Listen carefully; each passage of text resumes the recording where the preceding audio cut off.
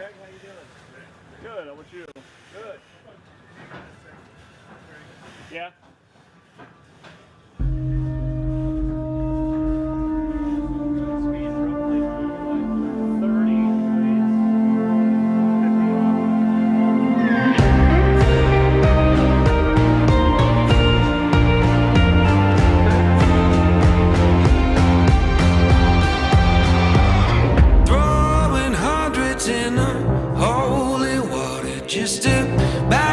Driver flying undercover, a nice suit and a family name. Says he'll make me a star if I just play the game. But that man doesn't know that I am bulletproof. Keep one foot on the sky and a foot on the road.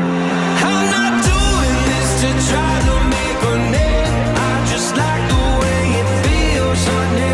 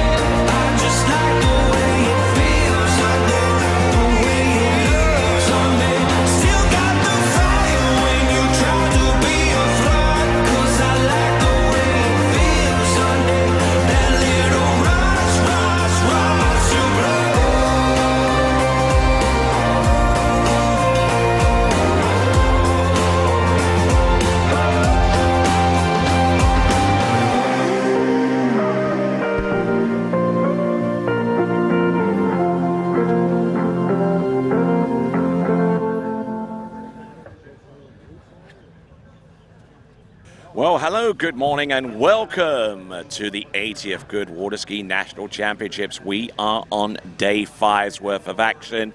I'm Tony Lightfoot calling the tricks and jump, and my compadre next to me will be commentating on the slalom event. That is Zane Nicholson. So, how you did yesterday? Man, we had a long day, but it was an awesome day. We had a great event. Had a bunch of big scores. Had a few national. I had a national record get broken. Yeah, Alexa Abelson, right? Yes, I mean, crushed 35 off.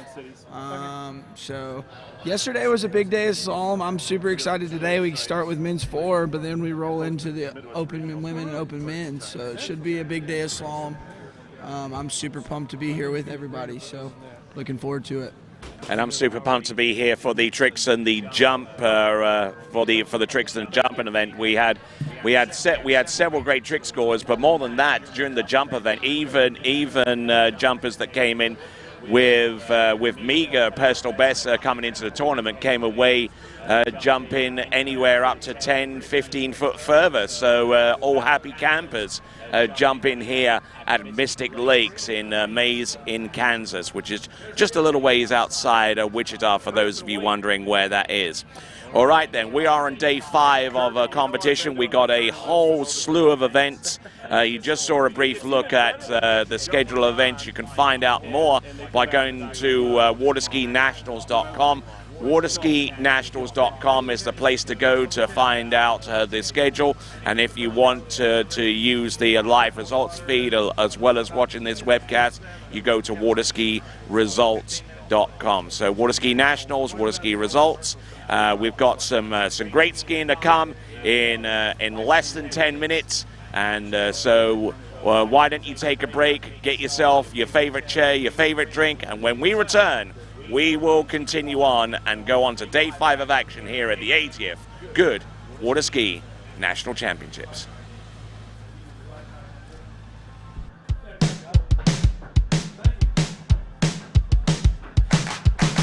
Today is gonna be a little something more. I've got a plan in mind, a special thing in store.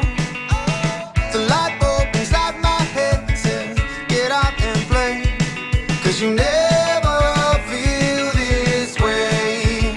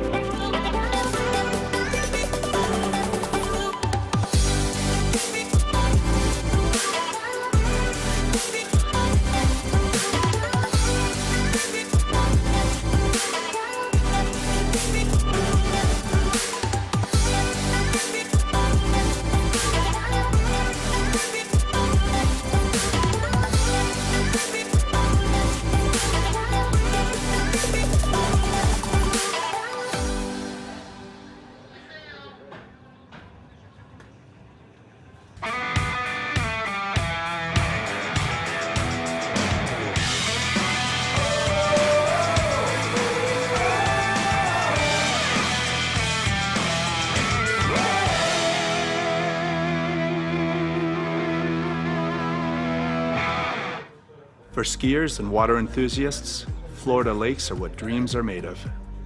Combined with world-class golf, remarkable weather, natural beauty, theme parks, and so much more, it's easy to see that Florida is paradise. For more than 30 years, I've enjoyed Florida's lakes and many offerings. If you are interested in Florida real estate, let me be your guide and trusted advisor as you search for your paradise. Together, we can make your dreams a reality. Pentalago, South Florida's most anticipated water sports community. 5 lakes, 4 slalom courses. Year-round skiing. Homes now under construction. Where you want to live. Visit pentalago.com.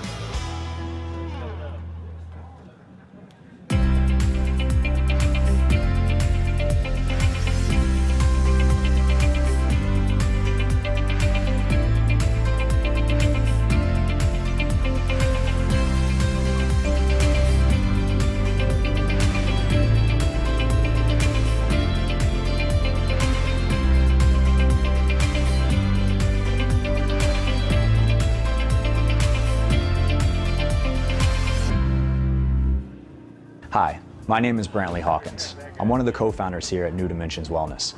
My partner and I have over 20 plus years of sports medicine and exercise experience working with the most elite athletes in the world. Together we have developed a proven system that has been sought out by these professional athletes and is now available to you. You will move your body and loosen your joints in ways that you haven't before. It's not your typical weight training, it's not CrossFit, and it's not crunch fitness. Once I got in here, it was a big eye-opener how much different that they go about everything.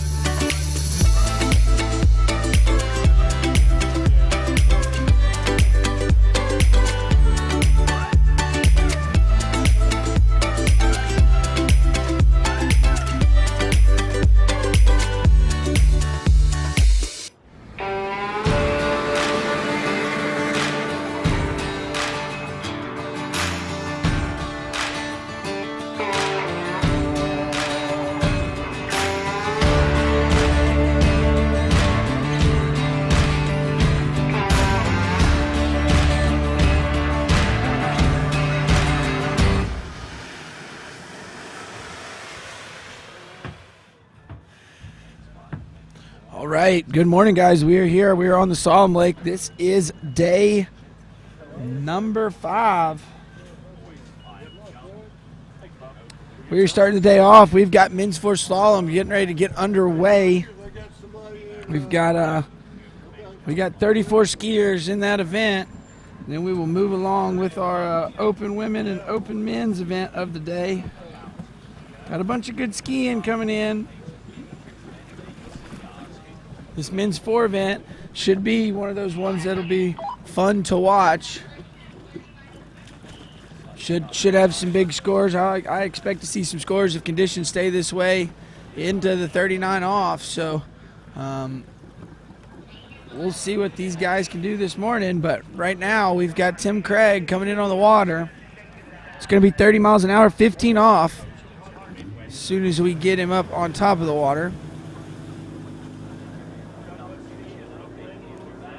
32, 22, V2. Okay, here we go. We've got Craig Tim coming in. Pass number 1. This is going to be 30 miles an hour, 15 off. And here we go. And you'll notice Craig is one of our disabled water skiers, and he has got that he has created a way to be able to still hold on to the handle. It's actually quite amazing to see him out there doing what he does and looking good there as he makes his first opening pass there. 30 miles an hour, 15 off for Craig Tim. Take a look here at the replay.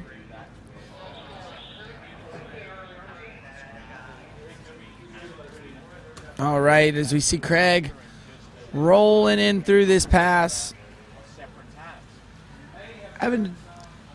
Looking really good there as he's making the turn. I like how he keeps the hands down. And looking good as he makes his way through this opening pass.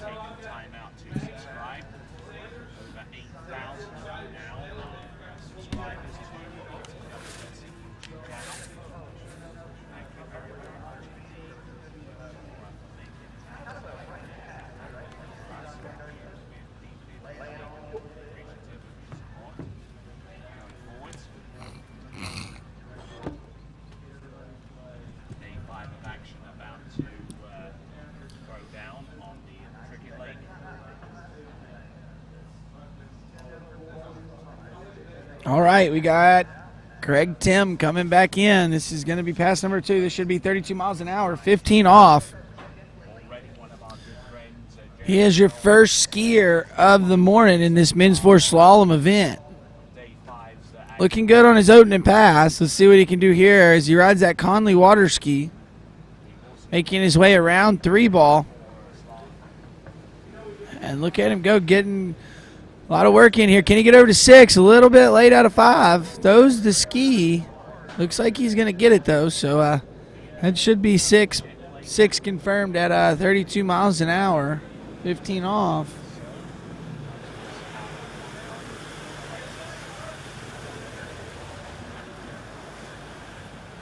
So we take a look here at the replay. This is Craig Tim. This was 32 miles an hour, 15 off.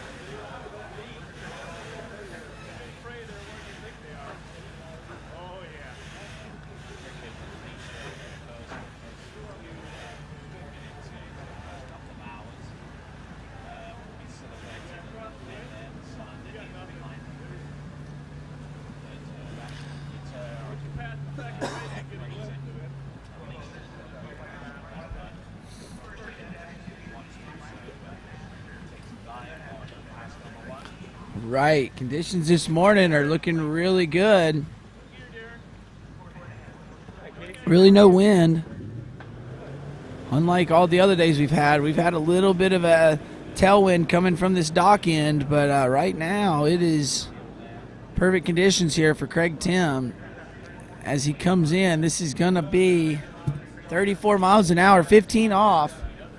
He's your first skier of the men's 4 slalom event, but looking good as he's making his way through this 34 mile an hour pass. Throwing the ski, getting a little late here out of 4. Can he get to 5? He does. He's going to need a big turn, and didn't quite get it there, but still good skiing there for Craig Tim coming out. He'll be your current leader with 4 at 34 miles an hour. We take a look at the replay here.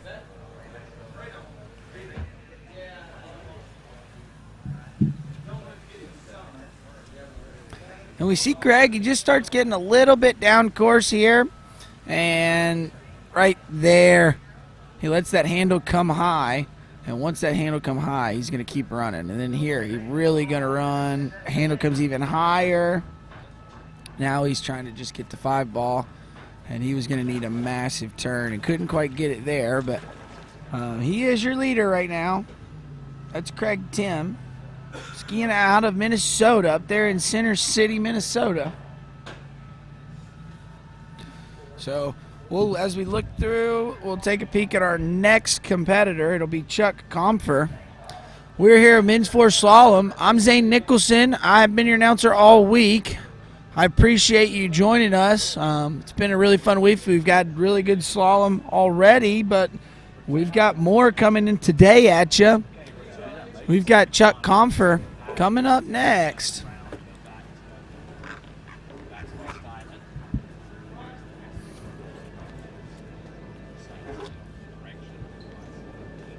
Okay, as we see them dropping off Craig Tim there at the dock, we get a look at the leaderboard to see Craig Tim, first gear out. Going to be your current leader. Let's see if he's pushed it out enough if he can sit there for a while.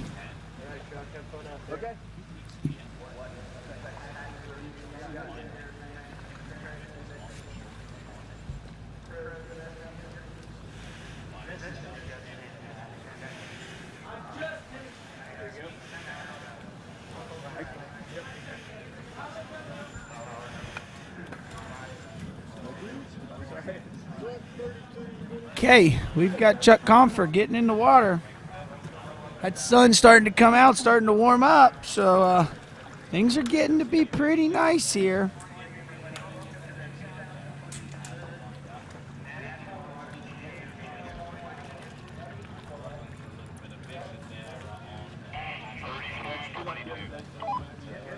All right, well, this will be 32 miles an hour, 22 off. This is Chuck Comfer.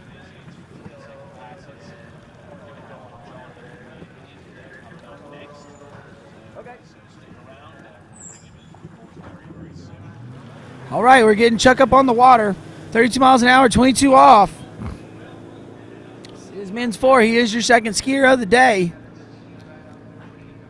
Rolling right along.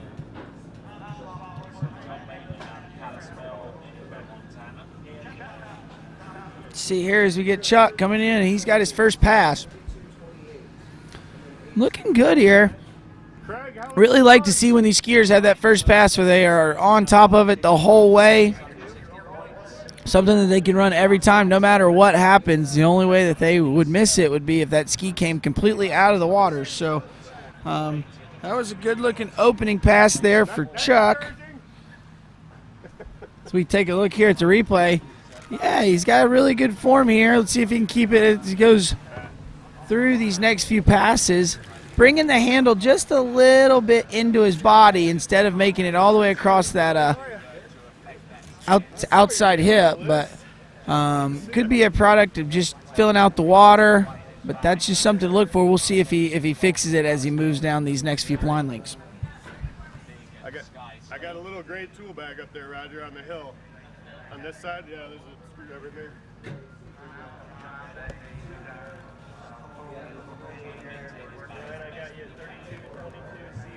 Yep, that's right. Yep. Beautiful. Thanks.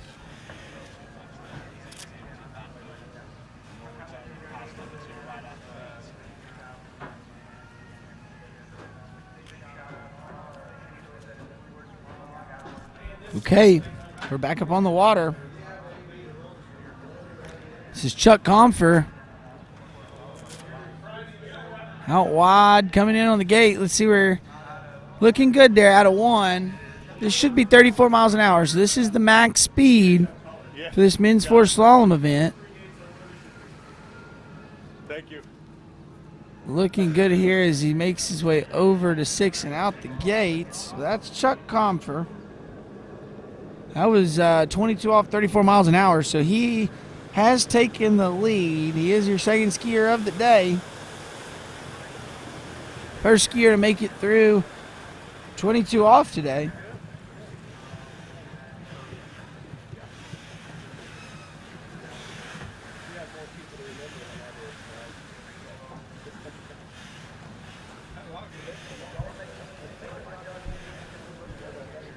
All right, so Chuck is coming to us out of Texas. Out of North Richland Hills, Texas. Looks like he has the best score of 3 at 32 off.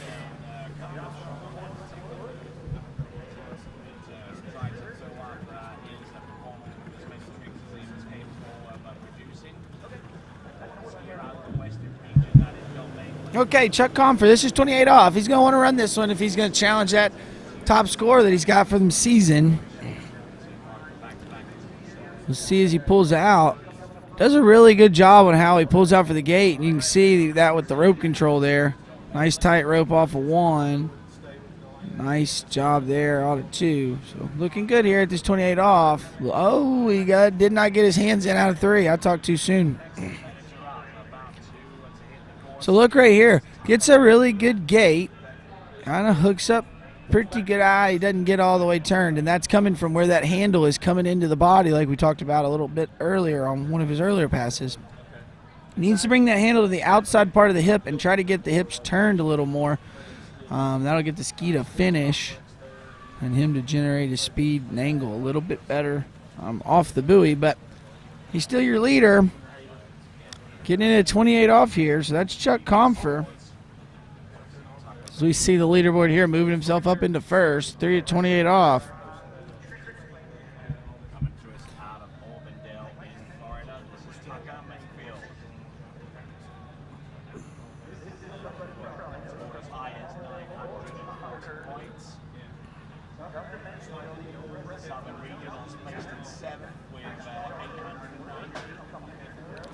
Right, as we see him bringing back Chuck, we take a look down here at the start dock. See the beautiful facilities here at the Mystic Lakes here in Maize, Kansas.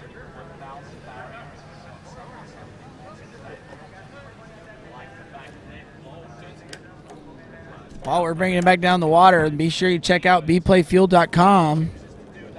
Go vote for your skier challenges of the day. While you're watching the YouTube broadcast, please go like and subscribe the Water Ski Broadcast Company YouTube page. Way we can notify you after you subscribe, and you will be notified tonight when the America's Cup starts this evening. So be sure you subscribe so that you can be notified and not miss any of the action. We're not missing any of the action because we're here. We're with men's 4. We're moving right along. This is skier number 3. Going to be Ron Ripley. He's out of Illinois.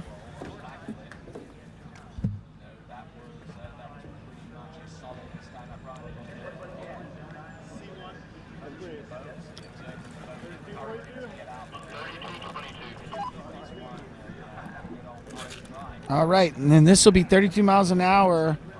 22 off.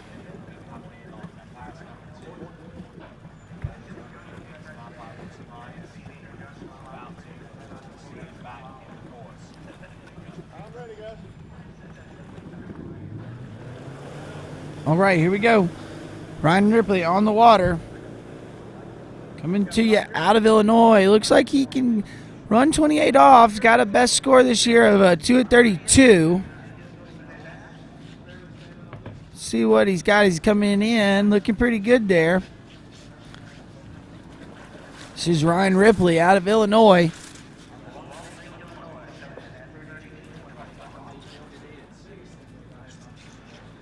Looking good there as he's making his way through his first pass.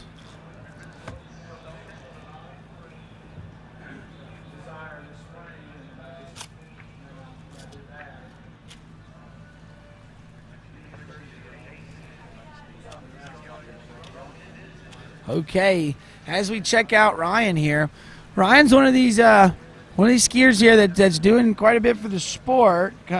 I know he has started like a ski shop and boat shop kind of deal going on. Captain Original does quite a bit with junior development.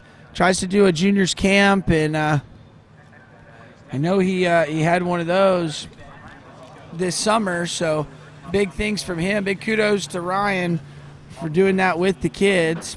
I want to let everybody know, if you're watching right now, America's Cup will start tonight at 7. So be sure you clear your schedule so you can be here with us tonight at 7 o'clock. We're going to be under the lights here in Maize, Kansas this evening. We've got awesome skiing coming up, but right now we've got an awesome skier out there. This is Ryan Ripley. Getting in and making his way through this. And getting ejected over the front. We'll have to see what happened. Looking for the ski. So you see Ryan here. not quite really letting the arm all the way out when he reaches and then having to bring the handle high. And then that, because he doesn't want to let go of that handle all the way, that does let the boat pull him to the inside. So it does promote having your shoulder drop, which unfortunately they're going to go down a little early for Ryan. 2.5 at 22 off, put him there in second place, but Chuck Comfort still holding that top spot. As we come in, we'll pick up James Powell next.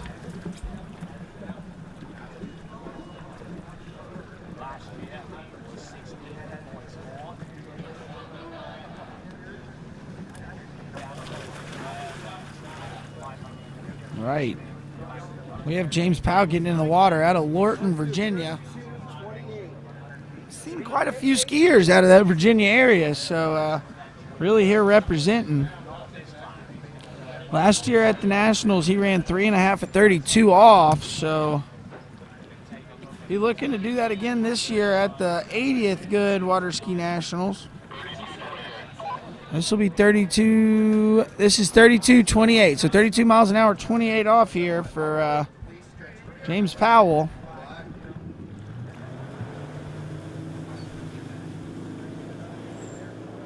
Looks like he ran 3 at 28 off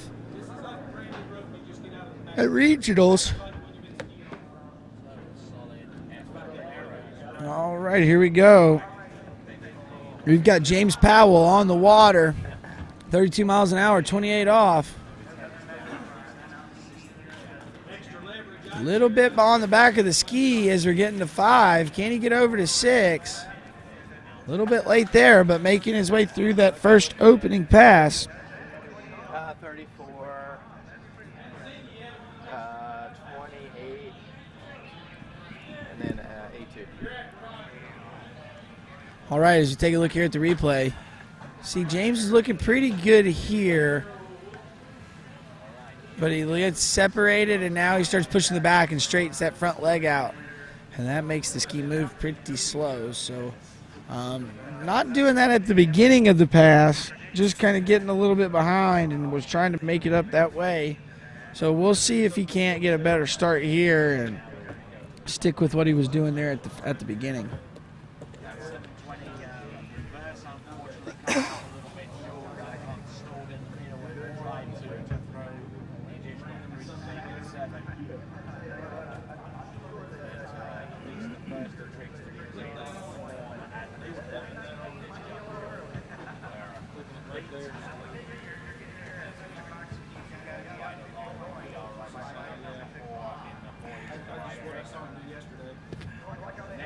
Okay, we've got James Powell on the water.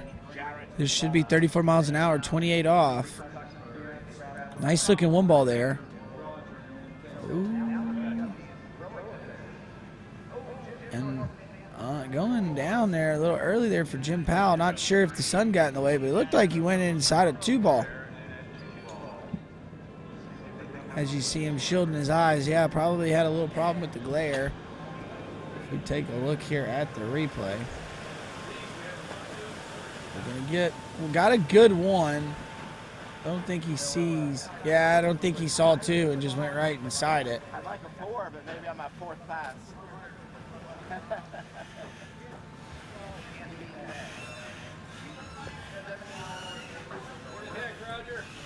man. You too. Have fun. Hey, the good thing about being bad is we get to go so early that it's just butter. It's awesome. Good morning. Morning, man. What's happening? More Roger, more Andrew.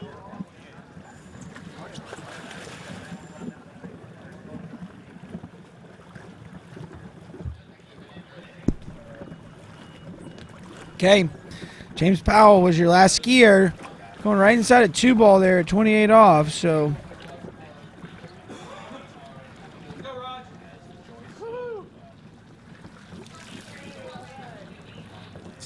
I think we might have a problem with the glare.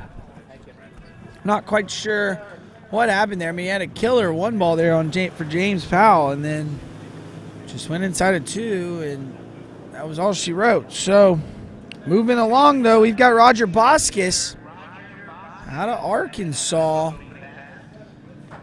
Kids are absolute rippers. See what he's got here. He's a little bit fast at the gate, so kind of causing him to have a little bit of slack line on these early couple of buoys, but making his way through that opening pass. Yes. 34 B2. I'm going to go out at 20 or 15 off. All right, as you see here on the replay, Roger Boskis making his way through this opening pass. Ran 2 at 32 off at the South Central Regionals, so we'll have to see.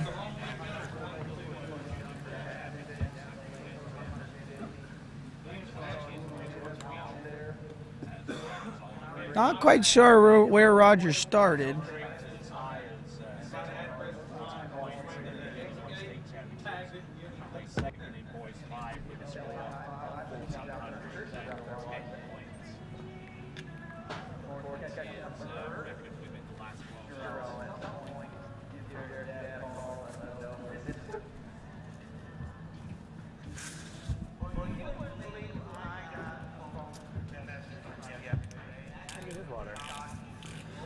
Okay, we got Roger Boskis coming back into the course. 32 off. Oh, gets a little bit deep. And down he goes. See, he rolled to the inside there, creating a little bit of slack, and then never got the hands back. And down he goes, but he's your new leader getting into 32 off.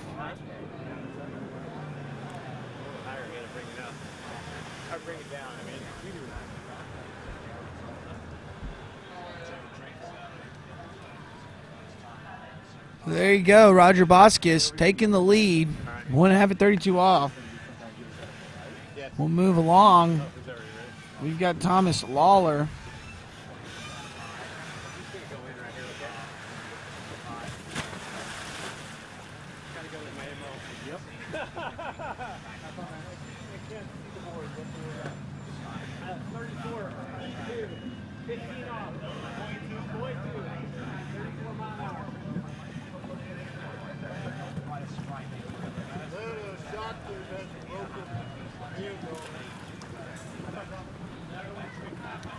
Okay, we got Thomas Lawler on the water.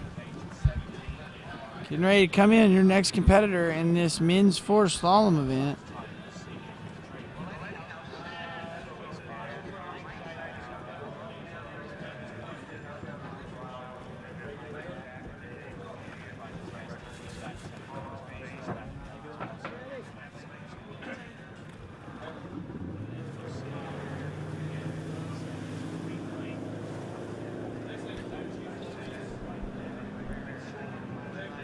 All right, Tom Lawler on the water. Coming in, pass number 1.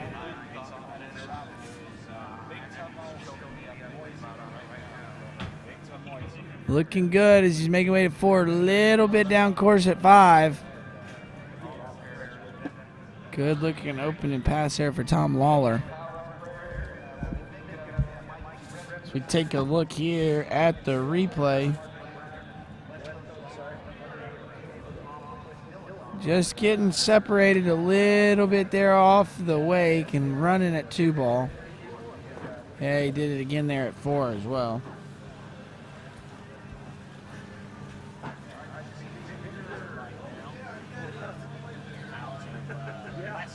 You're about there.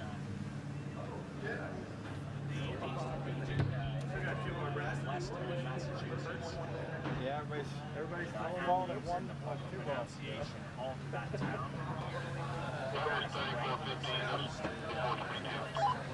Okay, and that was 34 miles an hour, 15 off. So we will be shortening the rope here for him, bringing him back in. This should be 22 off.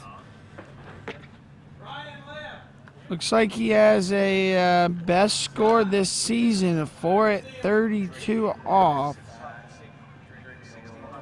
He ran 2 at 32 at regionals, so we will see what he's got as he comes into the course. This is 22 off for Thomas Lawler.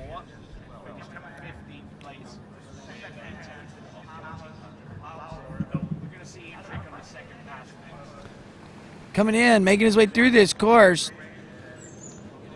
Doesn't get as down course as he did on pass number 1. I think that's probably because it was 15, just had so much rope. So at some point in time, that long rope gets a little tricky. So did better going to 2 there with his hands. Reaching down a little bit there at 4, but not too bad, making his way through. So that's a good looking 22 off pass there for Tom Lawler.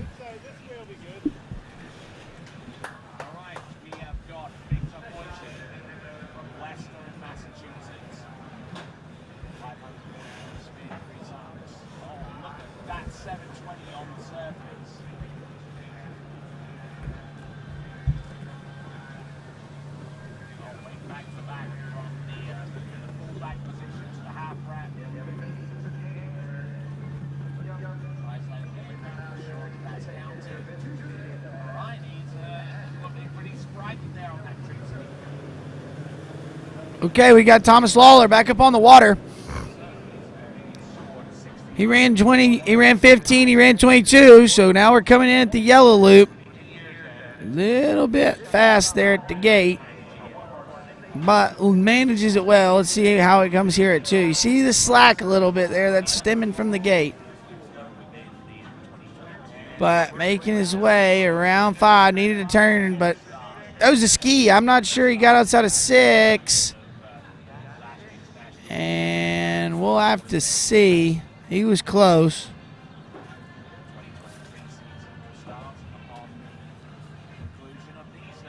As we look here, does pretty good here at 2. Really good with the handle in 3, but watch him at 4. He separates really bad going 2-4. And that causes him to go late. And now, I believe he got the ski outside of it, but no, didn't give it to him. So that'll be 5 at 15. Sorry, 5 at 28 there for Tom Lawler. Not quite enough to put him in the lead, but bumping him up there to 2nd place.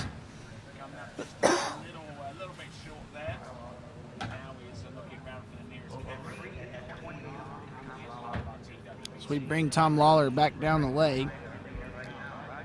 He was your 6th skier off the dock, so we are moving right along. Should have 28 more skiers after Tom.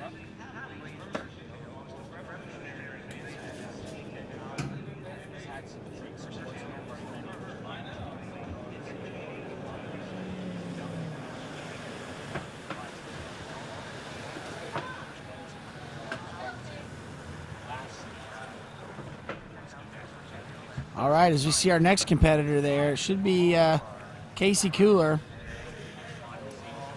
on the water.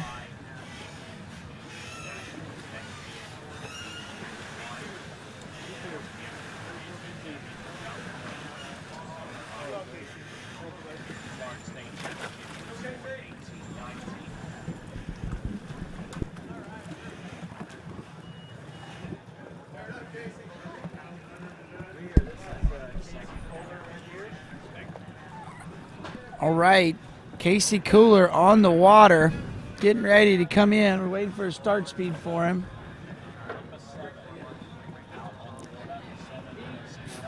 If you're here with us right now, we're in men's 4 slalom. This is Casey Cooler. This is 22 off. If you want to see any trick and jump, be sure to switch over to Lake 2. We currently have one of our TWBC crew members out on the water in this boys 5 trick event, but right now over here on the slalom lake, we have got Casey Cooler coming in. This is 22 off. Looking good. Opening crew here.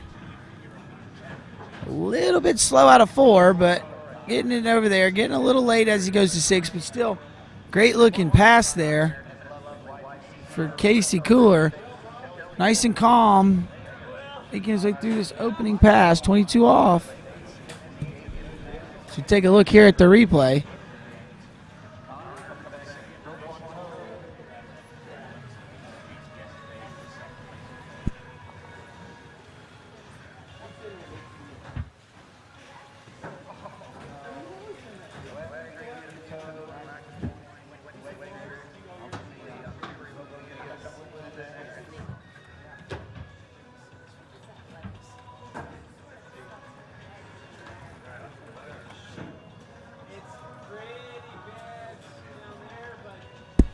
Okay, Casey Cooler. Well, on the water, just ran 22 off, so we should be shortening the rope back up. 28. Bringing him in on that yellow loop.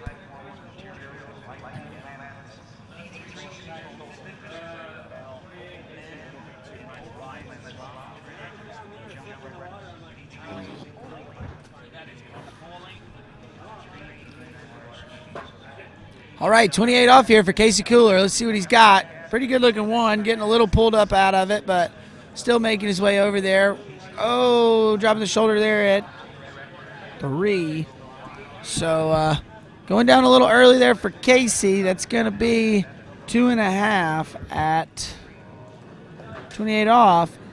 So we look here at the replay. See, the hands come high, and that gets the upper body to move forward.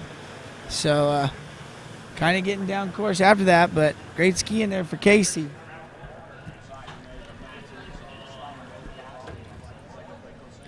A little unhappy there with that result, but we'll move along and get our next skier. That'll be Brad Shelton.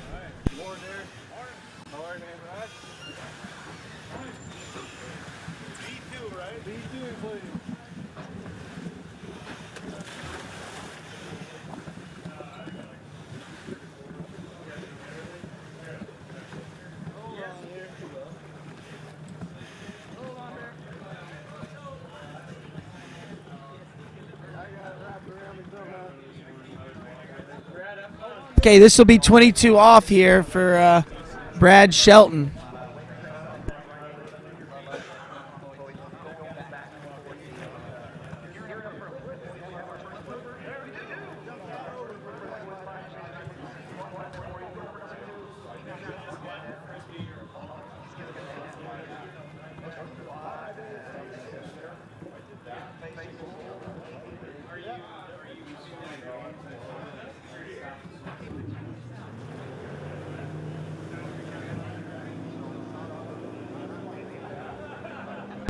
We are on the water here. We have got Brad Shelton. He's going to be your next skier. This is 22 off here. So looks like we may be done with that 15 off pass. We'll have to see if any of our other skiers use it. But Brad looking pretty good coming through this opening pass. Looked like we might have seen a little bit of nerves there, a little unsettledness at the first couple turns. But once he got through it, he was doing a great job.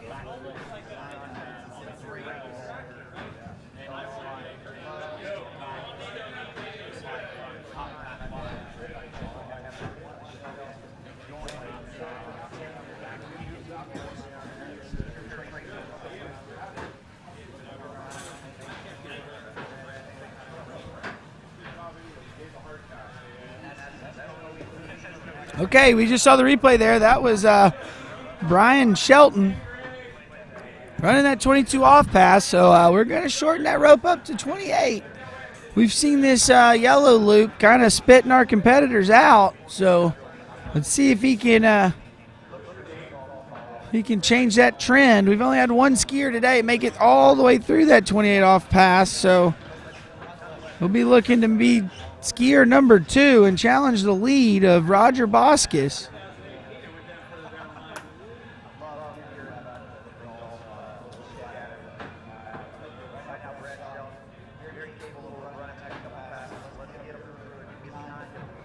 Okay, here we go. Brian Shelton coming in, 22 off. Let's see.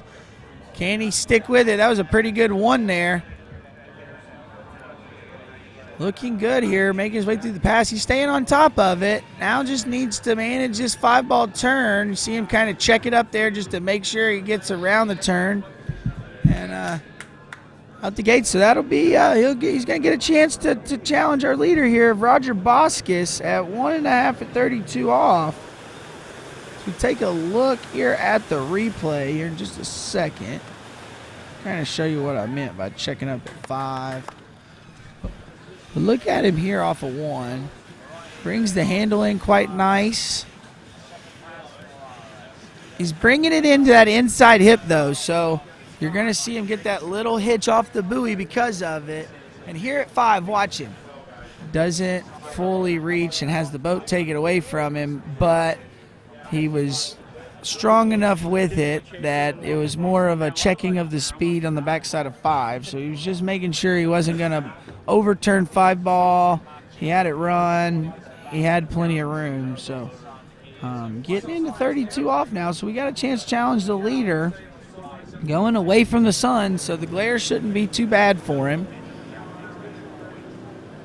Really, virtually no wind out here today, at least so far. Looking pretty good there at the gate. A little heavy on the turn in, but good looking one. Yeah, and there you go.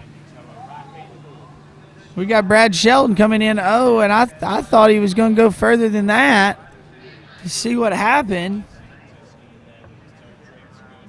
Again, needs to start bringing that handle more across his body, that outside hip. See it there coming into the right hip there on 2. And then I think that's what he did out of 3 as well. I couldn't really see with the spray, but he's bringing it into the inside hip of the turn. And when he does that, it's going to turn, but the ski's not going to finish. And it's going to cause him to have like a little, I call a hitch, or the ski's going to check up. It's going to pop the tip up real quick. So, but hey, being a little critical, but that was still great skiing from Brad Shelton because he has worked his way up into the lead. It is 3 at 32 off there for Brad. He is your new leader here in this men's 4 slalom event.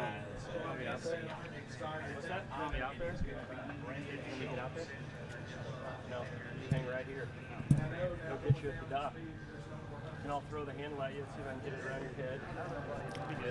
All right, as we get that blue Mastercraft bringing Brad down the lake, he just took over the lead here in this men's 4 slalom event, so should be pretty happy with that result.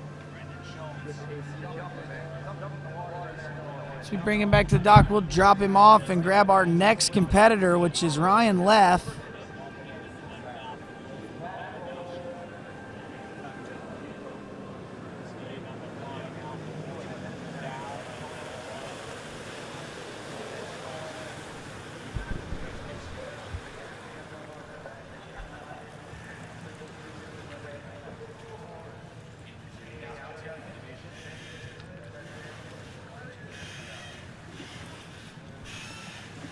All right, next up on the water, we got Ryan Leff. Digging that R sticker he's got at the top of his ski.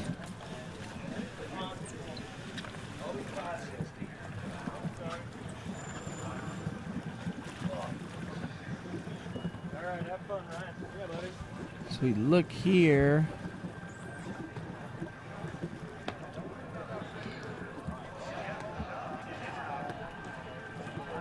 Ryan Leff coming out of Texas.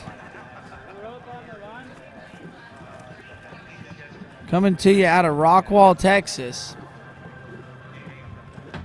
See what he's starting at. I'm going to guess 22 off, but we'll wait and see.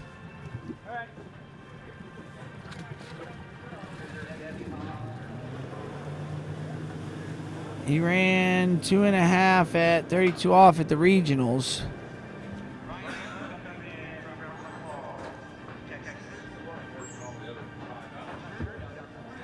right, coming in, this is actually 28 off. He's working his way through. Nice looking pass out there as we get to 6. And yeah, that'll be 28 off in the bags there for Ryan.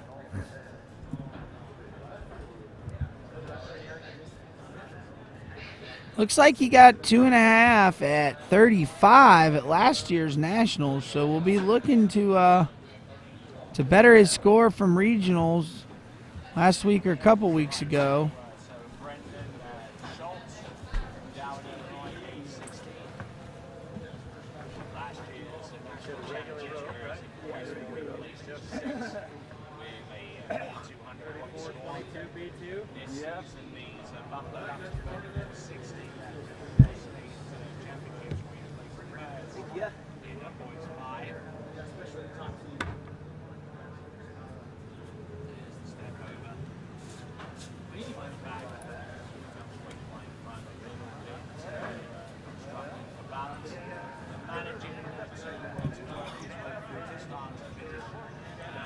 All right, be sure you check out beplayfuel.com.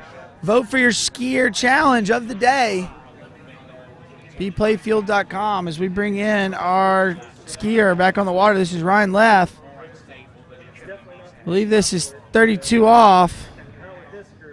Good looking one, little over the front, but not too bad. So now that'll be your leader as he's stretching the lead out now. Can he get around 6? Looks like he does. So appears to be better in his score from his regional, the South Central Regionals.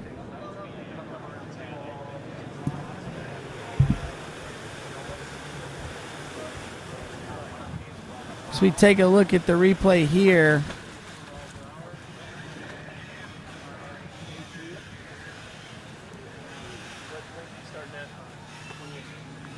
All right, that was a good-looking 32 off here from your leader.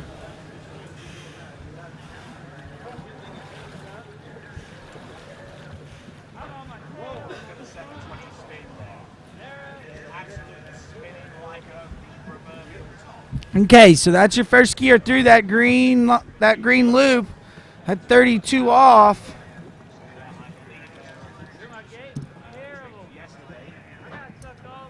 He's got the lead, so now he's just looking to stretch it. Looks like he's gotten to 2 ball, or sorry, he got 2.5 at Nationals last year. So able to get to 3. Let's take a look here. So here's what we're going to want to see him do. We're going to want to see him not pull out super duper hard, just progressively build into it. She does pretty good there.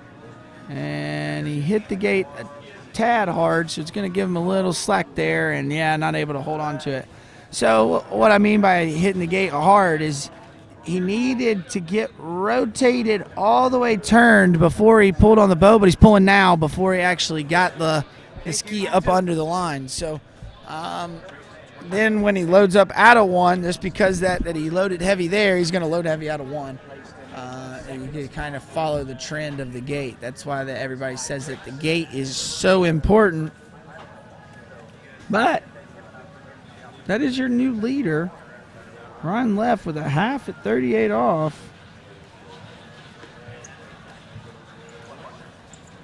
As you see right there, half at 35 puts Ryan Leff in the lead. Knocking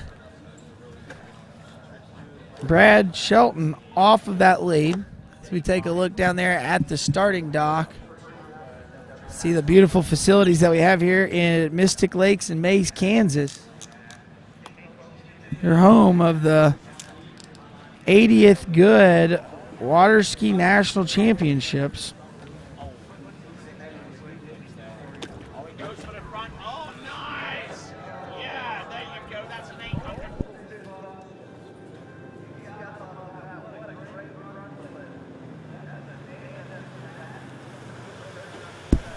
Wow. And we got a little bit of excitement going on behind us. We just had somebody throw down a massive front flip and the whole bank erupted. So it's a great day of skiing on both lakes. But right now, you're currently with me. We are watching the men's 4 slalom event. If you want to check out Trick, we've got boys 5 tricking. We're getting a replay here in the announcer's booth, and he is throwing some massive flips there.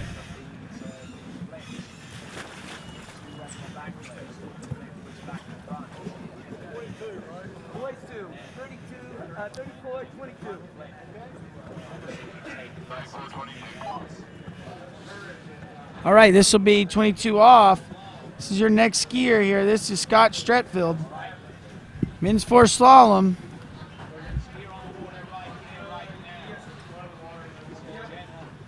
It's your 10th skier of the day in this men's 4 slalom event.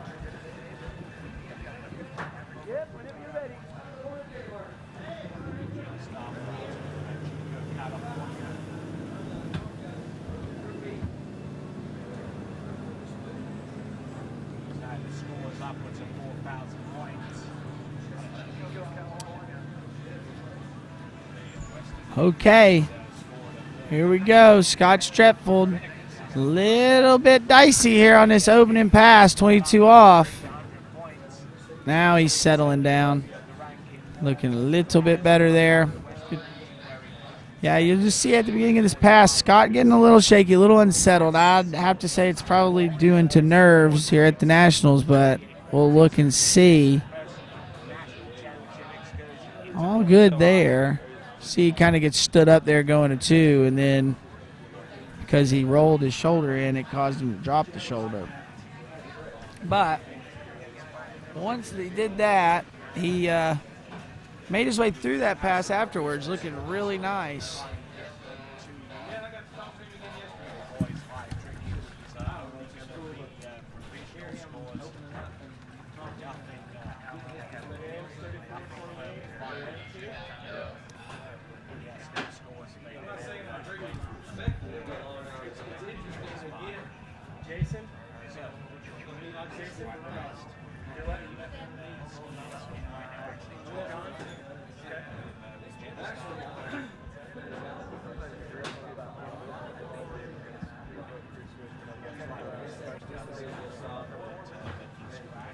First Nationals.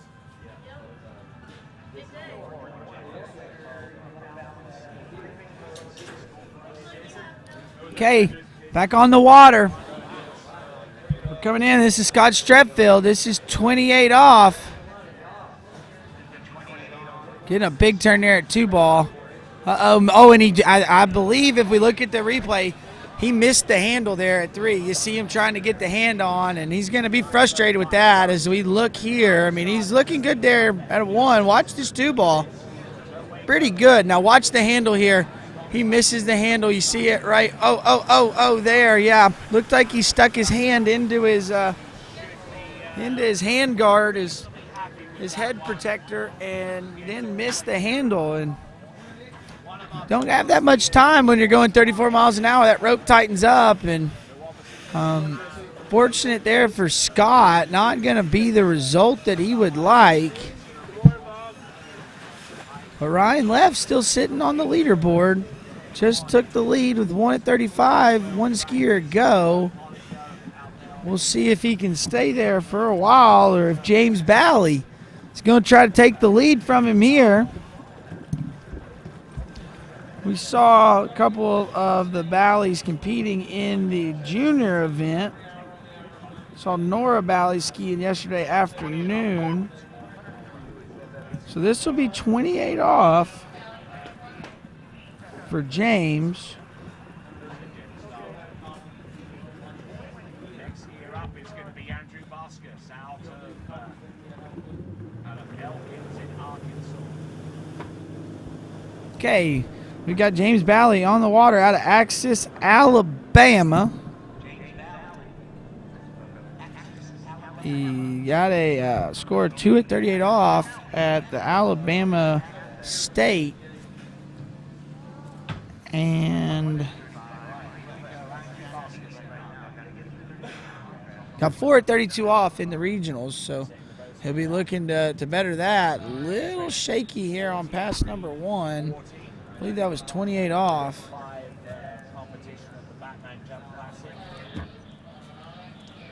So I'll just point out for all you skiers at home, we kind of see this 28 off.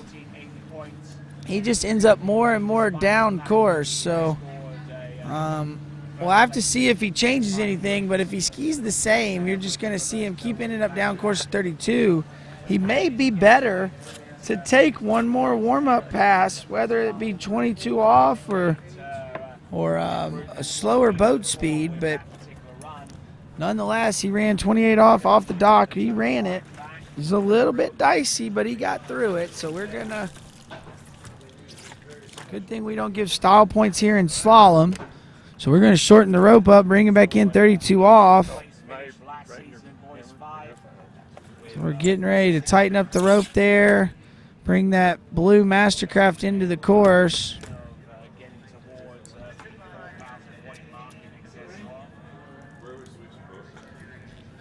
Okay, we got James Bally out of Alabama pulling out wide on that gate. This is 32 off. A little slow out of 1. Now going to make him have to work over to 3.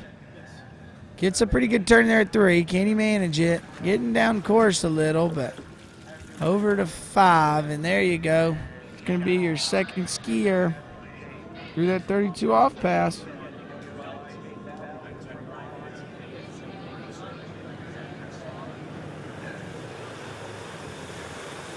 Yeah. We got a good-looking pass there for James Bally. He's excited, throwing the fist as we take a look at the replay. Getting a bit separated here, going to 1, and just kind of keeps that trend going along as we get through. A little down course, taking it down course. Really down course there at 5, but gets a really good pull here at 6. So good job to manage that for James. Bring him in at 35 off and see if he can get more than 1 and take the lead.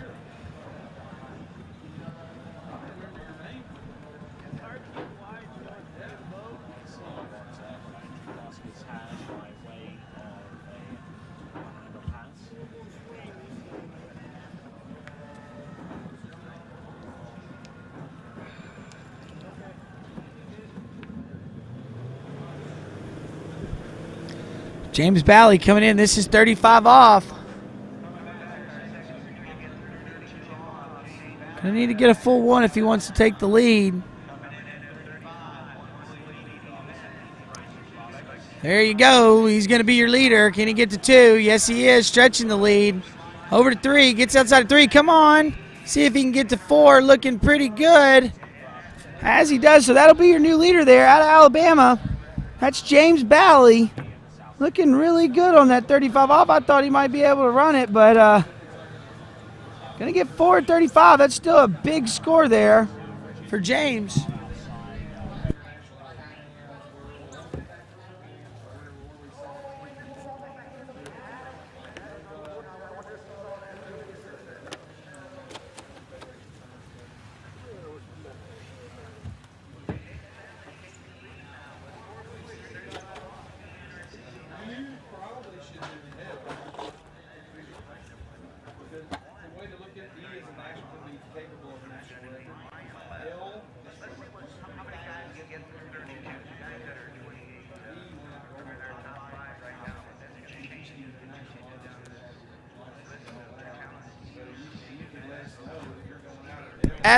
We take a look at the leaderboard here.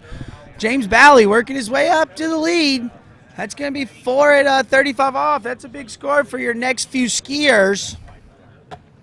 So I'm expecting just about everybody else now to be able to run 35 off or get close to it. So we'll take a look here as we look for our next skier. We've got Jason Roblowski.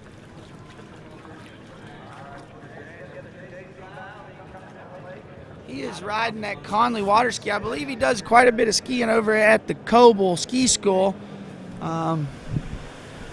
There with Miss April Coble and Chris Eller. See them around the lake.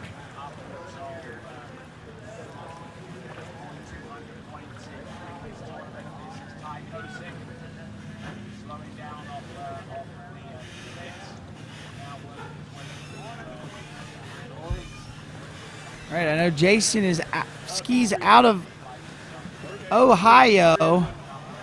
Goes down and skis at Florida quite a bit. I think he skis over at that Ski Paradise in Mulberry, Florida. I've had several regionals there throughout the years in the southern region.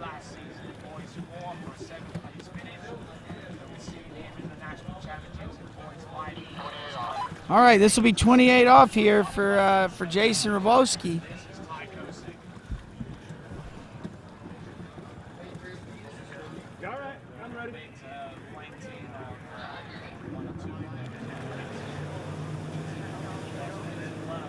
All right, he's up on the water. Got Jason Roboski coming in. This is out of Toledo, Ohio. 28 off here. There we go. Looking pretty smooth there at 1 and 2.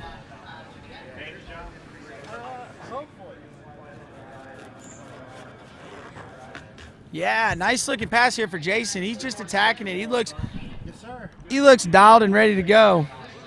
Got his game face on. So we take a look here. He's a little bit fast at the gate. We've been noticing a lot of our skiers are struggling with that gate start. Down there at that end coming from the dock end, but manages pretty good. So Jason ran 3 at 38 off at the Eastern Regionals. So able to run this 35. Gonna need to do it if he's gonna need to get into 35, and would like to run it if he's gonna stretch this lead for these several later skiers coming up.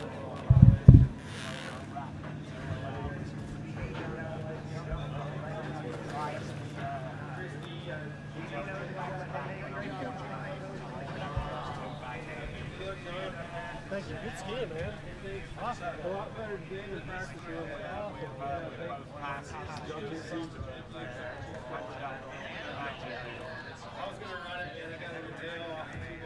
You look good. You look real good. All right, here we come. Jason coming back in. This should be 32 off. Cool, thank you. A little bit more settled at the gate there. That was better. Gonna make it look better here too at 2 ball. Yep, nice tight line. So should be a lot easier, better looking pass here, 32 off. That's definitely the best one we've seen ran of the day. So great skiing there out of Jason. He's got a daughter that will be seeing ski a little bit later today in the Open Women event. So she's one of those up and coming Open Women skiers. So looking forward to seeing her here in a little bit. But right now we got her dad on the water, and he's ripping it up out there on his Conley water ski, just making 32 off look like a walk in the park. See what he's got as he comes in at 35 off here in just a second. Probably going to be trying to bump that score out, because I know he probably would love to beat his daughter. I know he wants her to ski well, but bragging rights for the Nationals to say, hey, Anne-Marie, I still got it. But right now he's worried about taking the lead. It's 4 at 35 off, so he's going to have to get a piece of 5 ball if he wants to take the lead.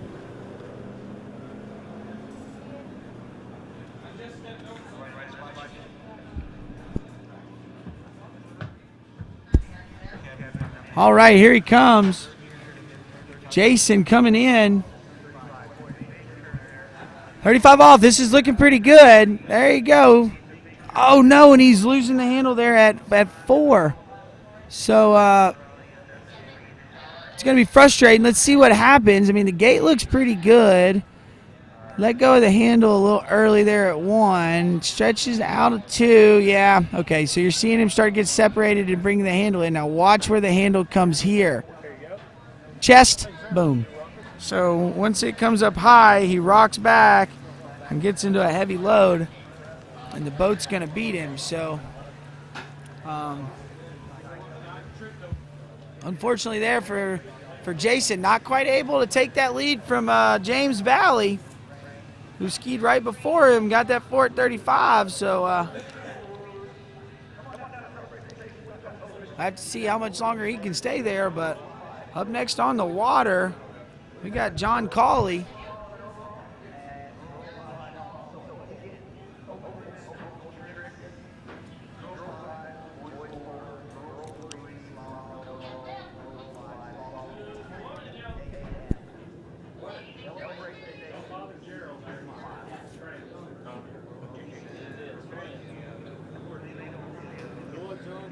Thank you.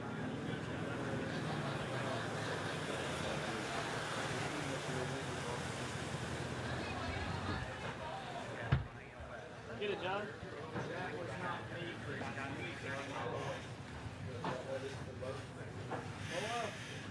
Y'all got the whites and the Come on, John. Morning. Come on. A2, right? Alpha 2, 3. Y'all got the whites and the buns.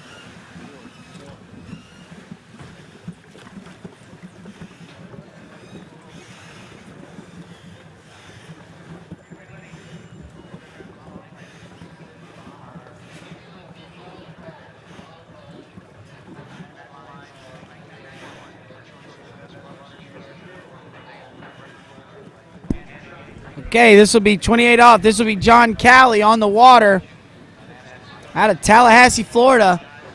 There's a lot of skiing there at Lake 38, so shout out to any of the Lake 38 crew that is not here and is watching on the broadcast. But John has got several scores into this 38 off loop, that purple loop. Looks like he ran 4:35 at the regionals, so that'll be able to tie for the lead, but he'll be looking to get into 38 as he comes in here at 28 off. Oh, a little bit deep out of 2. As you see, he drops the shoulder again into 4-ball a little bit. Able to hold on to it, but we'll have to see if he doesn't try to fix that a little bit so he doesn't drop in heavy. Let's look what he does here. See how the hands are nice and level there on 135. He doesn't really reach that handle there at 2.4. He actually does make an extension here, and when he lets go at 2.4, he just lets go and rolls in. So I really want to see John, these next couple passes, is when he releases, is to actually pick that handle and actually push it out. Good, solid, stand-up effort there with some surface moves, ones. Again, great skiing there. He's going to get ready for pass coming later. Let me, as we go through the instant replay, as you can clearly see, few trick scores. There's going to be some glare out there at 2 balls, 4 balls. On a pole, 16, 19. If I was skiing and you ran 38, some points in. Okay, John Cawley back on the water. Going to be 32 off.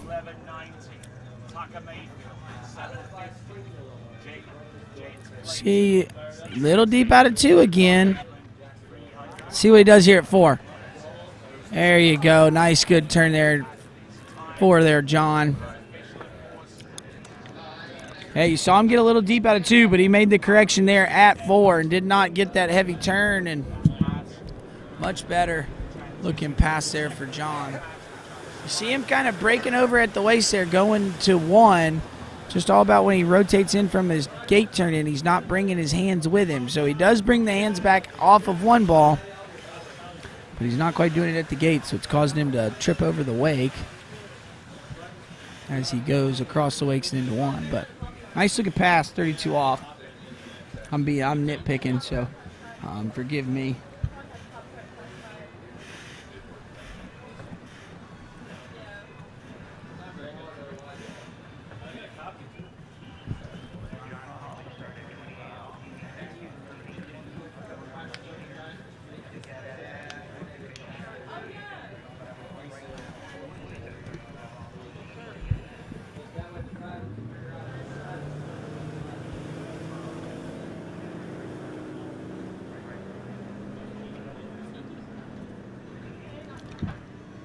Okay, 35 off here, John Cawley.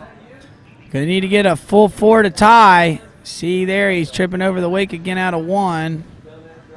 Oh, heavy out of 2. And not going to be enough to take the lead there from Jason Bally.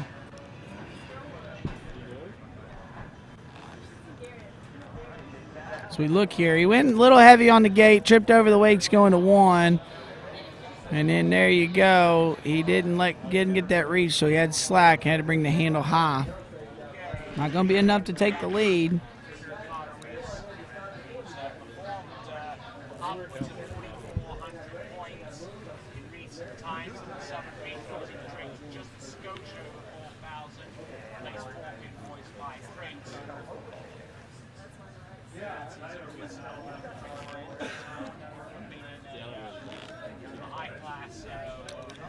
Right, as you see the leaderboard there, we got James Bally and still sitting in first, so big score there with that 4:35. Going to make it tough for these next few skiers.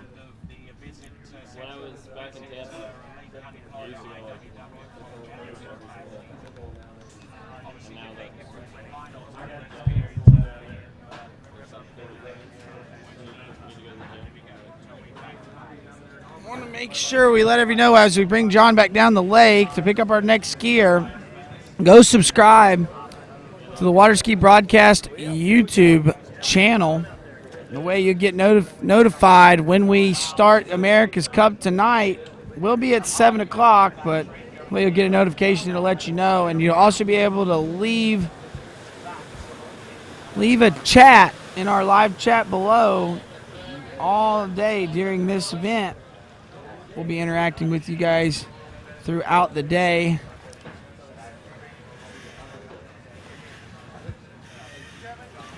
Yes, sir. As we sit here, we look at the chat. Got Keith Albritton rolling in there. He's the man behind Lake 38. So glad to see Keith in here. Shout out to Keith. I haven't seen him around the lake. Don't know if he's here in town, but he's a great guy for the sport, and look forward to skiing with you soon there. But, all right, we're moving along with our next skier. This is going to be Kevin Withrow. Going to be 28 off, coming out of Scott, Arkansas. It's like he ran 1:38 at the regionals there on that South Central region. So able to run this 38. Let's see what he's got here as he comes in 28 off. Yeah, there you go. Looking nice off of 1 ball.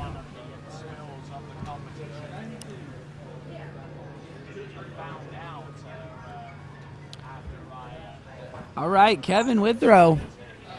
Looking good on that 28 off. I'd like to see a replay here, but looks like he's got pretty good rope control, if I must say so myself. He takes the hands out there with him to 1. That's pretty good there at 2. Really good there at 3. So, yeah, Kevin, good job, dude. Got good. He takes the line with him. That's what we want to see. We see a lot of our skiers actually doing the opposite. They roll the shoulders in and let the line go, and you want to take the line out with you with 2 hands on until you're as wide as the buoy. Well, you keep your width, keep the rope tight, and you can turn with your speed. So see if Kevin can stick with it. So he's making his way through this. He did that first pass, so we'll be shortening him up. And we'll bring him in. It'll be 32 off.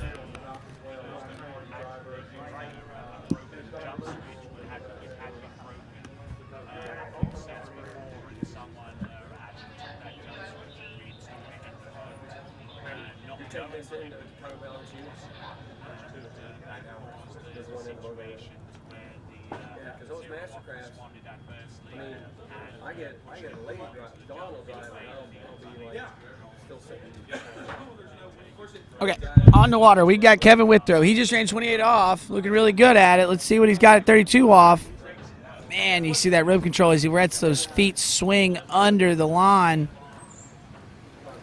Really impressive here from Kevin Withrow out of Arkansas.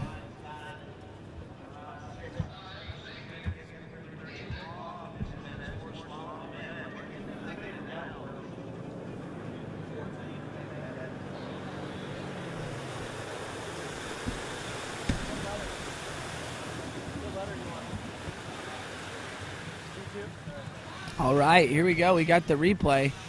See the feet swinging there into the onside. Keeping that line tight.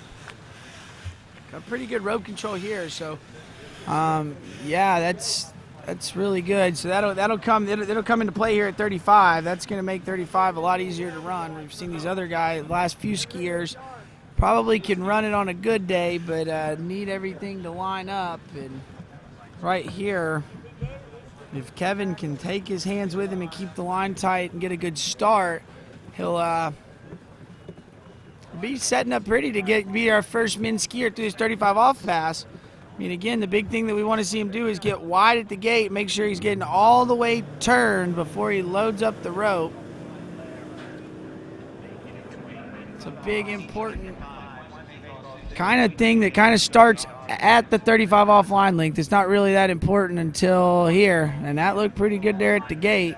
See, good one. What can you do here at 2? Yeah, there you go. Nice 2. Got it. Oh. And let's see what he did. To me, it looked like he pulled his hands in and high and made him run into 3, and he had too much speed, but we'll look. Feet swings pretty good at 1. Done pretty good. Brought the handle to the inside hip, but yes, you see the hands are away and the hands are high. And he never got his hands back in, so Kevin Withrow there not gonna be able to take the lead from James Bally. It's gonna be 3 at 35 off. So James Bally out of Alabama, sitting on top there. He put out a score and has been holding that lead.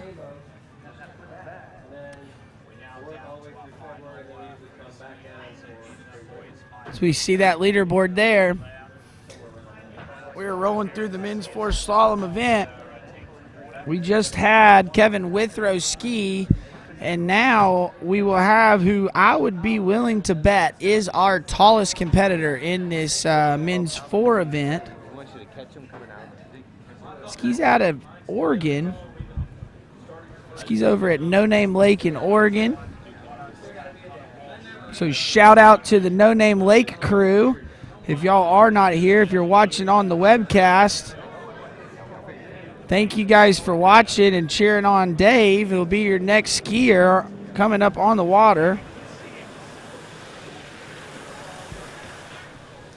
I know that No Name Lake, I've had the opportunity to go there and ski, do a little bit of coaching, and phenomenal site, really good. You kind of get a good look of Mount Hood over in the landscape, and it's a really good, really cool lake. So if you ever find yourself on the West Coast, you should definitely check it out. But we're gonna have a little bit of a crew change and boat change, so we are gonna take a quick break, and we'll be right back after this.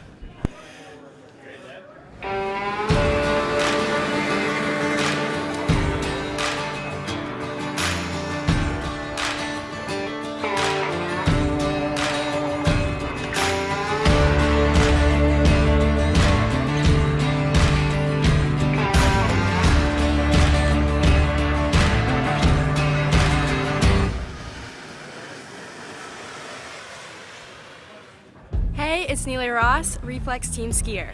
In today's how-to video, we're going to be talking about how to turn your offside.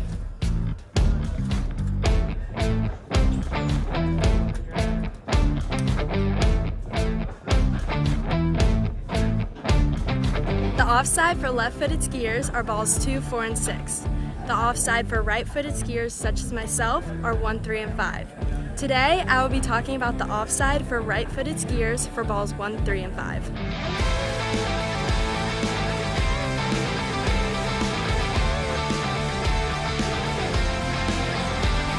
Our first major step for a good offside is the approach into the buoy. We want to think about our left hip staying connected with the handle and not dropping back. We also want to think about our shoulders and body facing slightly outward. Our second step, we want to focus on our left hand being low, straight, and with full connection to the boat to allow for full control. Our last step is the reconnection point. I want you to think about your left hip moving up and through the buoy line so then you can reconnect into a strong position.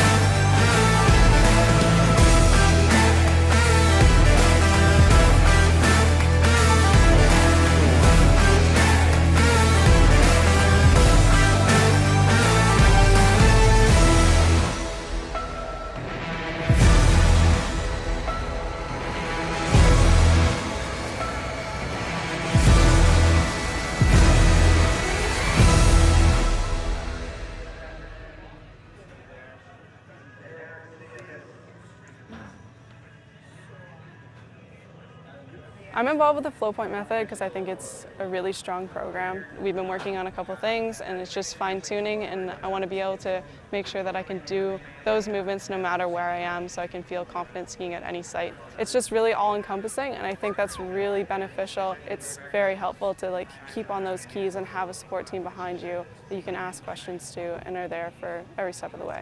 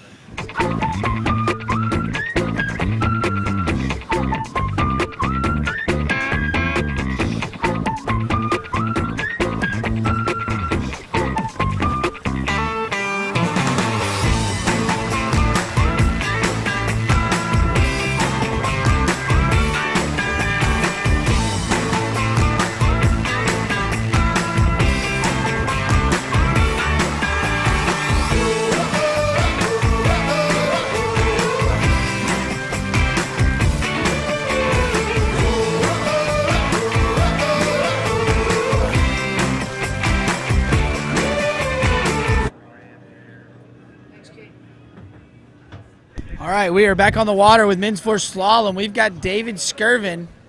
Like I pointed out a little earlier, he is probably our tallest skier in this event. This is 22 off. Oh no, and not gonna be the result that Dave is looking for there. Struggling to run that opening pass. So we'll see what happens here. Did he say 5? Just staying timid, not really driving through the wakes, letting those hands get high, and that boat starts pulling him down the lake more and more and more. So a little bit of a bummer there for Dave Skirvin. I was expecting to see a big score out of him. I know he's fully capable of running. I was expecting him to get a crack at 35, and I know he's fully capable of running 38. So unfortunately there for Dave, that's a bummer. Just got a bunch of texts from a few of those no-namers, so I do know they are alive and are out watching the broadcast. So guys, thank you for checking it out. You just saw Dave. I know we're all probably a little bit bummed for Dave there, but we'll get rolling along with this men's 4 slalom event. Gonna come down, bring that beautiful blue Mastercraft ski boat down the lake, and we're gonna come back and pick up our next skier. It's gonna be Ed Wakefield. Ed's skiing out of Center City, Minnesota. So I've had the opportunity to get to ski with them a little bit as I ski up in Minnesota some during the summers. So, yeah, we'll look forward to see Ed. Ed, it's kind of funny. We went from probably our tallest competitor in this event to now you will see probably our shortest competitor in this event. But don't let that fool you. Ed Wakefield absolutely tearing it up on the slalom skis. So he is capable of running this 35 off pass, and we will see as we get him up on the water, see what he starts off at. I think he usually starts off at 22 off, but I'll wait to hear from the judges.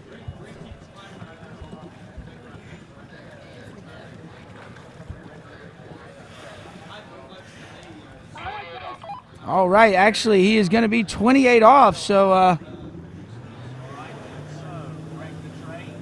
wanting to get that 35 off. Probably still, the sun is still up, not quite fully in the sky, so probably getting still a little bit of glare going one way, so looking to get that 35 off away from the sun. There is no wind, so there's no reason for making a strategic change here for the wind, as we see Ed Wakefield out here cutting it up on 28 off. Just saw his daughter ski in the junior event, so it's great to see another one of the ski families out here. That's not just the kids doing it, but we got the parents doing it as well.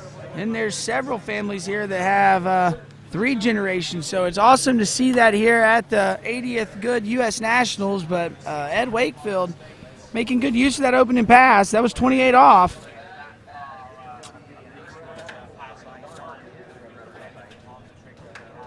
Skis at that Trophy Lakes Ski Lake community up in Center City. Got one of our judges, Bob Harris, walking down the lake. Want to shout out to all of our judges that are working the event, that are helping this event run smooth. Bob is one of those people that does it, so shout out to Bob Harris. But Ed Wakefield back on the water. We have shortened the rope. This should be 32 off. He looked really good on that 28. Let's see what he does. I like the gate roll in. Nice, good looking one. As you'll see, so Ed's really got to control. Oh no. Another one of our skiers has been eaten up and going down early in this slalom event. I mean, Ed looking good there off of 1. Swings the hips up under 2, does pretty good out of 2. Kind of brought the hands a little high, which caused that hitch off of 2. And when you get that hitch, you generate a little more speed. And what happens is you tend to want to let go of the rope a little early than you normally would to slow down.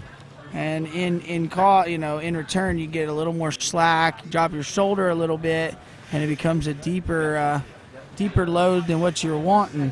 So had Ed actually relaxed, moved the hands where he wanted, and taken the line with him out to the buoy, he could have turned that buoy with that little extra speed, just because he kept the line tight. So unfortunate there for Ed Wakefield, going down early at 32 off. So we're gonna move along to our next skier, which will be Jeremy Schau.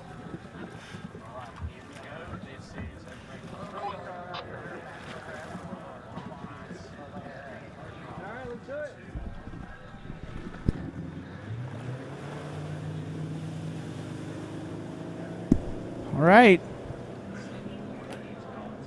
Jeremy coming in here.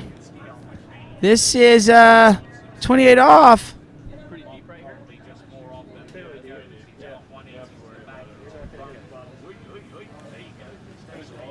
All right. Jeremy looking good, making his way through this 28 off pass. See, he got around 6 now at the gate. Oh, yes, we get a fist bump. He's just stoked to run the opener. So Jeremy making it through.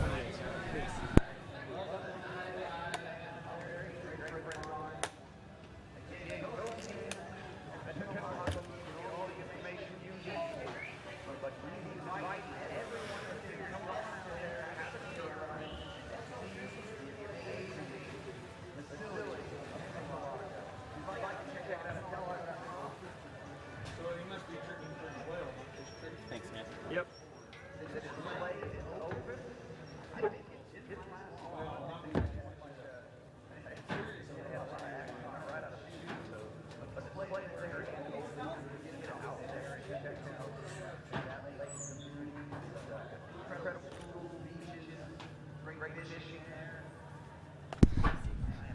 All right, we got Jeremy Schau taking a look at the replay.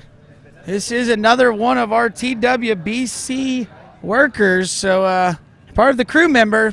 He's been making sure that the cameras are going smooth for you guys at home. So everybody should definitely be rooting for this skier. because this is he's one of the reasons why you're getting to see all the skiing. So good looking opening pass there for Jeremy. As he comes in, this is 32 off. Come on, Jeremy, let's see what you got here as you're making your way around 4 over to 5. He's riding that La Pointe water ski.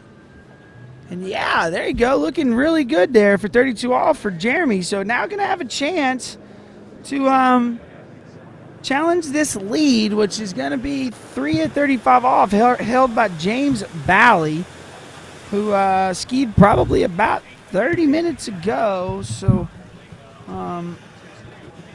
see if he's got that score out enough. Let's see as we take a look here at Jeremy. Jeremy looks good there off of that 2 ball. Really good off of 3. Let's see what he gets here at 4. Gets off the handle a touch early at 4. So you see him come up narrow there at 4. And now he runs a little bit at 5. But he's really not in any bad shape. Looking good. He's excited just to run each pass. So I'm not sure if he has a problem skiing at tournaments, gets nervous, or if he's just out there having fun since he's been working all week. Maybe it's a little bit of both. But right now, we're going to bring Jeremy back in. It's going to be 35 off. So this is the money pass right now. This is where the leaders are at. If he's going to get a piece of 5 ball, he's going to put himself at the top of the leaderboard. See what we've got here as he comes into 1. Pretty good looking 1 there. Let's see if he relaxes out at 2. Oh, brings the handle high out at 2. And unfortunately there for him. See, but you look at Jeremy, one of the happiest guys here at the lake. So happy with how he skied there. Gets a big 1. Let's see what he does here at 2. Yeah, so what happened there was he got a little bit of a hitch out of 1, so the ski stalled. And then when it took off, it generated him a lot of speed. So what he did was he pulls his hands, pulled him into his body to kind of roll the shoulders in. He's shedding speed, and then as he lets go, it's going to create that slack. And having to bring that handle way up to his chest when he does that. And unfortunately for him, that's going to be not going to be able to hold on to that. So I'm going to put him in 5th place for right now. James Bally's still sitting in the lead. Skier out of Alabama, so we will see what we've got next as we move along.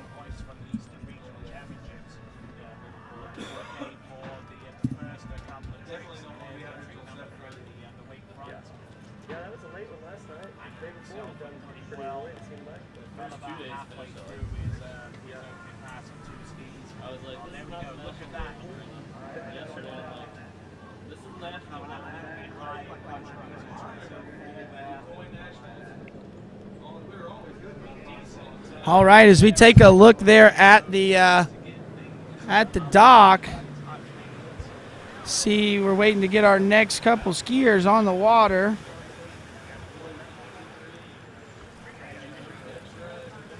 Want to give another shout out to somebody who's watching.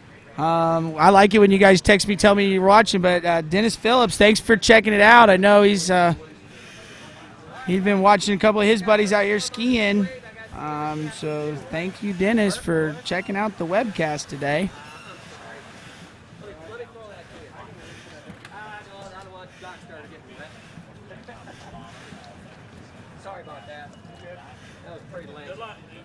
Okay, as you see, you got Lyman Hardy in the boat behind the wheel of that blue Mastercraft. Not quite the color I would have picked for a Mastercraft boat. I think I normally think of red when I think of Mastercraft, but I'll be quite honest, that boat looks pretty slick. So got our next skier on the water. Should be Brett Clint. Looks like Brett Klinhunch. I'm sorry if I butcher it. If somebody will message me in the chat here or come down and tell me at the announcer's booth how to say it, I will get it right. But right now, we've got Brett on the water. 28 off.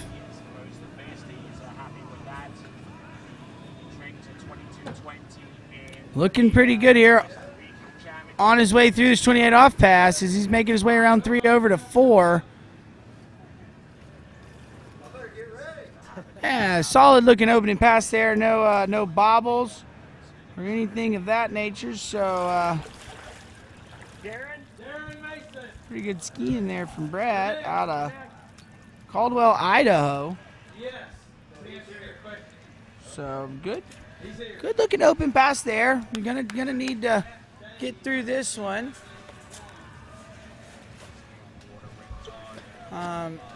Got to run this 32 off if he wants a chance to challenge the lead. Haven't seen anybody run 35 off. We've seen some people we've seen one skier get to 4.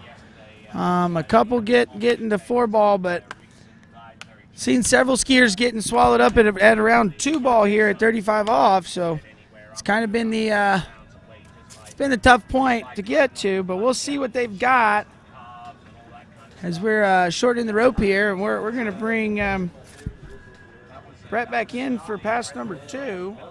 Taking a look here at his scores. Looks like at the Idaho State tournament, he ran 3 at 38 off, so able to get through 35 off. At the regionals, in the Western regionals, he ran 1 at 38, so definitely able to do it. Let's see what he's got here, though. He definitely has to run 32 off before he can even think about any of these other passes. So, big, good type line off of 1. So he's working his way to 3, looking good.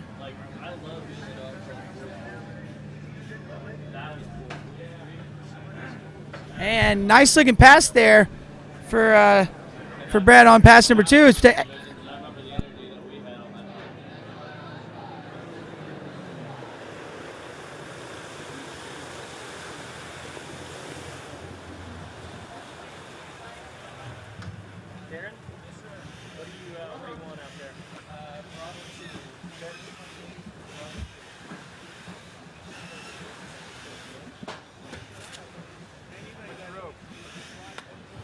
Which rope would you like? Okay. Hey, good skiing. Thank you. You got a little late there, you stayed patient. Good job.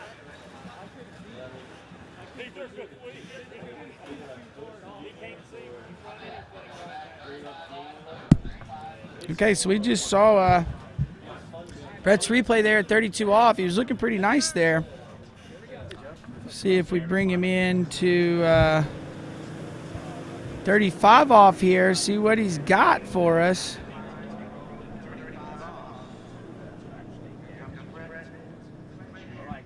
Okay, and I would never have gotten this. I think it's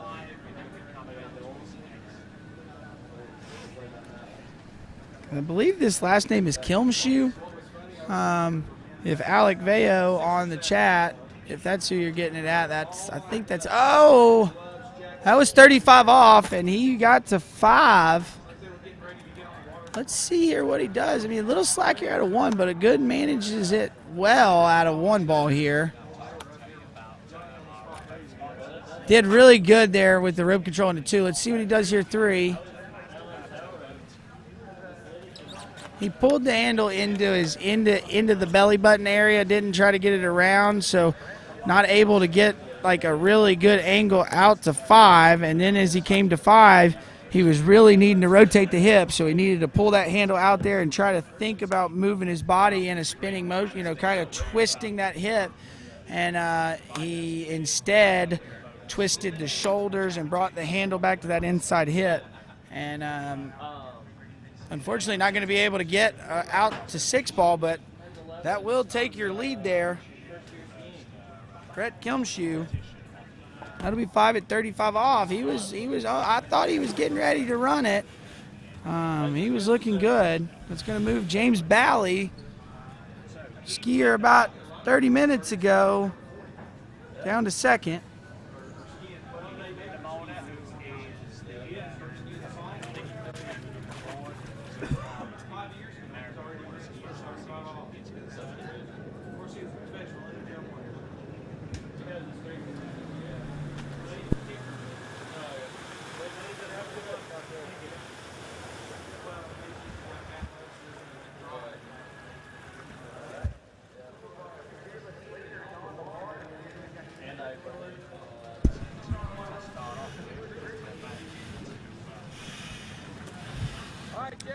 Okay, our next skier, we see him on the dock, getting ready to come in. Jeff Surday.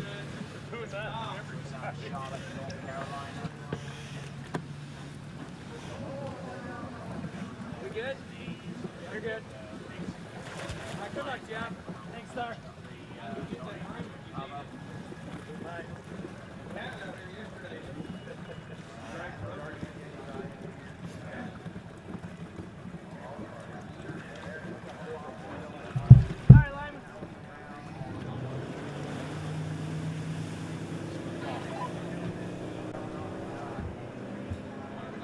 Okay, Jeff Surday coming out.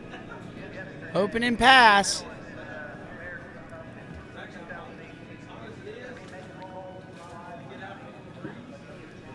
Looking good here off of one. See what Jeff's got. Jeff making this opening pass look really smooth. Yeah, there you go. Nice opening pass there for Jeff. So we take a look at the replay real quick. We'll look up some scores for Jeff. So Jeff skis out of Illinois, out of Wilmington, Illinois. Looks like he's got a couple scores, a 3 at 38 off. And ran 1.5 at 38 off at the regionals, which would have been here. So he is capable of running this 35 off. We've seen some of these skiers struggling at it. See if he can be our first man through the day and kind of get everybody on board, break the chain. Kind of at these events, what happens is you get people start missing a pass that they normally would otherwise run, and then once you get people start missing it, you're starting to think, man, I don't know if I can do it. And then that one skier goes out and runs it, and everybody else is like, okay, it can be done. And everybody then will start doing it. You see that happen all the time at the pro events with their 39. So we'll see what you got here with Jeff. Looking good, coming in to 3. All right, good looking there off 4. A little down course at 5, but can he make it over to 6? And yeah, he does, and he's giving us a little bit of a fist bump, so maybe he'd been listening to the broadcast and doing that for us, but looks like he's happy with that. I believe that was, I believe he started 32 off, so if I'm correct on that, that should have been 35. So he is now your first skier of the day into to make it through that 35 off pass.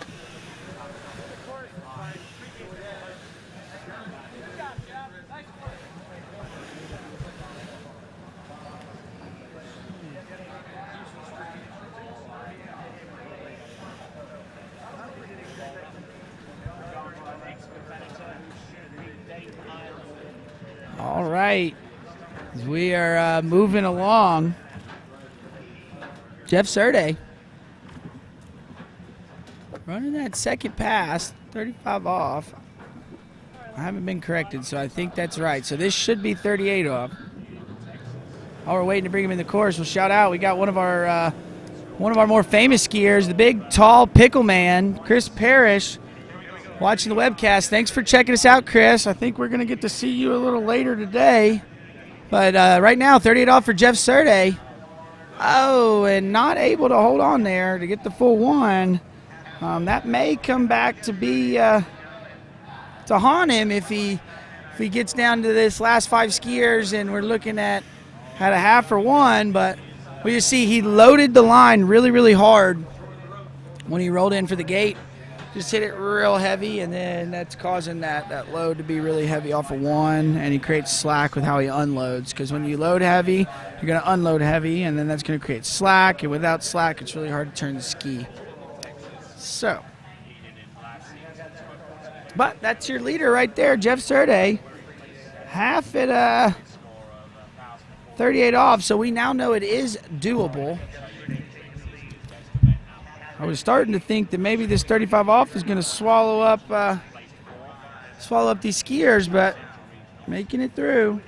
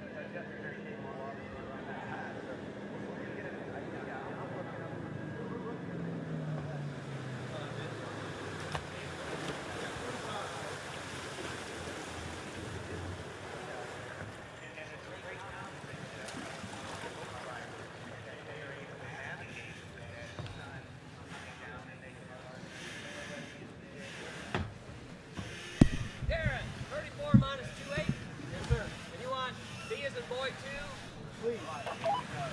Dar's giving you your score before you go. All you gotta do is tell me what you want. All right, got 34 minus 28. Okay, well, we got Darren Mason back on the water, having a little fun with Chris the Pickle Tower Parrish. Glad he's in here watching this men's 4 event. He's rooting on these guys, enjoying this event. We're getting down here to kind of the meat, beef, and potato part of it. I think we're in the top 10. Yeah, we are. This is your 9th seed, so we're getting down to the good part of it. See what we got here. I'm going to go ahead and say this is 28 off, but yeah, there we go. Our icon says 28 off. This is Darren Mason.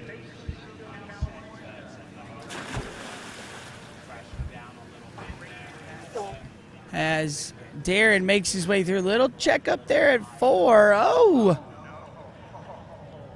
And we are seeing these skiers having some problems here with their openers. I have no idea what happened. He looked fine there. He turns 4 in good shape. He's good at. Yeah, you just see him. He pulls the handle in and gets the ski to shoot out from under him, and not able to get into a pull after it. So I don't quite know what happened there, but a bit of a heartbreak there in our men's 4 event. 9th-seeded skier not making it through their opening pass.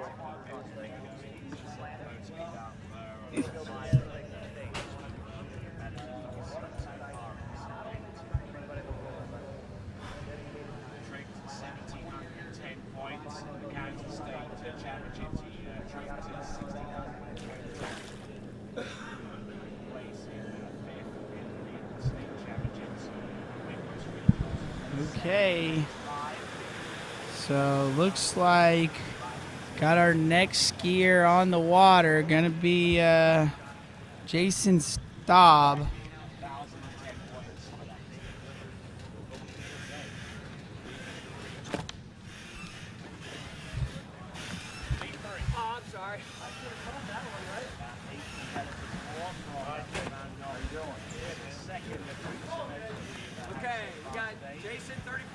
All right, Jason Staub out of Kansas. Skis out of Hayes, Kansas, so I bet you he's pretty familiar at least with this site.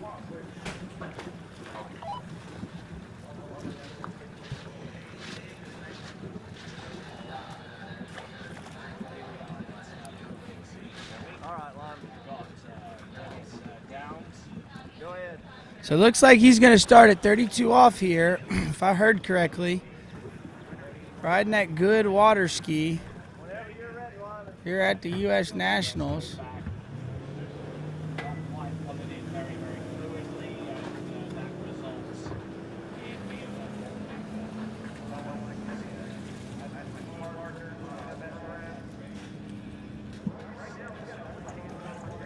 Okay, we got Jason Staub from Kansas. Saw his daughter ski in the junior event yesterday. So another one of those families out here with mom and dad, or dad, mom, or whoever, at least 2 generations skiing. So I know I came from one of those families, and it's great to see others like that out here as we take a look at Jason Staub's first pass.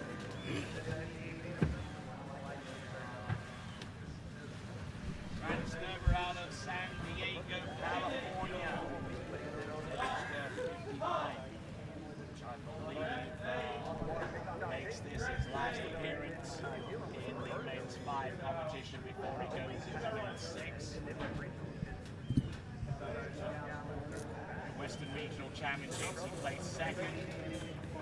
Silver medal spot with 1,620 points. Tricked as high as 1,917.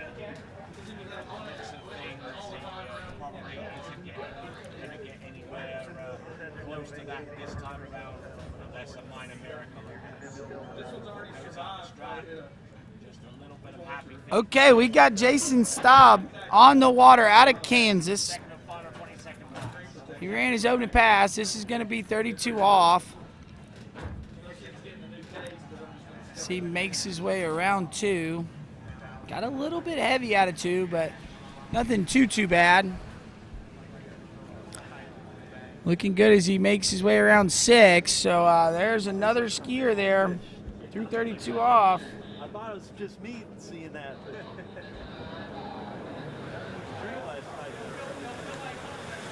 No shit. You need a nice alligator. Nice job, Jason.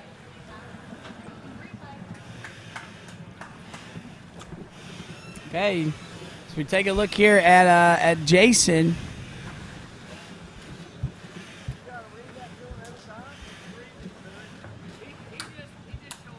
Looking good there on that 32 off pass. So now going to take 35 going away from the dock. Sun's starting to get high enough that the glare not being a problem anymore.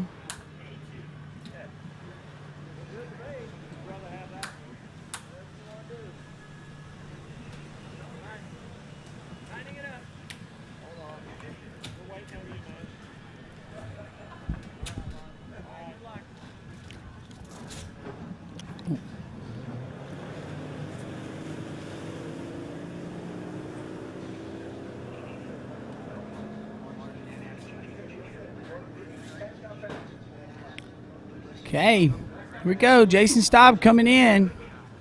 35 off. Looking good there as he's rolling to 3.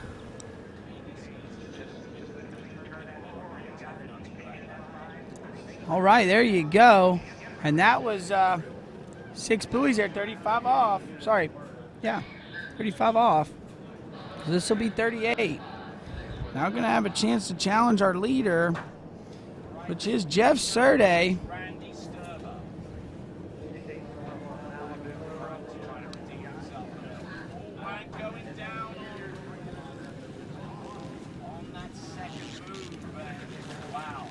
So Jason Staub looking to take the lead from your leader, Jeff Surday. Got some people in the chat rooting for Jeff, the Kodiak, so shout out to you guys watching at home. We'll see if Jason Staub here is going to be able to take the lead. He's going to need to get a full piece of 1 if he's going to want the lead. But I know with him being the 7th seed,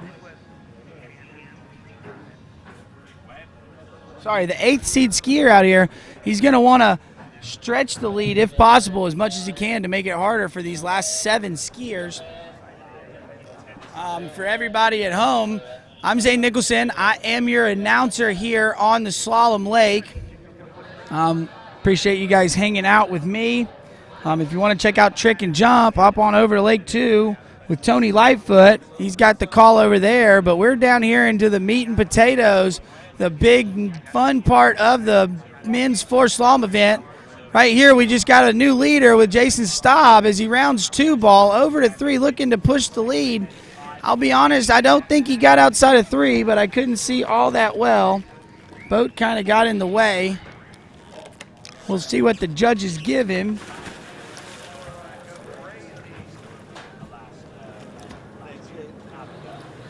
If you look there, he didn't get his feet all the way turned there at the gate when he rolled in. Really needs to be trying to get the hips all the way turned, all the way set before he loads, so then he won't get slung into 1 and he'll go with more angle.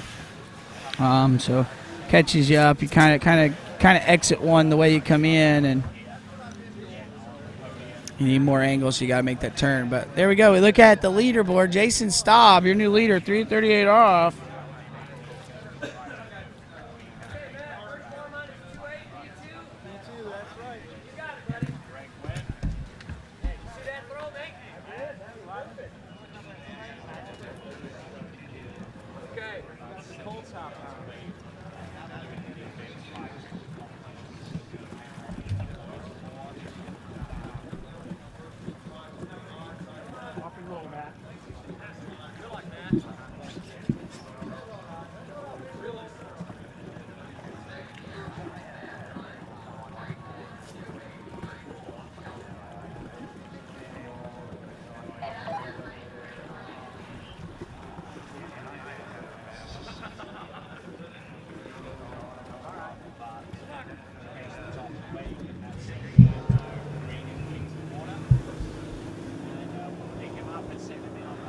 All right, we got Matt Hines on the water.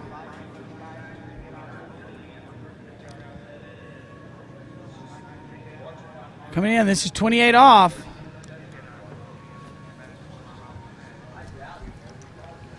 So he's your 7th seed, so we're getting ready to kind of know where medals are going to go.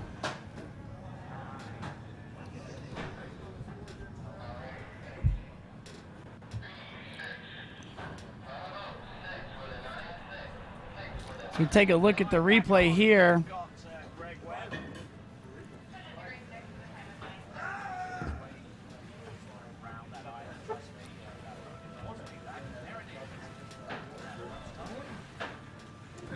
All right, we just got the replay there.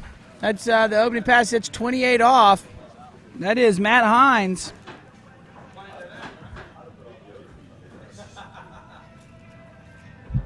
So we go take a look. See if we can come up with. See what we can learn about Matt Hines real quick. Matt Hines out of Florida. Skis out of Windermere, Florida. Got a best score of 5 at 38. It looks like this year. He ran 3 at 38 at the regionals, so gonna need to at least match that result if he's gonna want to tie for the lead and have a chance for the podium.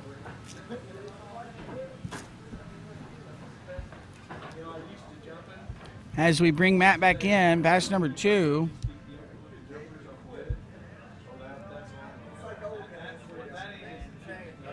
We'll see what he gets coming in. Nice looking 2-ball there, 32 off. Managing these passes really good. You see, it gets a little stretched out there at 5. We'll see it on the replay, but it looks pretty good.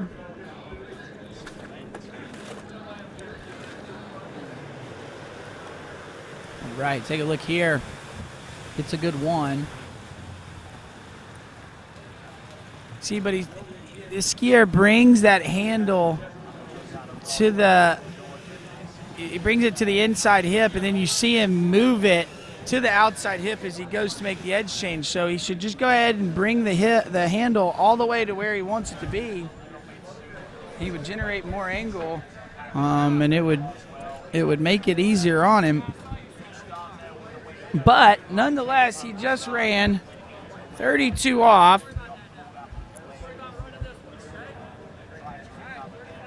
He was he'll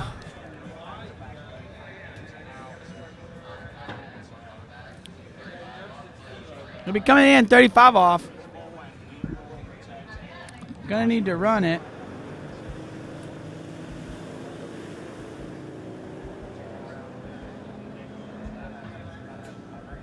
All right, let's see what he's got here. 35 off. This is Matt Haynes.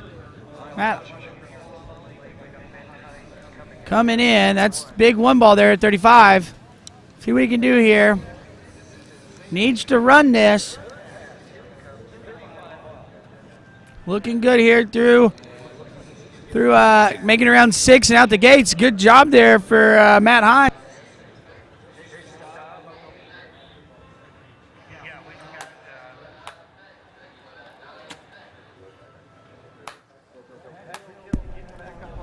All right, so we just got the replay here. Matt Hines, he's running this 35 off pass. Gets a little deep there out of 4-ball, but he held on to it. And, we don't give stop points, and we do shorten the rope when you run 6 and go out the gate. So we're going to bring him in. It'll be 38 off. So he ran 3 at the Southern Regionals. We'll see what he's got here.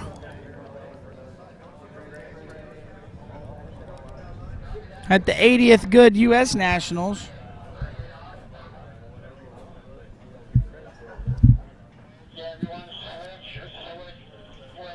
So right now, as it sits, he is in 3rd place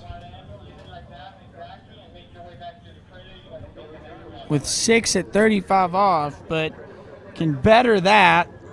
Jeff Surday is sitting in 2nd with a half at 38, so anything more than a half, and he'll go to 2nd. And then if he can get 3 or more, he'll be either in a tie for first or outright in first. Let's see. Gets a good 1. Pulls a 2. Can he get to 3?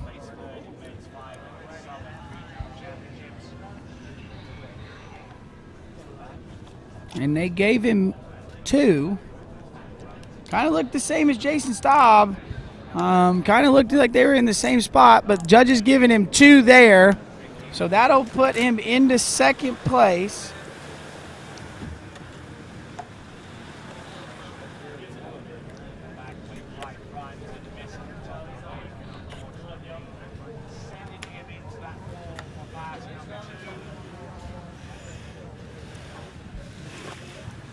Okay, as we look at the leaderboard there, you see Jason Staub still on top of the leader. And Matt Hines making himself into second place with 2 at 38 off. So we have got 6 more skiers left to go. So we'll get ready to start figuring out who's going to get a medal. Jason Staub sitting here watching from the bank. Gonna need 2 of these skiers to run less than 38 off, and he is guaranteed a medal.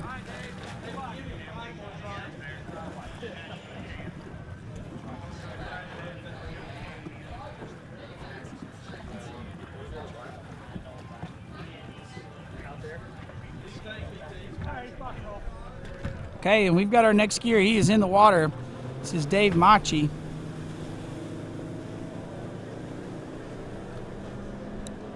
He will be coming in. I believe it'll be 28 off. Should be 28 off here. We bring him in. Pass number 1, Dave Machi.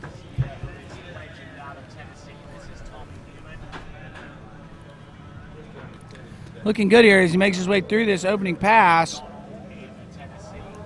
Wind is starting to pick up a little bit, so you're going to see a tailwind off the dock. So when they're going away from the dock, it's going to be a bit of a tailwind. So we will see if that comes into play here. As we see Dave Machi make his way through this opening pass, 28 off. Dave out of Winter Garden, Florida. So another one of those skiers in the Spin 4 event out of Florida. He's got a best score of 4 at 38 off, but only ran 3 at 38 off in the Southern Regionals. So we'll see if he's able to, if he'll be able to better that score. Gonna need a piece of 4-ball if he's gonna take the lead here in this men's 4 slalom event.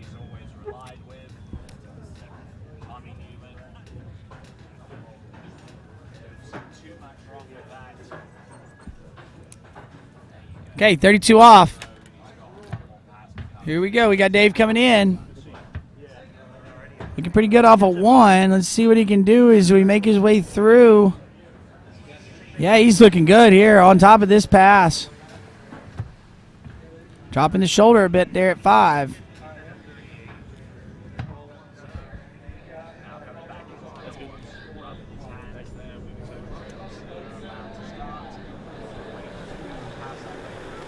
All right, let's see what happens here.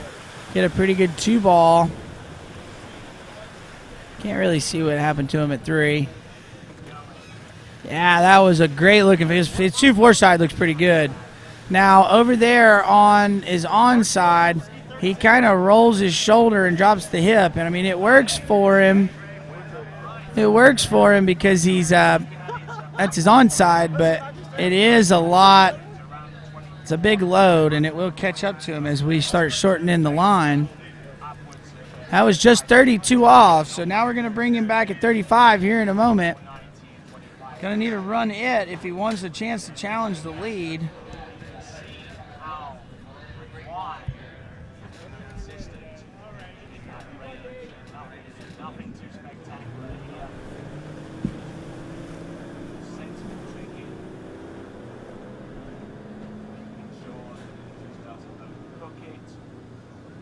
Okay, here we go. This is 35 off. Men's 4 slalom. Dave Machi on the water. Needs to run this one if he's going to have a chance to challenge the lead and get on the podium. Looking good as he's making his way over to 4. I really like that that offside turn he's got over there on that 2-4 side. Man, that's a really good offside for a lefty.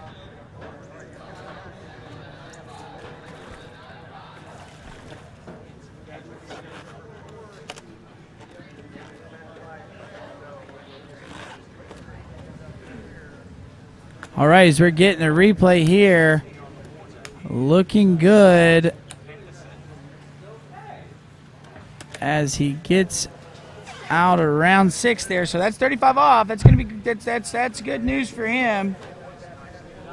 Gonna have a chance to challenge the lead. So like I told you a little earlier, he ran 3 at 38 at regionals. So has a best score of 4. We'll see if he can get to 3. 3 would put him in a tie for first with Matt Staub out of Kansas.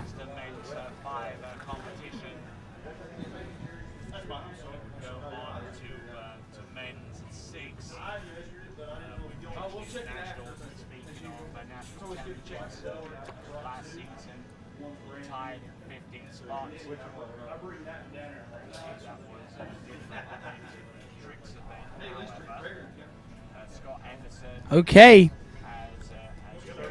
Coming in here on the water, we've got Dave Machi, 38 off, big 1 ball. There you go. He's going to use that on offside to get him over there to, oh no. And he is going to be a little bit mad at himself. It's not very usual that you see a skier and you see them rely on their offside over the onside turn, but he's much better with that offside turn, and that's just kind of from where the hands go and how he doesn't keep the line with him going to that 1 through 5 side. But his 2-4-6 side is textbook. So unfortunately there for him, not going to be enough to take the lead, but that bumps him to second.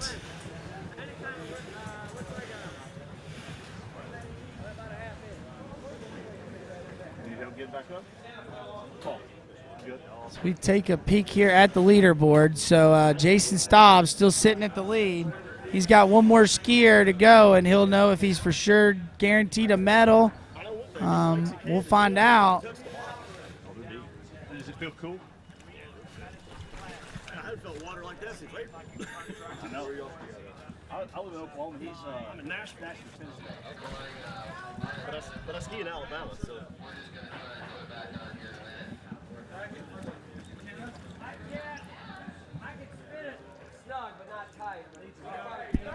All right, looks like we have a little bit of a small break, so we'll take a quick commercial break, and we'll be right back here with our last top 5 men's 4 slalom skiers in just a moment.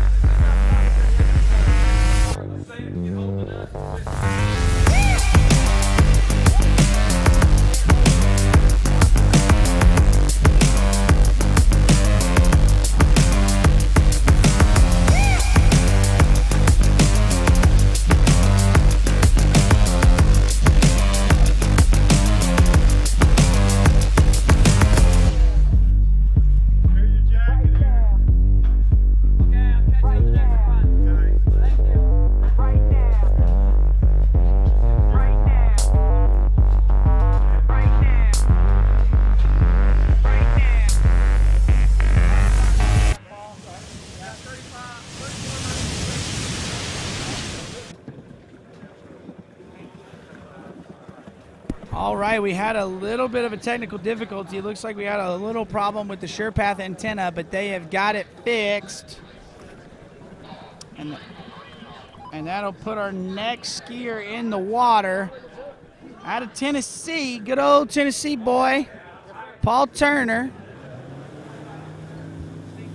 Getting up on the water. This is 28 off here for Paul Turner. I know we've got a bunch of Tennessee boys watching on the webcast here, rooting on their Tennessee nasty boy here, but we'll look right here. We got Paul coming in. This is pass 1, 28 off. Got a really good looking style here, and looking good there for Paul. I believe he's riding a D3 water ski, so looks like he has made a bit of a change on water skis here recently. So looking good there. As we look at this replay here of Paul Turner, pass 1. We are in our top 5 skiers, so gonna know kind of where medals are going out here. Once Paul starts going, we'll know who's definitely guaranteed one. If Paul puts himself into the lead, he is guaranteed a medal. If he gets less than 3 at 38 off, Jacob Staub going to be guaranteed a medal.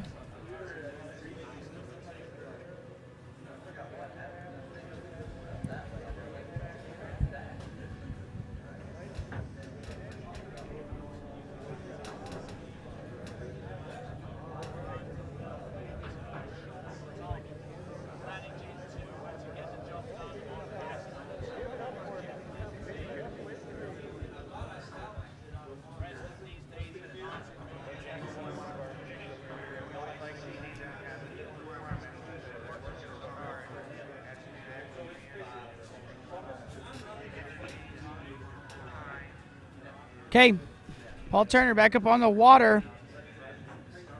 This is going to be 32 off here. Oh, not doing very good there at the gate. Not sure what happened there. Maybe the wind stood him up, but having to take a double pull out there, it's going to make this pass look a little shaky.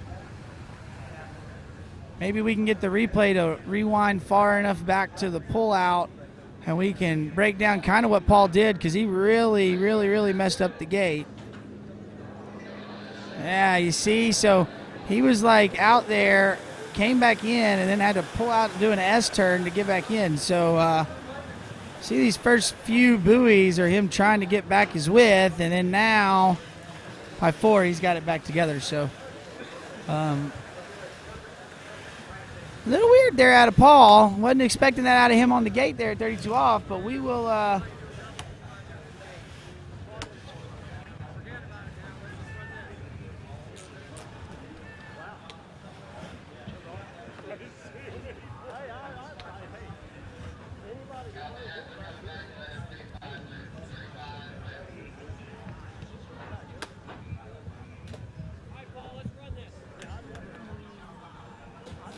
okay, Paul Turner. Not really sure what happened there on his gate, but we don't give style points. I'm nitpicking. So he made it through 32 off, and we will shorten the rope up, bring it back 35 off. Let's see if he gets a better gate here. I expect it to be much better. There we go. Yeah, that's a much better gate there out of Paul. Oh, a little slack out of 1, but looking good here. Rocking and rolling here. Paul Turner, can you get over to 6? There you go. He's going to have a chance to challenge the lead. Your 5th seated skier. So look at that gate. Much better than the time before. You saw him pulling away from the boat when he turned in at 32, and having the tailwind push him a little bit. What happens there is he's not keeping that hand, that elbow going into the buoy. He just needs to keep, I mean, we're talking a couple of feet. Not much, but if he'll do that, it'll keep him moving outbound, and it'll eat up that line and make it tight. So We'll see what he can do here at 38 off. He's going to have the headwind. Now, he's definitely going to need to do better at the gate than he did at 32 off. If he takes a gate like he did at 32 off, he's dead to rights at 1 ball. So we'll see what he can do here.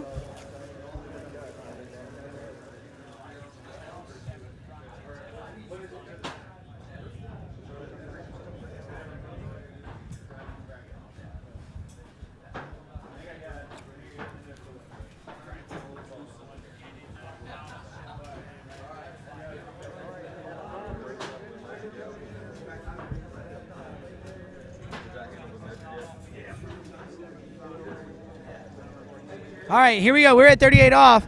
This is Paul Turner. I'm on the edge of my seat. I hope you guys are at home here. We're in the top 5 skiers. Short line skiing. Paul's got to get a full 3 to tie for the lead. Gets a pretty good 1 over the front end of 2. Can he get to 3? He is going to get outside of 3.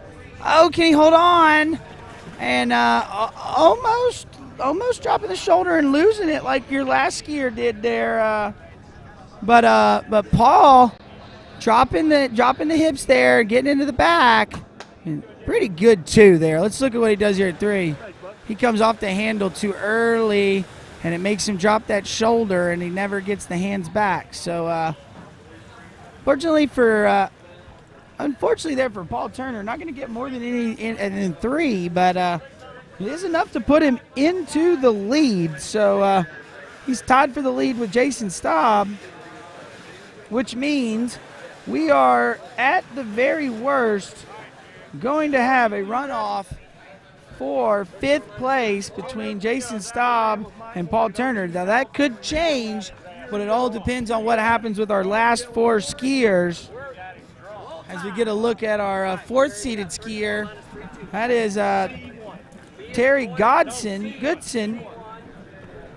know, he's not a very good driver. I got to rely on the boat to pick me up. Getting in on the water, waiting to hear what he's going to start at.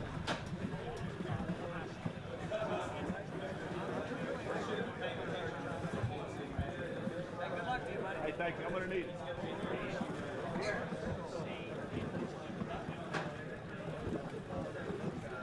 All right, old man.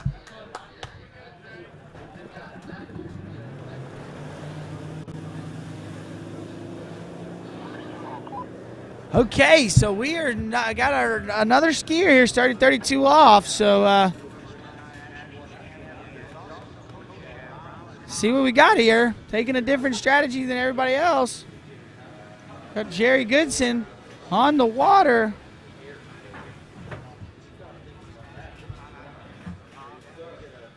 Looking good here as he makes his way through this opening pass. Which is 32 off. That's Terry Goodson. Take a look here at some scores for Terry.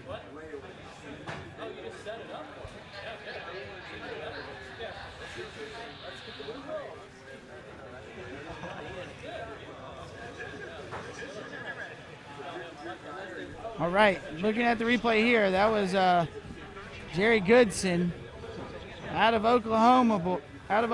He's another one of the Oklahoma boys here. Looks like, hey, at the Midwest Regionals here, he ran 2 at 39. So that would be a big score. That would definitely be enough to put him into the lead. With your last 3 skiers being Michael Aurora, Kyle Jones, and CC Brown.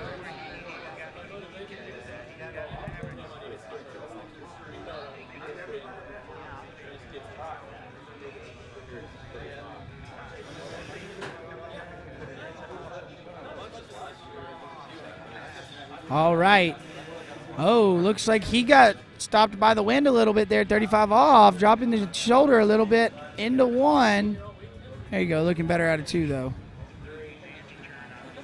All right, as we see Jerry making his way through 35 off, and good looking 35 there as he makes his way out the gates. Let's take a look at the replay, see what he did here at 1 ball, because he did get the handle in the water, and then he got better from there. Let's look here. He was fine. He just kind of got off the handle just a tad early. I think that might be kind of part of his scheme.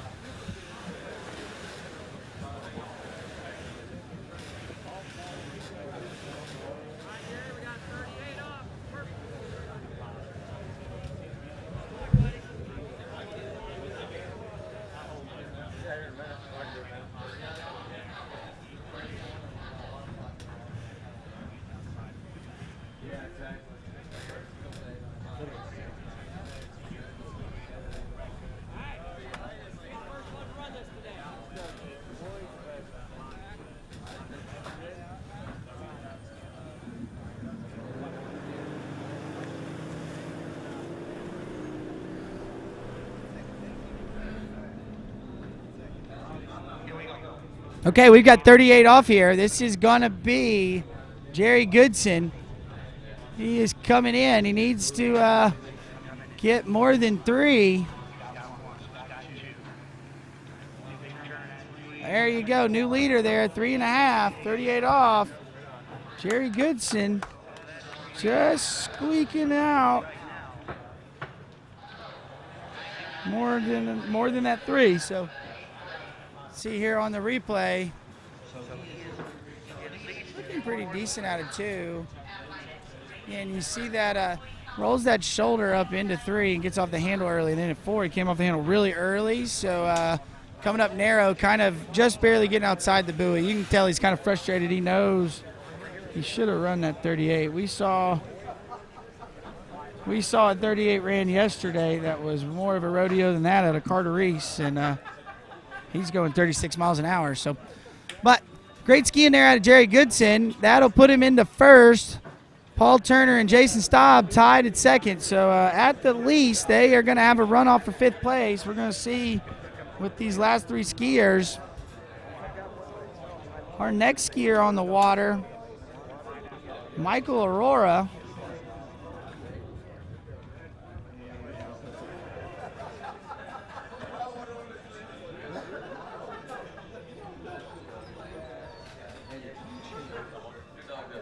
Michael Aurora skiing out of Spring, Texas.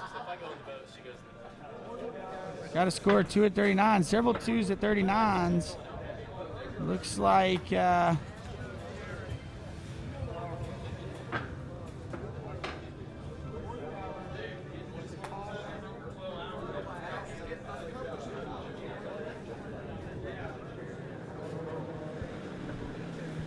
as you see Michael Aurora there on the dock. Love watching see this guy ski. He's always around at a lot of the South Central tournaments that we ski at, and he's quite the slalom skier. Also really fun to sit around the lake and talk to. He's got quite a interesting take on water skiing, kind of what he's doing. He's on that good water ski, but gonna see what he's gonna come out at. I would expect him to start out at 32 off, but we'll see what they put the rope on here.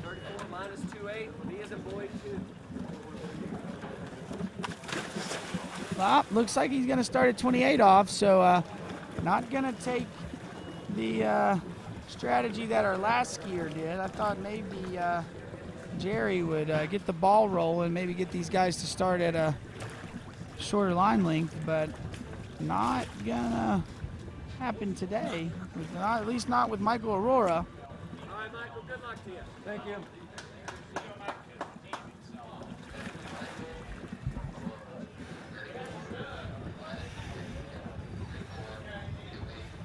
Sorry, guys.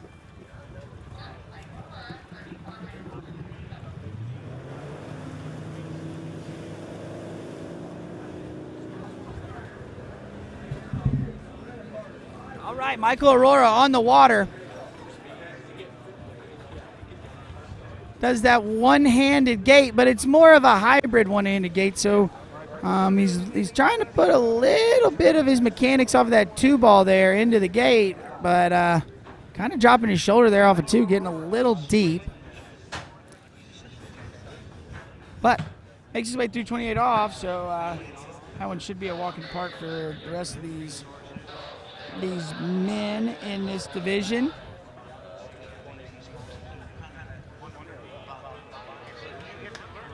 As we take a look at the replay here, Michael Aurora getting a little deep out of 2-ball, but managing it pretty good. Again, 28 off, so all these first passes should be something that these skiers can take a bobble at and it'd not be a big deal. So that's kind of what happened there with Michael Aurora, and managing his way through that 38 off pass. So sorry, 28 off. So we will be moving along into 32. He's going to need to get into 38 off if he's going to have a chance to challenge the lead. But he just ran his opening pass, 28, so we'll shorten the rope to 22. As you can see at home, wind is starting to kick up over there on the lake, kind of blowing right down the lake, so it could affect our skiers.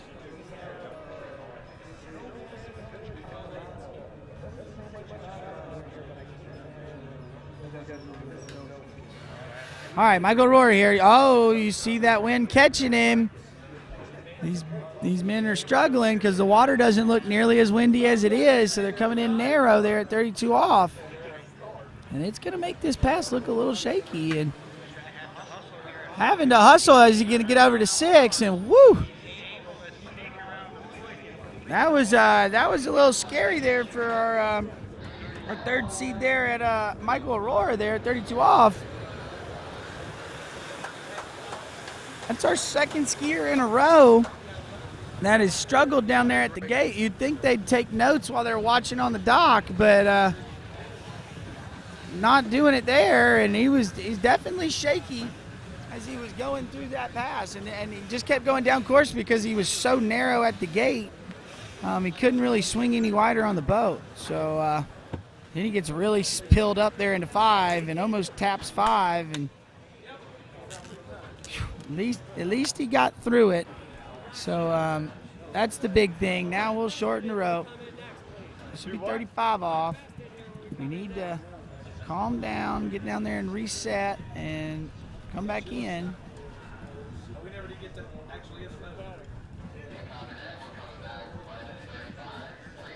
Gonna need to run this next pass if he wants to try that 38 off pass. He's got the lead. We just saw Jerry Goodson run 3.5 at 38 off to take the lead. So Michael Aurora here got to run this pass. Got a pretty good tailwind. See if he can. Looks better at the gate there already. A little slow out of 1. This is going to get him kind of taking off faster than he wants to. Now he's working. Oh, and he's going to hit 4-ball, and that is a bit of a bummer there for our third seed. But that does, with that score, does guarantee that Paul Turner and Jason Staub, who skied several skiers before, are guaranteed a medal. They will have, at the worst, a runoff for 4th and 5th place. We'll have to see what these last 2 skiers can do. Kyle Jones coming up next. So we take a look at the leaderboard. Jerry Goodson staying on top. Paul Turner and Jason Staub tied at 2nd. Seeing more of our pros show up around because we're getting ready to, we're finishing this men's 4 slalom event and get into the open women. Just had Mr. T Whisper, Terry Winter, out walking around the lake. I'm looking forward to seeing him ski. He's got one of the coolest styles that you will see on the slalom skis. So definitely hang around all day if you want to see some killer slalom. We've got open women's slalom next and open men's slalom. But right now, we are in to our last 2 skiers here at men's 4 slalom.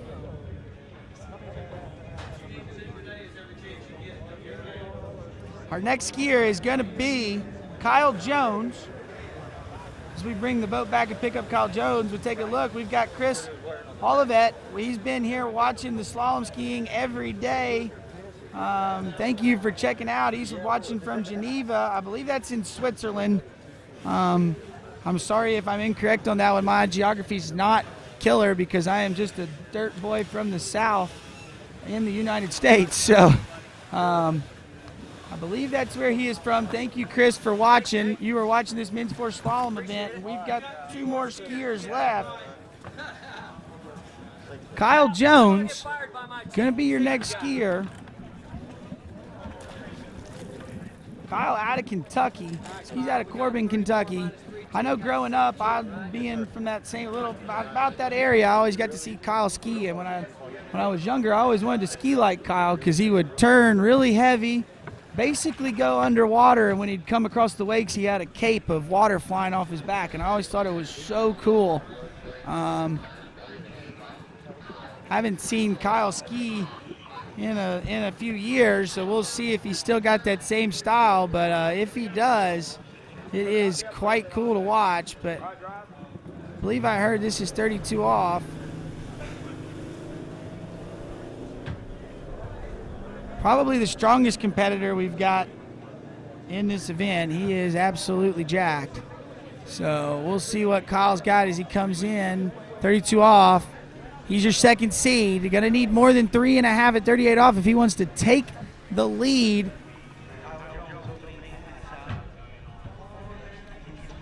Looking good here out of Corbin. There you go. Kyle Jones looking good here. Pass number 1, starting at 32 off. So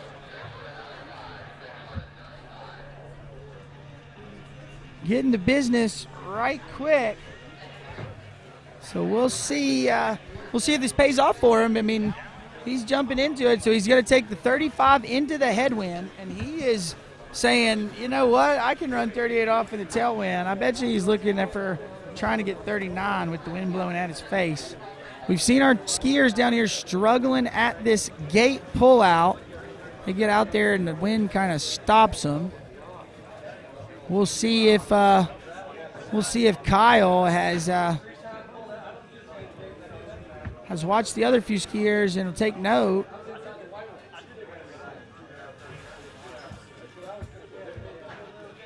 So we sit here and we see. It's like we're getting ready to tighten him up.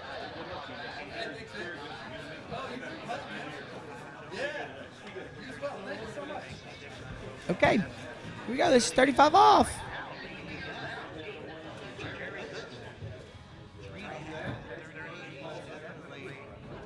So watch him. Did not have to make that double pull out like everybody else did the last 2 skiers, so should make this pass look a little easier for him. Kyle definitely not doing that same slam dunk turn that he used to. Still can when he needs it, but not doing it like he used to.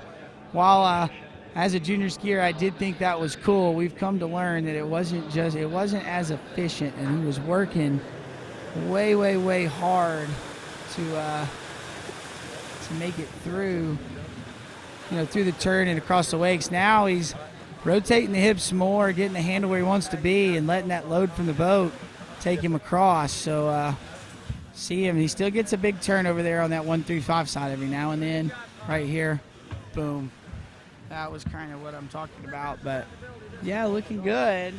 Make his way through 35 off. So we're gonna bring Kyle Jones back in. This is gonna be a tailwind 38 off. This is I think it's kind of cool that he's gambling, taking this 38 tailwind. It could come out in his favor, and it could come to bite him in the rear end.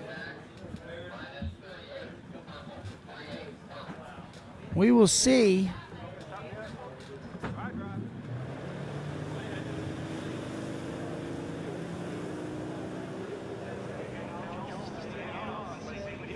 Okay, this is 38 off in the tailwind. You got Kyle Jones. This is men's 4 slalom. He's your second seed. We got one more skier after him. Needs more than 3.5 to take the lead. Let's see. Oh, no, and he is going to go down around 2 ball at 38. So going to be 1.5. 38 off. So that means we're going to have a runoff for 3rd place, it looks like. So we get a look at the leaderboard here. You see Jerry Goodson guaranteed at least 2nd Got a big score sitting there. We got Paul Turner and Jason Stobbs sitting in a tie for second. Dave Mechie guaranteed a medal here, and Matt Hines, 2:38 off, is sitting on the bubble. Got one skier left. We got CC Brown going to be our next skier. Gonna need to get more than 2. If he gets less than 2, then Matt Hines is going to be in. 2:38 off. Matt Hines is going to be on the podium. So the pressure's on. He knows what he has to run. This is your last skier. Got a couple other people in the chat. Somebody in here rooting for CC. So we've got somebody rooting for your next skier. He is your top seed. He's from California, so skiing out of Chico, California. I wonder if he skis with Marcus Brown at all. I know we had Marcus up here in the announcer's booth yesterday helping us a little bit with girls 3 slalom. If you didn't see that, you should go check it out. Got a lot of really good commentating from Marcus, just kind of on ski style. And then not only that, we had a really exciting event in that girls 3 slalom event. So you can go back and check it out on the playback on YouTube.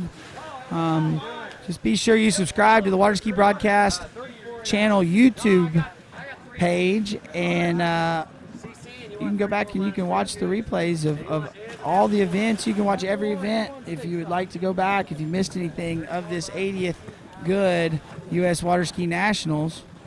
We got a crew of this Davis clan right here rolling by. They were absolutely crushing it the past few days in the junior event. So really cool to see them rocking around. I bet they're waiting to see this into this men's 4 slalom event, but they're probably, I know they're little rippers on the slalom ski, probably ready for this open women's slalom and open men's slalom event we've got coming up here right after this men's 4 slalom skier here. This is CC Brown.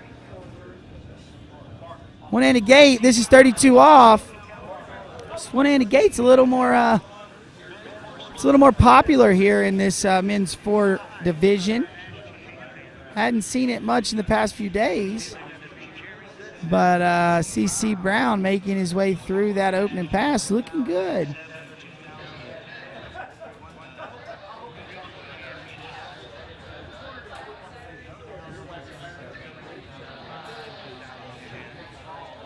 All right, we're getting the replay here. CC Brown, he started 32 off, so we are down to business. CC's got a best score of 1:41 in the California Pro-Am. I believe that was last year, and then got a bunch of scores at deep 39. So able to challenge his leaderboard and take the lead, but as we've seen, a couple of our top skiers are struggling a bit in this wind.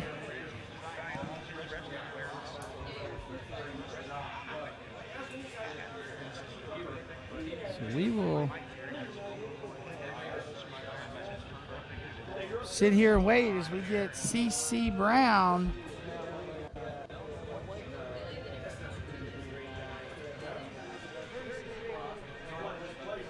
All right, CC Brown coming in. This is 35 off. Looking good as he's rounding 2 ball. See why he has a score into 41. This 35 off is looking like 28 off. So nice looking second pass there for CC Brown. We take a look here. Look at how easy this pass is. He is on top of it. Nice big turn. He really rotates those hips to the turn. Gets the handle where he wants. He's our first skier that you see really getting it out to that outside hip, and that's why that ski gives that snap on the back side of the buoy. So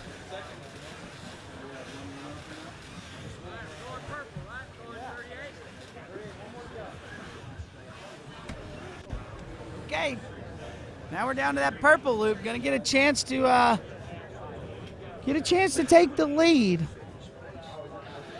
Jerry Goodson right now sitting on the lead. We got Matt Hines sitting on the bubble with 2 at 38 off. So if he gets 2, we'll have a tie for 5th place. If he gets more than 2, Matt Hines is unfortunately going to go without a medal.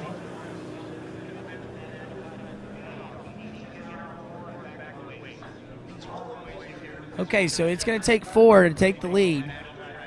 If he wants to take it outright. See what he's got. Gets a good 1.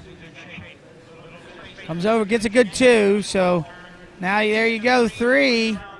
And there's your winner. Can he run it? Looking good. Going down. Yeah, there you go. And we have got us our first score into 39 with the headwind coming up. So he's got a score at 41. Wouldn't that be awesome, leading us up into our pro slalom events for men's 4-skier to get into 41 off? He's here at 39. It's already pretty good, but just looking at scores, he can run this 39 off. Looks like he's been consistently getting deep 39, so we'll see if he's able to get a good pull out here at the gate and get wide, because it is important. If he has a slow gait like he did, like a couple of our other skiers here earlier did when they were having to pull on the boat when they turned in just to keep their width, we may have a bit of a problem. But while we wait to bring him back in to the course at 39 off, make sure you check out bplayfuel.com and vote on your new skier challenge. First challenge of the day is who did better in jump. It's of the 2 brothers. Was it Jaden Eade in boys 4 jump or Damian Eade in boys 3 jump? But eyes on the water, 39 off. Here we go. Got a good looking 1. What can he do with it at 2? He's a little deep out of 2, and that's going to be all she wrote. I think he was a little narrow there at the gate, causing him to load up heavy into 1, and then he was just too heavy to run the pass there. But good job there from your new men's 4 slalom champion, CC Brown.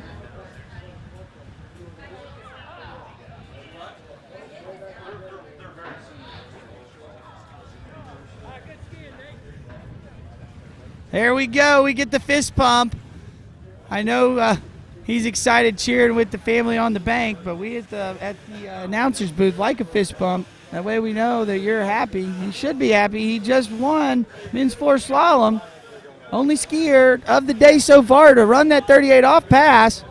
And there you go. You have it. You got your leaderboard. So CC Brown and Jerry Goodson, 1st and 2nd. We're going to have a runoff between Paul Turner and Jason Staub to figure out who's getting 3rd and who's getting 4th. And then Dave Matchy with rounding out 5th place. So hanging on there to get a medal. We'll have to see here in just a second as we come back with this men's 4 runoff. This is for 3rd place. We'll have to see which skier's going to go off the dock first. There you go. There you go. I just didn't want to come. It'll mess up the aerodynamics. Jason Staub skied about 45 minutes ago would be my guess, and it looks like he is going to be on the water first. So they're going to have to go out at 35 off. I would say Jason has gotten a little cold, so not sure if he practices this 35 off cold off the dock, but I'm going to see if he gets it here. Going to need to run this one. Then he can stretch that lead out for Paul Turner, who's going to be your 2nd skier in this runoff.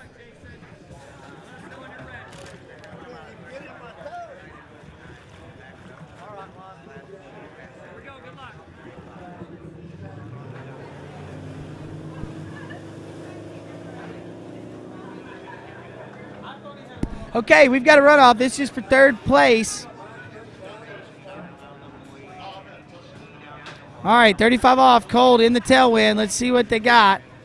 Bringing the handle a little bit high here, but looking pretty good as he's making his way down the course. Late at 4, can he get outside of 5? He got around 5, but didn't try to get back to the wakes. So, and with the judging we've seen this weekend, he definitely got outside of 6 balls. So, or sorry, outside of 5 ball here. I think as he hit it, that we've been seeing the. Oh, well, we now see got a score of 4. Looks like he hit that and ran that one over, but I guess since he didn't sell it, they're going to give him 4 at 35 off there. So leaving the door open a bit for our next skier, Paul Turner.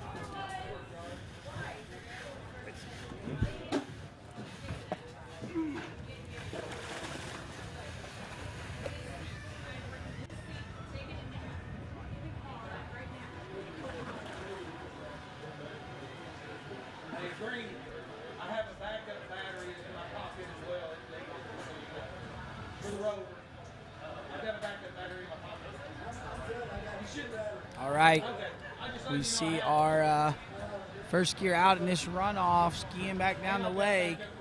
That is Jason Staub out of Hayes, Kansas. Hadn't skied in about 45 minutes, so doing pretty good to get to 4. Paul Turner skied 2 skiers after him, so going to be a little fresher, but still haven't sat for a while.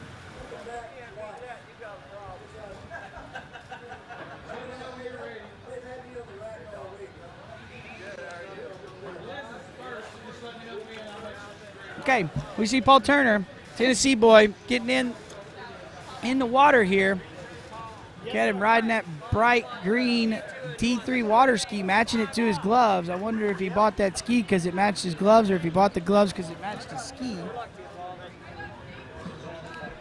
But we'll see. He's going to come in. It's going to be 35 off. So, like I said, he skied 2 skiers after Jason Staub in your competition event here in this 80th Goode U.S. Nationals.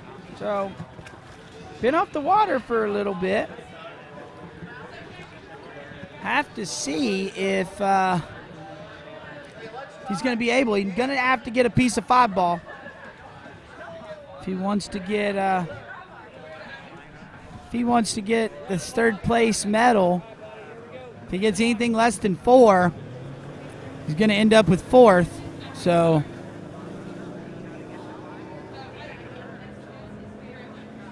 it's all down to this. 35 off. See what Paul Turner's got as he comes in at the gate. Looks pretty good. Nice, good turn in. It's a good 1. See if he can settle down at 2. Good looking 2. There you go. He's going to tie him. Can he get over to 5? Looks like he got it. He's going to run it just for a victory lap. And there you have it. He wants to spin and go home. He does not want to try 38 off. As we know, these older guys here, sometimes they do not want to take that load on their back. And why would he? He just got his 3rd place medal. It's not going to better his score. So congratulations there, Paul Turner, getting 3rd place in this men's 4 slalom event.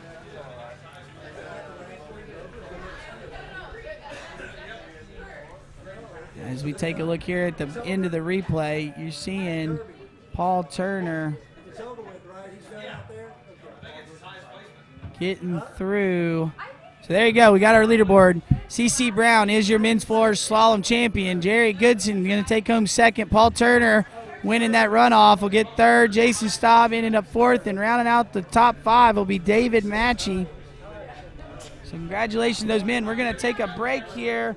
And then when we come back, we're down to our pro women's slalom and pro men's slalom. So don't leave. Just take this commercial break with us, and we'll be right back with that pro women's slalom here in just a few.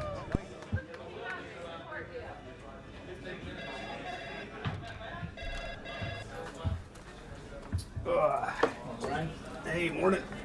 You have a good weekend? Yeah, got out on the water a couple times. How about you? Yeah, I got to set in. Just gonna make a quick phone call here. Oh, of course.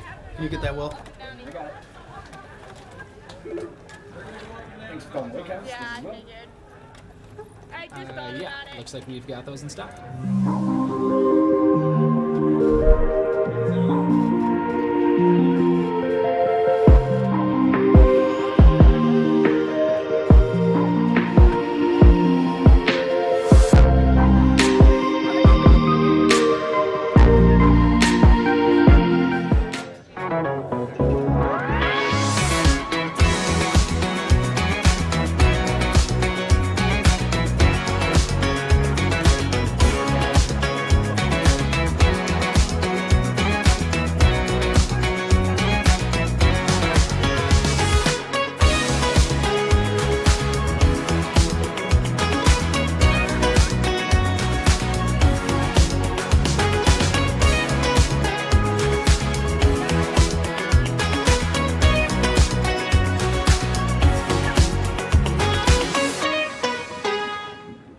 Hey, it's Neely Ross, Reflex Team Athlete.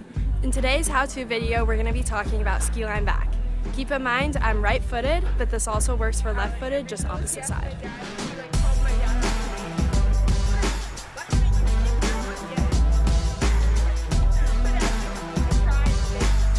For the first part of this trick, I want you to think about pressing on the front foot of the ski, and I want you to think about pushing the ski all the way down to the bottom of the lake.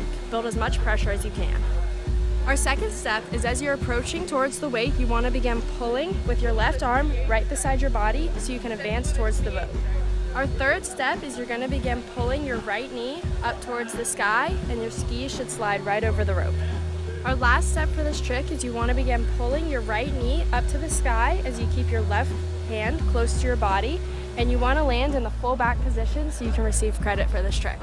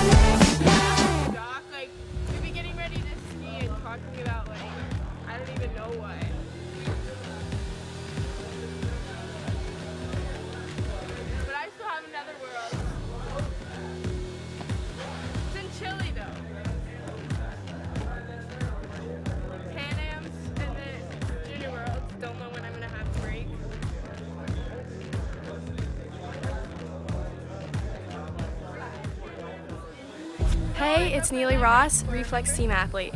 In today's how-to video, we're going to be talking about weight crossing. Yeah, but like, it would have been nice to not break my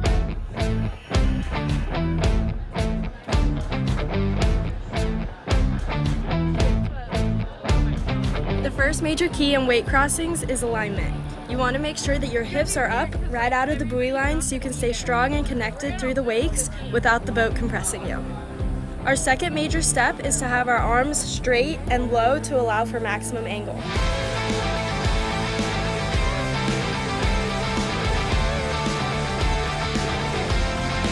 Our third step, we want to focus on our shoulders. We want our shoulders to be level but in a strong position with the energy cross course to allow for a wide approach into the next buoy.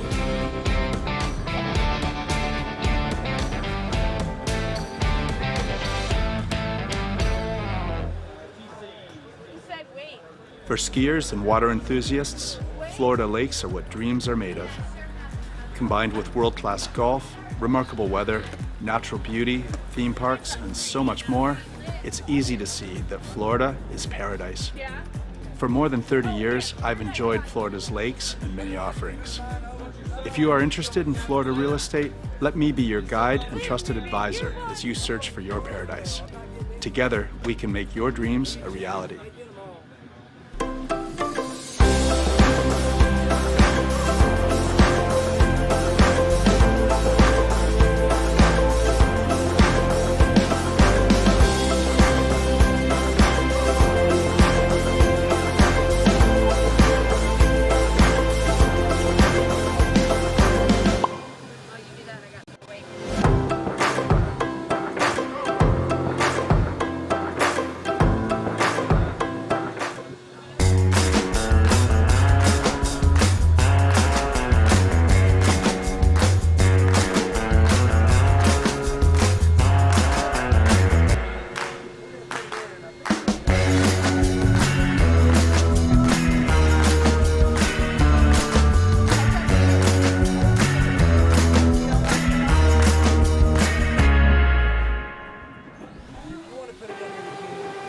Only one water skiing brand holds all 6 world records.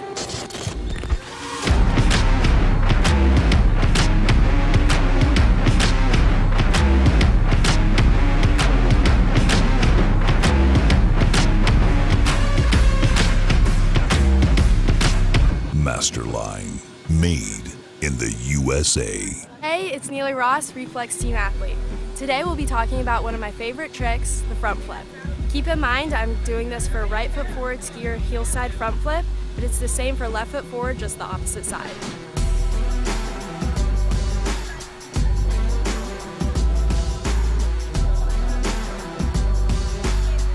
Our first step for a good front flip is all in the load. You want to start with having a lot of load all in your shoulders, and you want to think about the tail of the ski going straight to the bottom of the lake and the tip of the ski pointing straight to the sky. So you load straight back like this. Our second step is off the top of the wake. You want to pull with both your hands, let go with your right hand, bring this one close beside you like a dinosaur and tuck. Our last step will be the landing. As you're coming around, you want to bring your right hand back onto the handle, strong core, soft legs so you can absorb the landing, and look straight ahead so you can spot.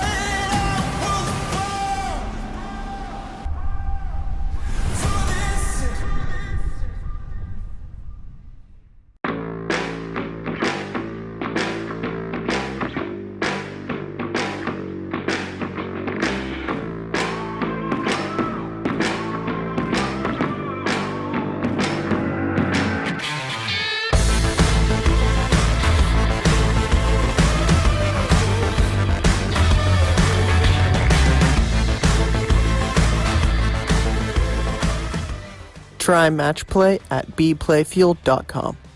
Let's go.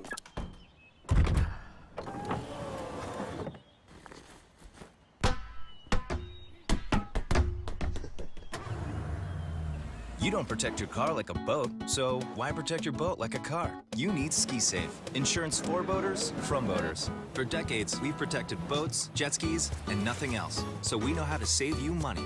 And with a history of safe boating, you'll save even more. SkiSafe, 1-800-225-6560.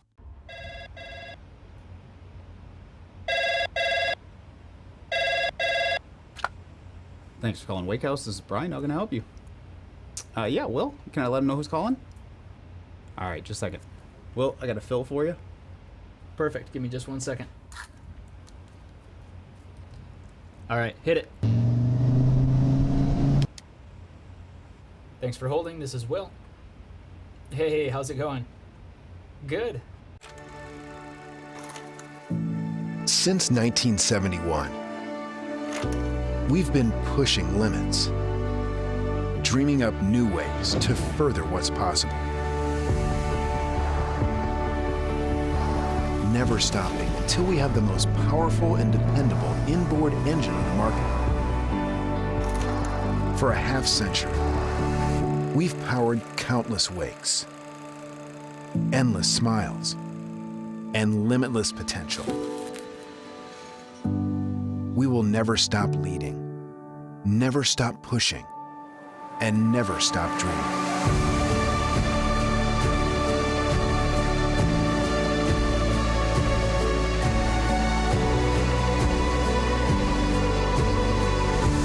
Indmar Marine Engines, pushing forward for the next 50 years and counting. On the internet nowadays and social media, there's bits and pieces about how to get better, but there was never a program that tied everything together. I was looking for something I could do mainly on the off season so that when I started skiing in the spring, I didn't feel like I was hit by a truck. My mobility is better, I'm less sore. You know, I felt like I was a 50-year-old that was closer to 60. Now I feel like I'm a 50-year-old that's kind of closer to 40. Like that.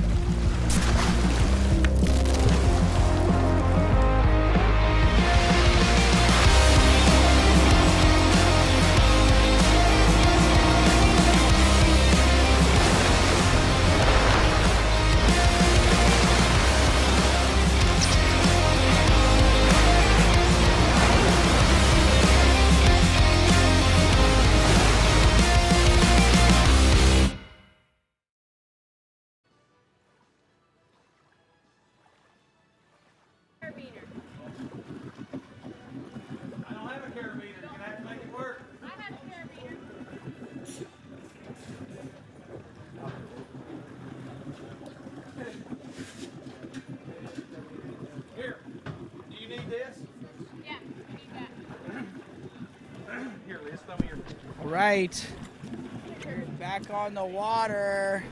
We've got on the slalom lake, getting moving in with our open women's event. So all your pro women.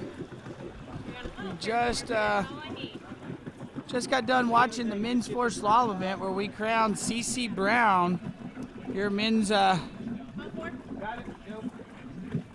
4 slalom champion.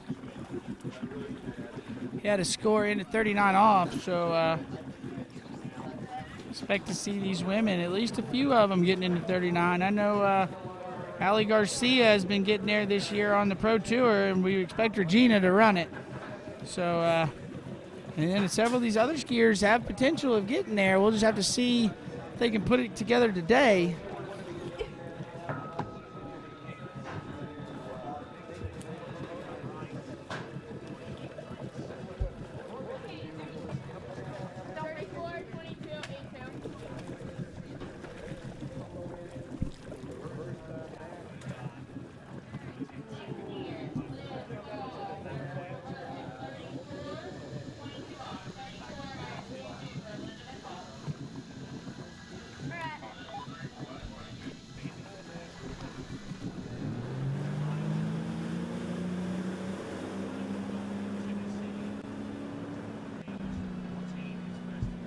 All right, we got Elizabeth Hall on the water.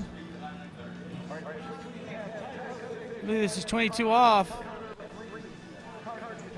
Fell on her opening pass in the junior event, and oh no. Unfortunately there for her, not gonna make it through that opening pass again. Having some trouble with the slalom ski here. You just see she's hitting the buoy because she's pulling her arms in and bringing the handle high, and she's not ever getting wide. So bit of a bummer there for our first skier out in the open women's event. I don't expect to see. I really wouldn't expect to see any of my open women's slalom skiers miss their openers. So we'll see if how Allie Drake does coming out.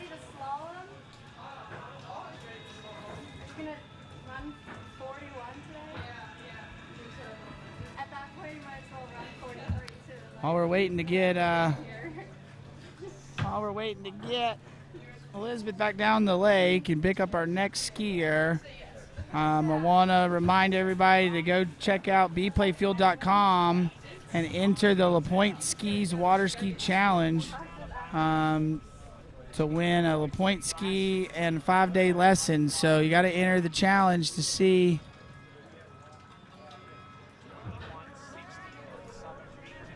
And looks like her hand's hurting her. Don't know. Maybe she ripped a blister or something. So fortunate there for Elizabeth Hall. Not gonna make it out of her first pass. So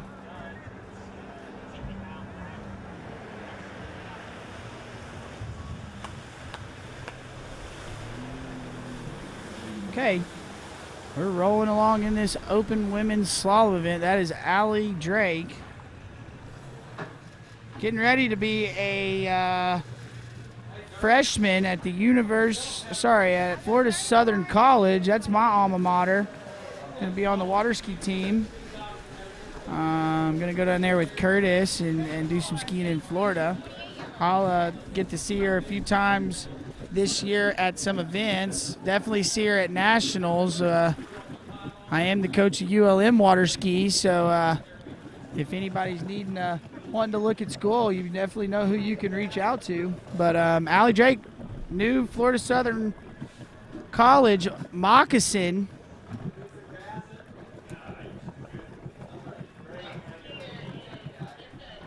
As we see them getting the rope tight.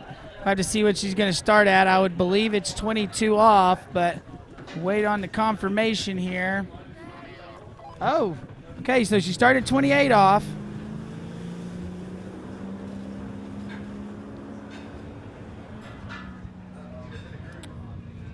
All right, Allie Drake on the water. Looking good here. Oh, and there's our second skier of the day that is going to go down on the opening pass. So spoke too soon.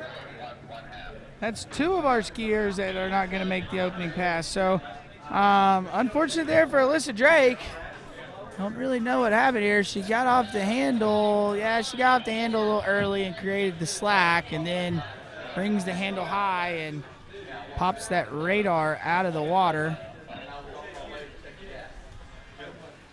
She needed to keep the line tight and the hands low if she wanted to be able to get that ski to turn and stay in the water. So we will wait a second and bring the boat back down the lake and grab your next skier, which is the Chili Pepper, Sage Potbecker.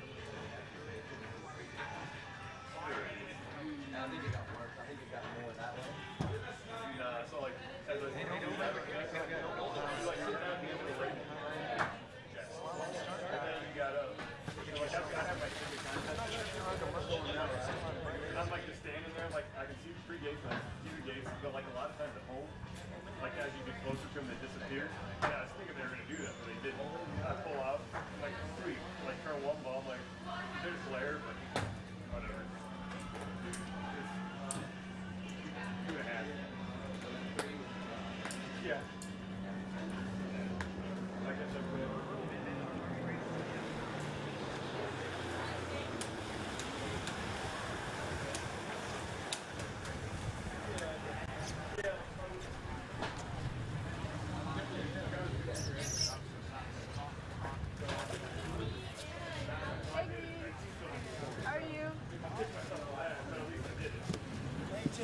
right, we have got the boat back down the water. Just had our first two skiers miss their opening pass, so gonna want to see. Gonna want to see if Sage Potbagger can break the trend right now of missing our opener. So.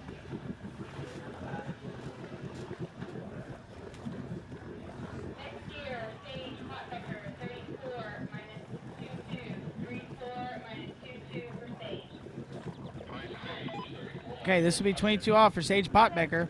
Also, another one of these collegiate skiers skis out at ULL, so do get the opportunity to hang out with this one as she's in the South Central region. ULL and ULM ski against each other every tournament. But Sage, quite the ripper. Recovered from an injury at the beginning of the year. Had injured her foot. But looking good here as she's making her way through the gates. That was 22 off, so there we go. She's going to be your leader. She's going to be our first open women's skier to run her opening pass. So as we take a look here at Paige, looking pretty good. Riding that Syndicate Pro, that HO Syndicate Pro. But looking good here as she gets around 6-ball here and out the gates.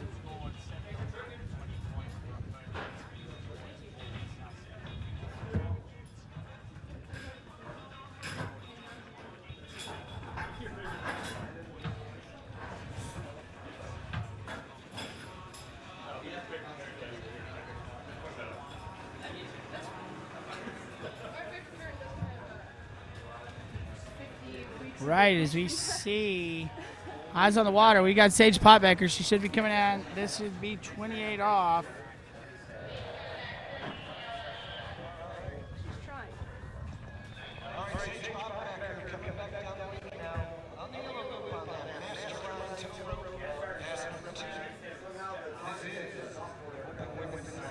Okay, Sage Potbecker, 28 off. Looking strong off of 1-ball there. Oh, getting a little broke forward going into 3, but we see her making her way through this pass. There she goes. She calmed back down. Now Sage is looking on top of it. So Sage, one of the younger skiers in this event, making her way.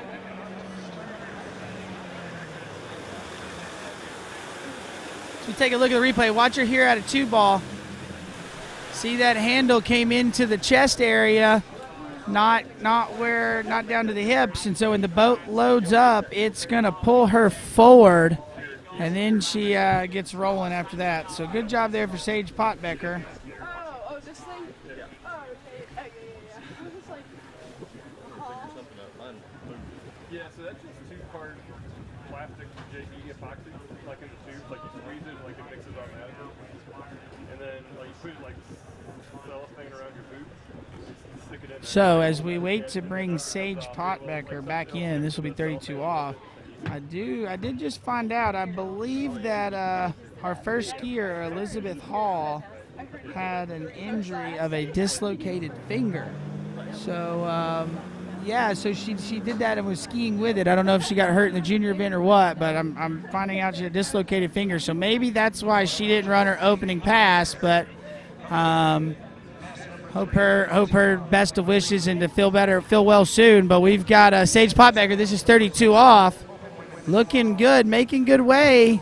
This tailwind gave a little bit of a double tug there at 4.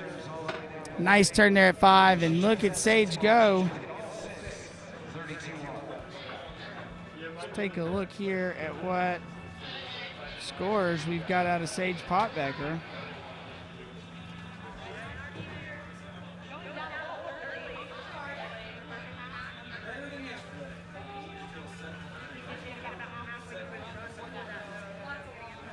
Okay, watch the tail end of the replay there from Sage. That was a clean-looking 32 off. So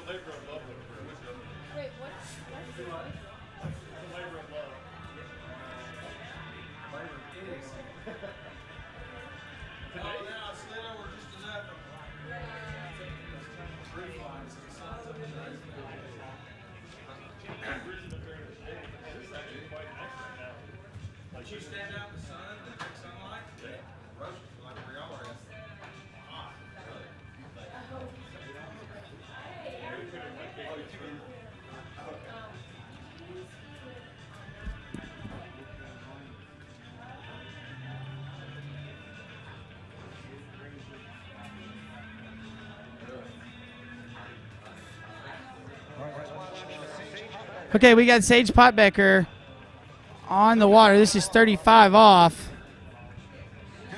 Looking good here. She gets a good one. Oh, come on, Sage. She had a really good start there and kind of blew it there at 2-ball, if I'm being honest. But let's look. Look at the gate. She moves the hips through, does really well. Gets the handle where it needs to be here, and as she comes into 2, she rolls the shoulder real quick, hops off the handle. She didn't stay strong through her edge change. And, yeah, going to go down early and going to be a little unhappy there, but that's going to put her in the lead with 1.5. 35 off. So we see our next skier there on the water. This is Anne-Marie Rubloski, also another one of those skiers out of ULL.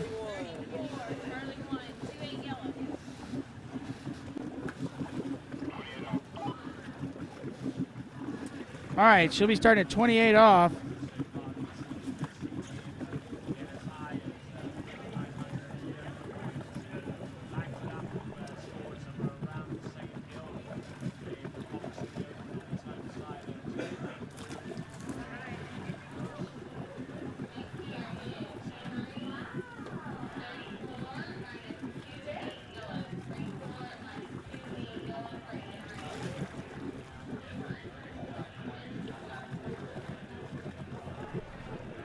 All right, Anne-Marie on the water. We saw her dad skiing in this men's 4.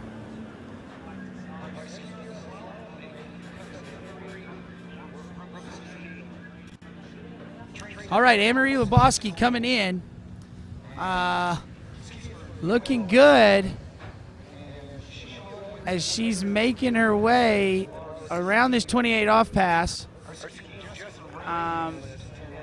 And looking good there. So nice opening pass.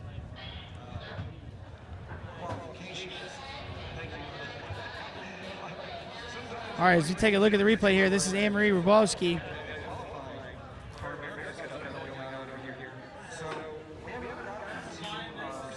As we take a look here, nice looking open pass there for Anne-Marie. So nice and tall. See what she's got here is she's going to come back at 32 off.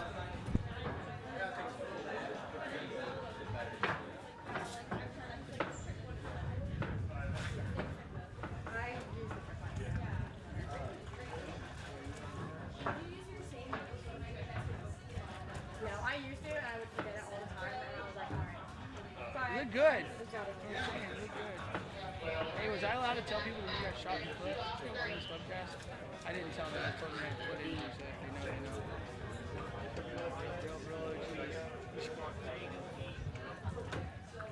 All right, it is. In the streets. All right, we got Anne-Marie Rubowski coming up. This is going to be pass number 2. This is 32 off. Good looking start here for Anne-Marie. Tells she skis out of that Coble Ski School. Got that very unique style that April, we've seen many of girls come out of there that got that awesome looking style. So making that 32 off look pretty easy there.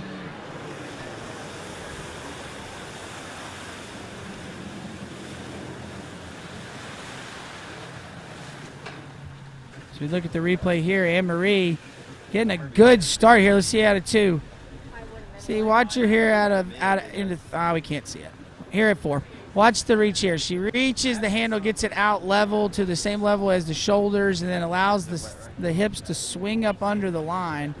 And yeah, good strong skiing there for Anne-Marie.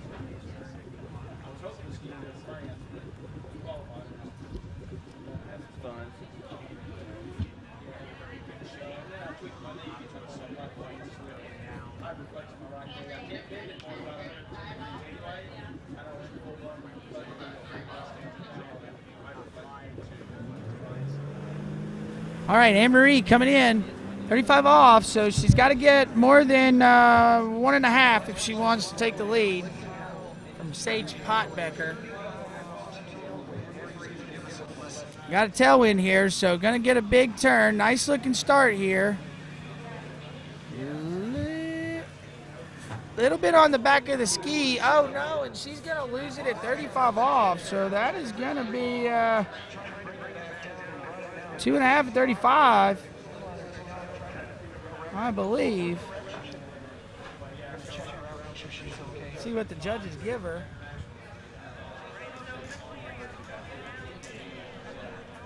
Oh, may have gone out the front there. Hope she's okay. Gave a wave, so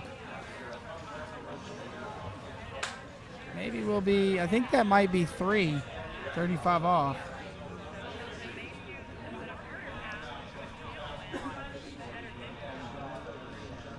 Yeah, they scored her 3, so she did. She went out the front, going across the wake. So we'll get the boat back down and we'll pick up our next skier, Anna Gay.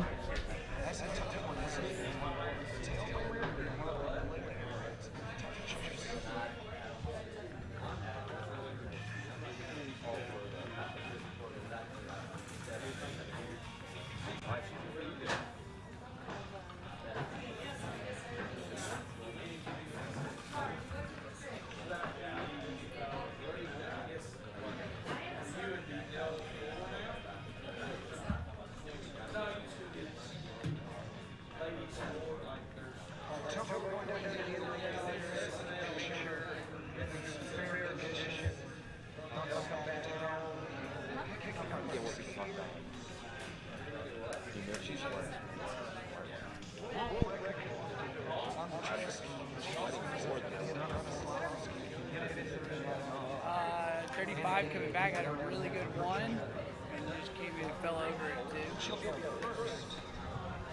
Sage? Oh, she got shot. Didn't know that? Yeah, she was walking down the street in Lafayette at like one of the bars, and there was a gunshot, and I think it hit the building and ricocheted in her foot, so she had to go get a bullet taken out of her foot. Yeah, she said it's safer to go to ULM because like we don't have skiers getting shot by guns.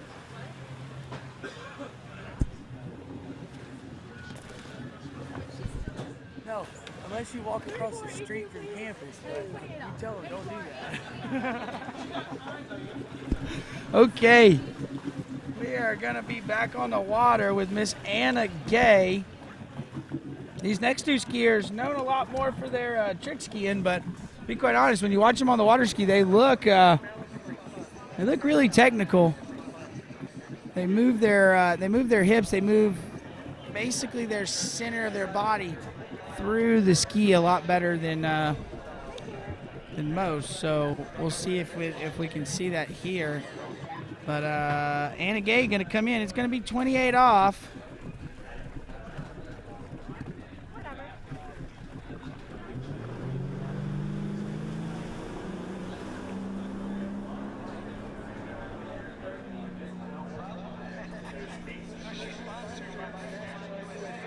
All right, we've got on the water Anna Gay. This is 28 off. A little bit fast there at the gate, so you're going to see her kind of need to calm down, but it's 28 off. Should be a walk in the park for Anna here. Scores are a little low here out of this open women's slalom event. We had a girls 5 skier run into 38 off. We had a girls, I think it was a girls 3 competitor. We had a national record broken yesterday, which was really, really fun to watch. So that was into 38 off. So like I said, these open women's scores are a little low right now. So let's look to Anna to try to really bump it out. As we look at our running order, a little bit short on on some talent here. Not sure what happened because we've got Karen Truelove and Regina as our top 2 seeds. So that's leaving us, no Brooke Baldwin, no Elizabeth Montavon, no Chelsea Mills, and not even your Pro Water Ski Tour leader right now, Allie Nicholson, not making it to the Nationals. So we'll have to see. And what Anna Gay's got here coming in, this is 32 off. This is your open women's slalom event. Needs to run this if she wants to challenge the leader as she's making her way over to 5. Can she get outside 6? Yes, a great looking pass there for Anna Gay. 32 off.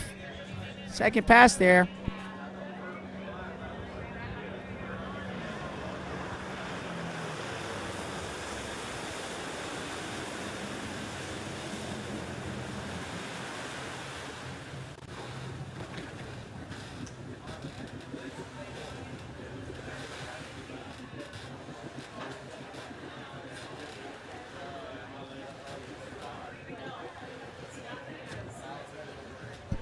All right, we were checking out the replay here of Anna Gay.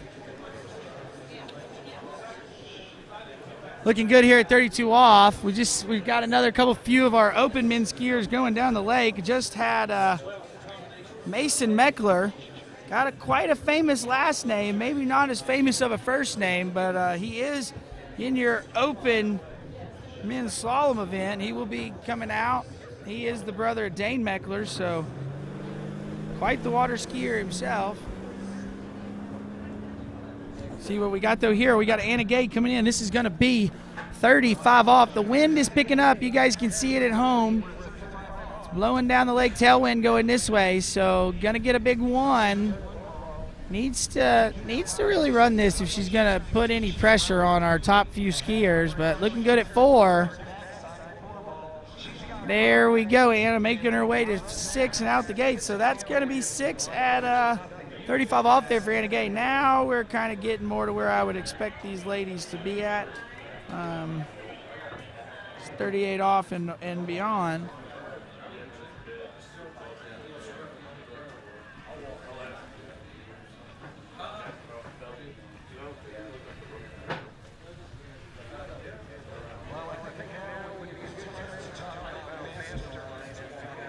All right, Anna Gay there, running that 35 off. She's absolutely stroking it. Your first open women's slalom skier to run that 35 off. So we are going to be rolling into 38 off. So that's leaving Anna with 4 skiers after her. So she's guaranteed a medal. Just going to figure out what medal she's going to get. I would say most of these ladies are competing for second place, but you never know. It's windy. Anything can happen.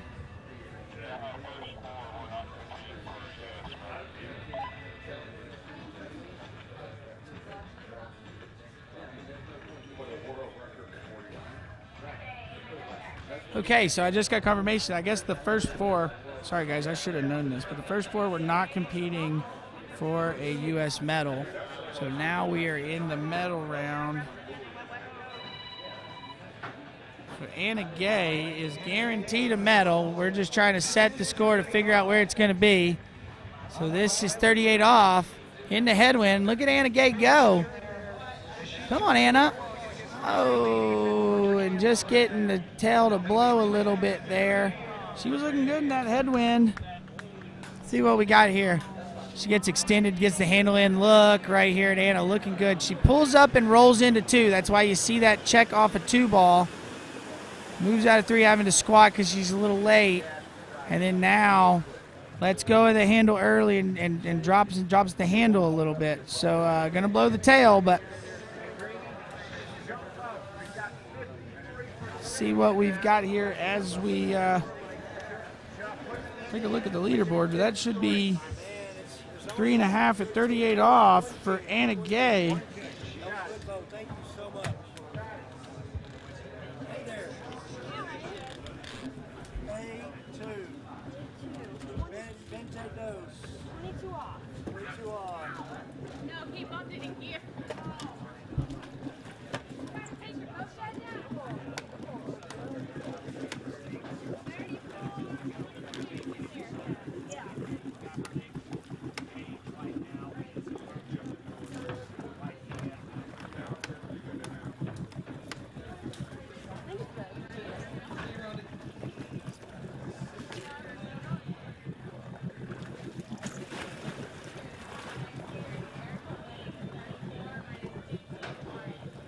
Okay, we're at this open women's slalom event. We just saw Anna Gay, really known as a trick skier. Also, this next skier here, known as a trick skier. This is going to be Erica Lang.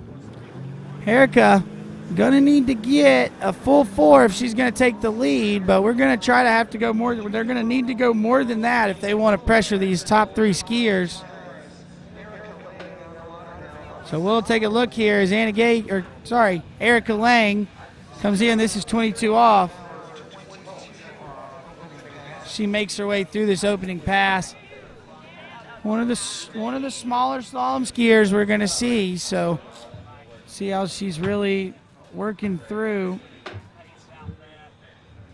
She works through the turn, brings the handle in, but she's a tricker, so she moves her hips really well through the turn, a lot better than most, and that's why you see that tip stay down, and she exits the turn really nice and clean.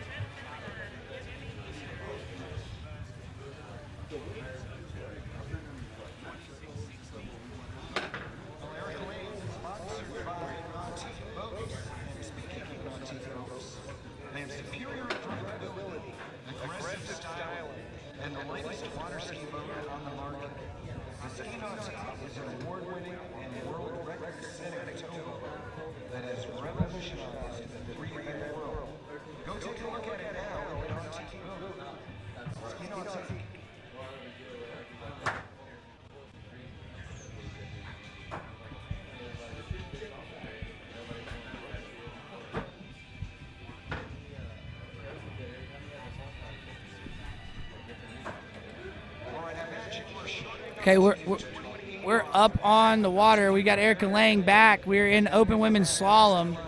This is 28 off for Erica. So you'll see she's a little shorter, so she's got to work a lot harder by taking the handle out there to get the line tight and get wide, but she does a really good job of it. As you see, the shoulders stay level, and she brings the handle back to the hip. Shorter skiers do have to work a lot more. Got to be a lot more technical. When you get taller, you can get away with, making more. You leverage easier, right? These short skiers don't leverage the boat as easy just because they're not as tall. So they've got to work and get into positions to create more leverage, which is what Erica does a great job. As we take a look here, that 246 side turn. She's really good she's really dynamic, moves really well to that onside turn. So keep watching for that turn to make her some ground up here as we shorten the rope up. This should be 32 off coming up next.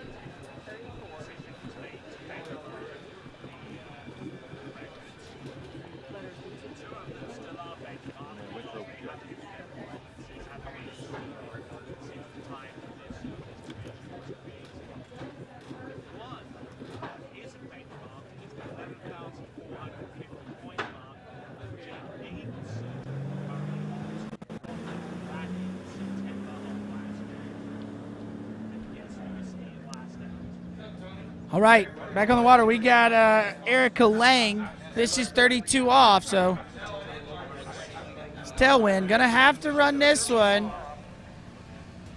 Looking pretty good here. See her getting a little hitch off of that 2-ball side now. That was about where she brought the handle, but then she brought the handle back at 4, way better, and you see it much cleaner. All right, as we take a look at the replay here. All right, look at her here. She brings the handle in high into the inside hip, and then that makes her kind of get that hitch out of 2. She didn't bring it across her body to where she needed to be, and then there she gets it where she should, and you see the ski finish better. So nice looking 32 off there for Erica. We'll bring her back in at 35 off.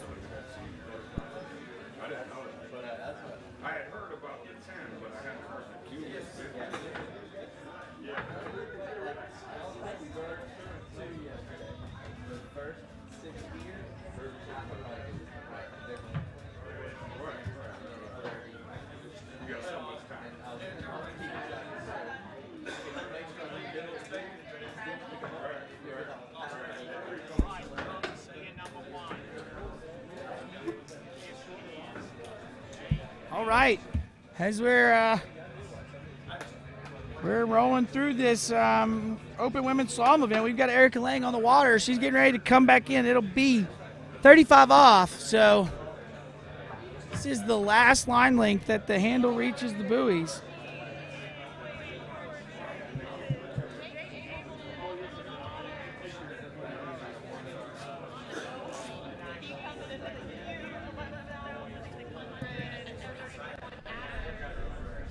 All right, here we go. Erica Lang got the wind kicking up on her here. Let's see if she's going to work at it. Got a good one. There she goes, brings the handle in right at 2. Gets a good 2. Come on, Erica. Oh, got a lot of speed into 5. Had to hop off early, but can she get to 6? Throws the ski, and she does. So you'll see this. Watch her right here. She lets her hands get away so her head gets in front of her feet off a 4-ball. So we watch. She looks pretty good here, feet in front of her. Good there off of 2, stays over the ski. Now watch here at 3. She's okay, but comes in 4. Now her head's in front of her feet, so she's flying into 5 and has to let go of the handle a little bit quick to slow down. And then you'll see her. She doesn't get that very good turn out of 5, making it a little bit late to 6, but she was able to throw her hips out and she was managed the rope, so now she get a crack at the 38 off. We just saw Anna Gay run 3.5 at 38 off, so we got to see what Erica can do here at this pass. Got to get a full 4 if she wants to take the lead away from the first skier that we just had.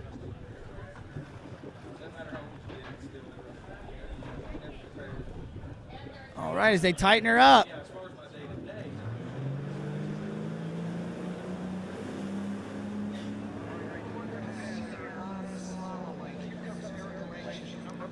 Okay, here we go. Erica Lang, number 4 seed in this open women's slalom event. This is 38 off. Needs to get a good start here. Let's see. Gets off the handle early into 1. That's why she's slow out of 1, and that's all she's got there. That'll be 1 at 38, so that'll put her into second place right now with 3 skiers left. So I would say she's probably going to end up 5th with that score, but you just see her coming in. She turns the gate real good, but then she rolls to the inside edge and lets go of the handle really fast. And fortunate there for Erica, not going to be able to challenge the lead. So we'll take a look at the leaderboard there. We've got Anna Gay in the lead with Erica Lang in 2nd. Anne-Marie Grabowski sitting at 3rd. And that's your current top 3. We've got 3 skiers left. I expect that leaderboard to move down with each one of these skiers. So time will tell. We'll see. It's windy. We've seen crazier things happen. So we'll have to wait and see as we get our next skier, who will be Miss Allie Garcia. All right, we're going to hit a quick commercial break, and we'll be right back with Allie Garcia and Open Women's Slalom.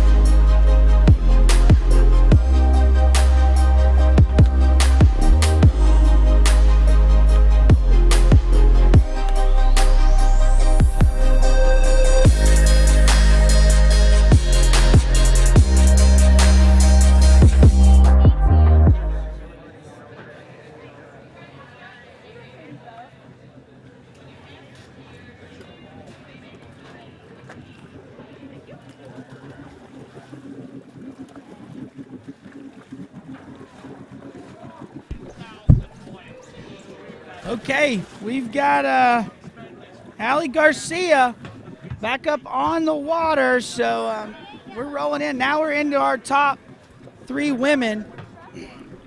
Allie been over on that Pro Water Ski Tour. Just got back from Europe. Had a pretty good showing there. Got a second at the Botas Pro-Am. See what she's got here as we bring her in.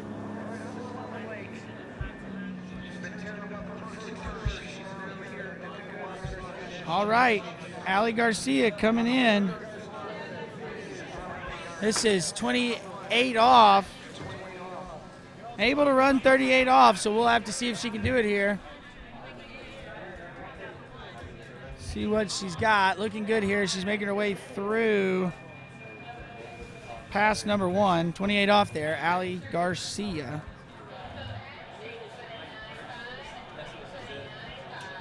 So we look at the replay here.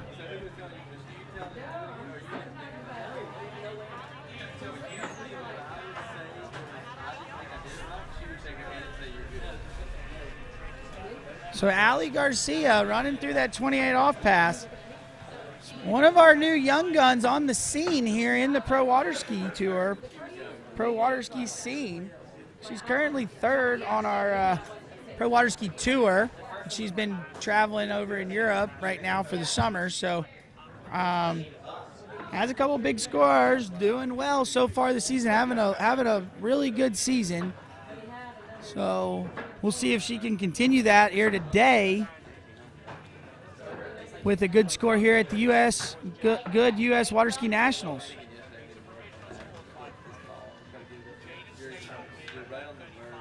Another one of those skiers that skis at ULL, so got to spend some time with Allie at the college tournament, since we do ski every tournament against each other. So very familiar with this girl's skiing, as well as her skiing against Allie for years, so my sister. But yeah, she's come into her own. She's looking really good. She's making her way through this 32 off. And there you go. That is Allie Garcia making that 32 off look just like her 28. So expecting a big score out of Allie today. So we take a look here.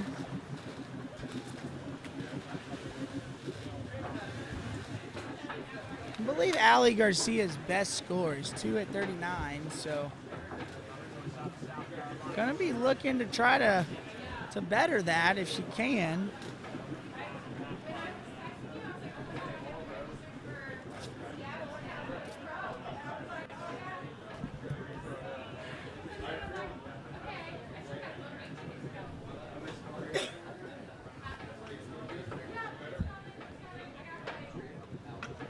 So you take a look there, there's Allie Garcia. We're getting ready to bring her back in. This will be 35 off.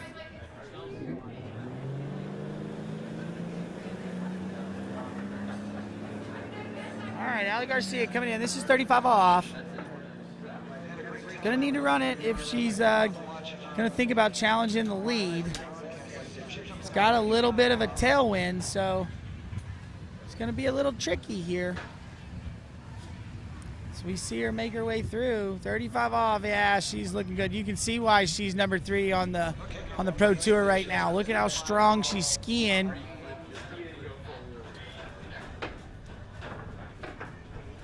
Nice looking gait. Tells she's been working with JT and Will Asher. Knows she's been skiing with those guys quite a bit. Seeing that work there. She makes her way through 35 off.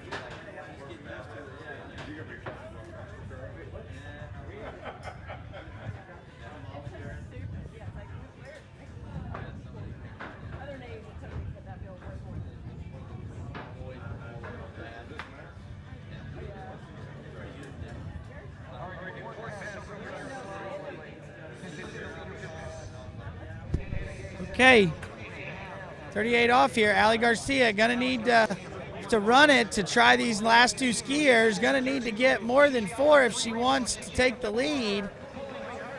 Oh, and she's gonna stand up at 4, so that'll put her in the lead, but that's leaving the door quite wide open here for Karen Truelove and Regina Jaquist, your last skier of the day in this open women's slalom event.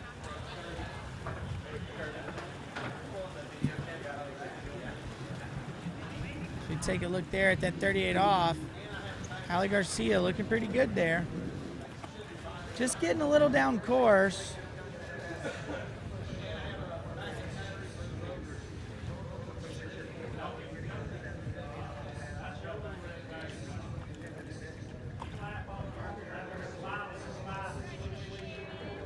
All right, let's take a look at the leaderboard there. Ali Garcia gonna bump herself up into the lead for 38. And now we are gonna go and we're gonna see Miss Karen Truelove. Had a ton of fun watching her 2 boys ski this weekend, Dash and Ridge. It's been quite fun watching the kiddos get out there and rip. Now we're gonna get to see Mom go out there and rip, and we will definitely get to see Dad, I believe, get to jump later this evening. So it's good to see the kiddos out there. Now we're going to get Mom and Dad, and it's another family that's got Mom and Dad skiing with the kids. So let's see, though. We got Karen Truelove coming in. Should be 28 off. Oh, she got some slack there at the gate. See that wind catching those skiers there on this gate shot right going this way, so going from the dock. But it is a tailwind in this opening pass here for Karen.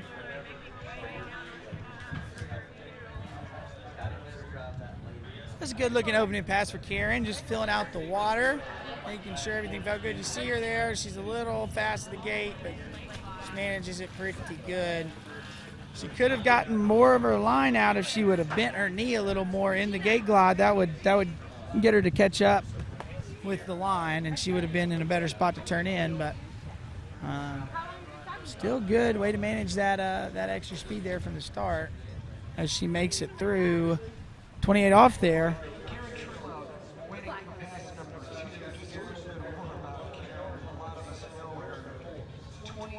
So little shout out for Karen. Karen is an alumni of ULM. She is a Warhawk. So it's good to finally see a couple of our skiers here in this open women's slalom event.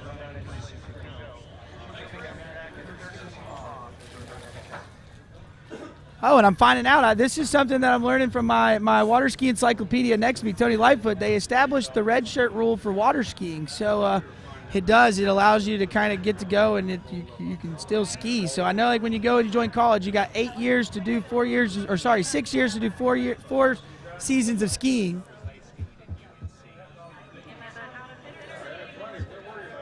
Okay. Well, now we've got Karen Truelove back on the water. 35 off. Oh, sorry, 32 off. That icon was wrong, but looking good, making her way through this pass. Nice, good-looking 32 off pass for Karen. So now she's going to get to try that tricky 35 off in the tailwind. Now I expect Karen to be able to run that one. And she's strong, and she's been skiing this slalom event for years, so very seasoned. Knows exactly what to do, so I think she'll be able to manage this 35 off fairly easy.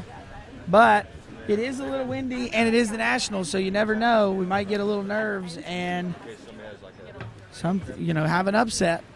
It was I got 4. Good skiing.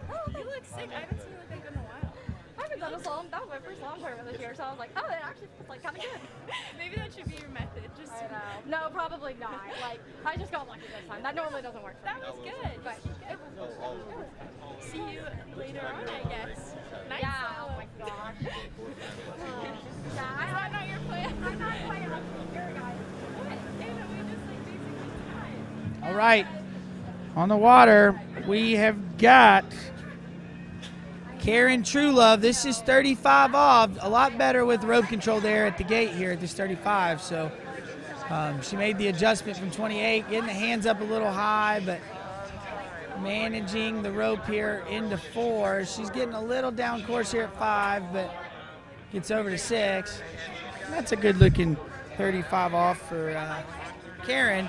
Like you see her getting a little down course here. I think the wind was blowing her, but she did not let it phase her. As you see here, she comes through, gets a good one, brings the handle into the inside part of her chest, and that's why she got that hitch out of 2, and then she starts going down course now. So she relaxes, takes the ski down course. Little late there as we get to 6, but making it through. So now we're going to get to come in at 38 off. She's going to get to challenge your leader, Allie Garcia.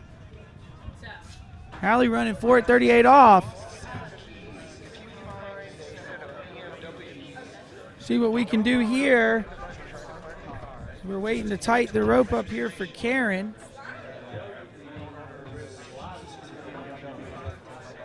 Take it easy on these girls out there. I think I'm good. You coming to Hilltop? Yeah. Good.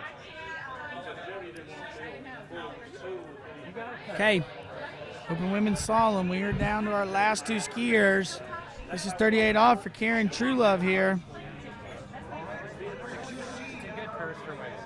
Looks like It's a beautiful, you'll really like skiing there. It's beautiful. pretty good gate here. Gonna need a piece of 5 if she's gonna. Ooh, not gonna look good there at a 1, but let's see what she can do. Nice 2-ball turn.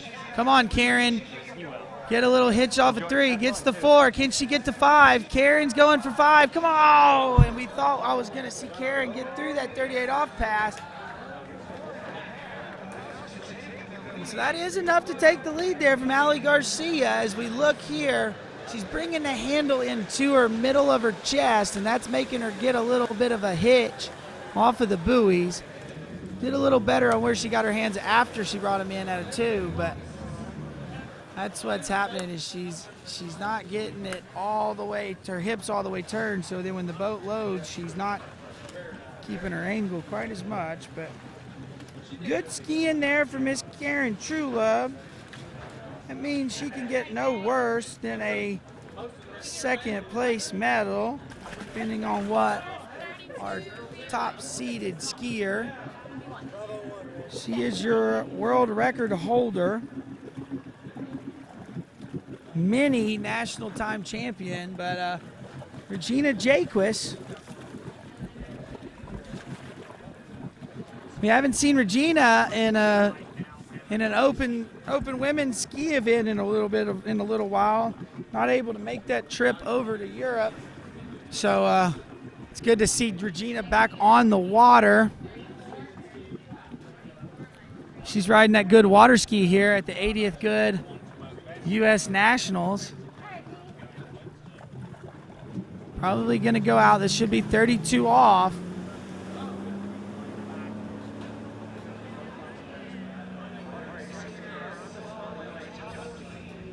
Okay, here we go. Regina Jaquist.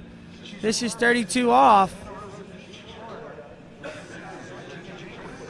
Looking good here. She's making it through this opening pass. You'll see all of her passes should look about the same until we hit 39. Also want to let you know she's another one of these skiers that is an alumni of ULM. So she was on that University of Louisiana Monroe water ski team where I am the coach at now. So really cool to see our alumni still here skiing and being at the top level at which Regina is year in and year out. So looking good here for Regina as she's making her way through this 32 off pass.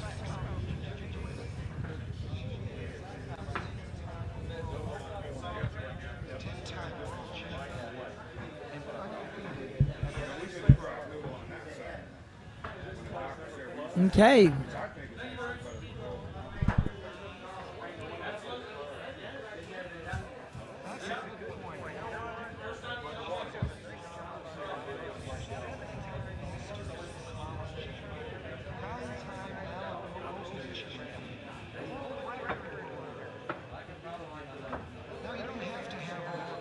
Okay, for everybody at home watching, just so we know, I've got confirmation.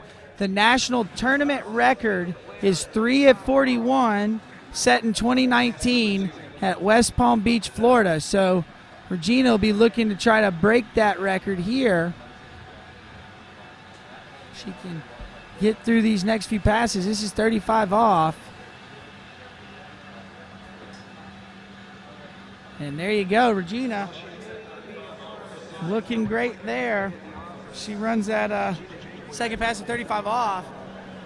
See how strong she looks behind the boat. She doesn't really make much movement.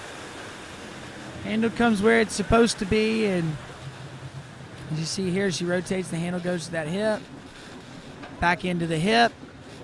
Here it goes into there. Notice she's bringing it to that outside hip, not into her body like we were seeing Karen. It comes outside hip and allows the hips to rotate under the line and get the ski under the line before she loads. So see if she can keep doing that here at 38 off. I expect her to run this very easy, but you never know. It's a pretty strong tailwind.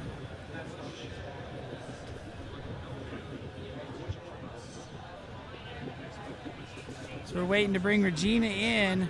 Make sure you check out bplayfuel.com and vote for your matches of the day.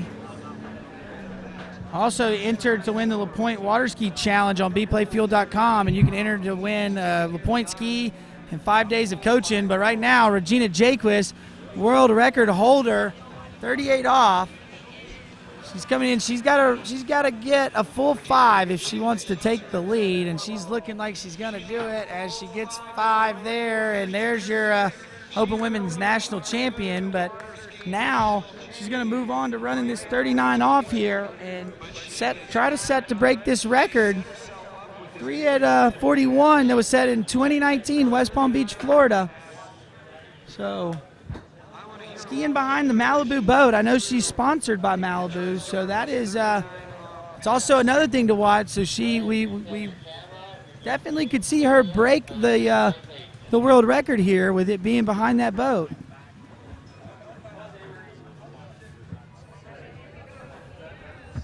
As we look at the leaderboard now, we'll see Regina at the top. She's your winner with Karen Truelove second.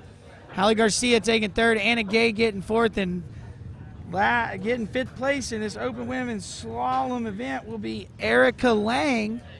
So that's your medal contention. So now, gonna have a victory pass for Regina here.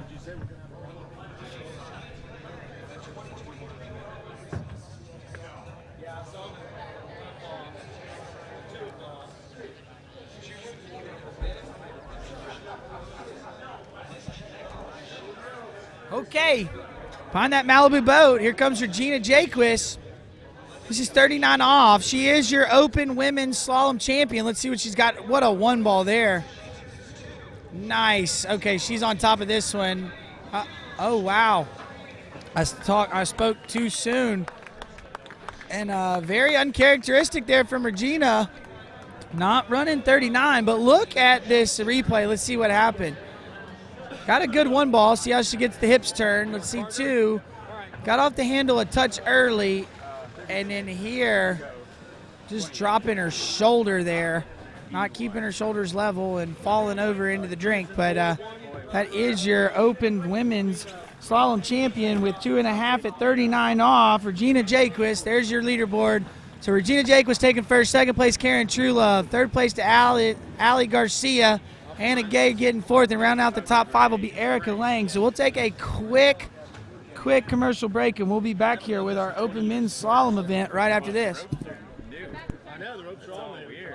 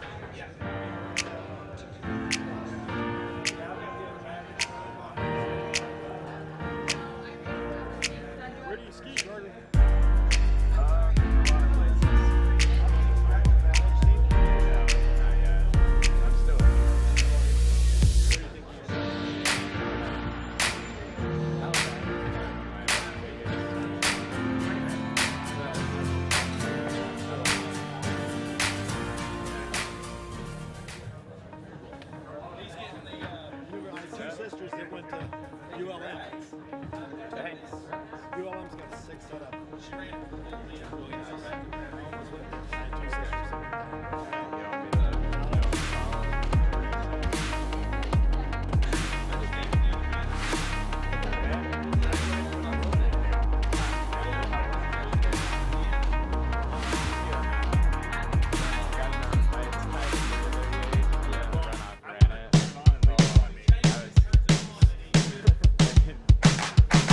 Today is gonna be a little something more. I've got a plan in mind, a special thing in store. The light bulb inside my head says, get out and play, 'cause you never feel this way.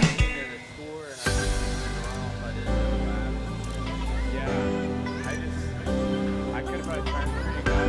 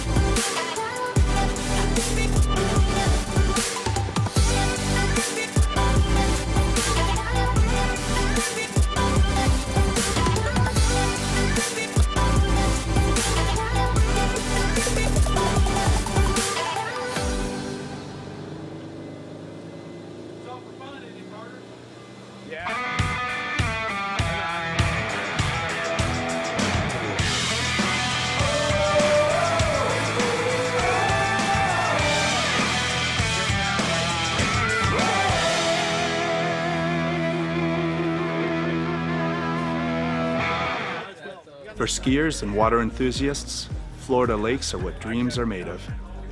Combined with world-class golf, remarkable weather, natural beauty, theme parks, and so much more, it's easy to see that Florida is paradise. For more than 30 years, I've enjoyed Florida's lakes and many offerings. If you are interested in Florida real estate, let me be your guide and trusted advisor as you search for your paradise. Together, we can make your dreams a reality. Pentalago, South Florida's most anticipated water sports community. 5 lakes, 4 slalom courses. Year-round skiing. Homes now under construction. Where you want to live. Visit pentalago.com. every time.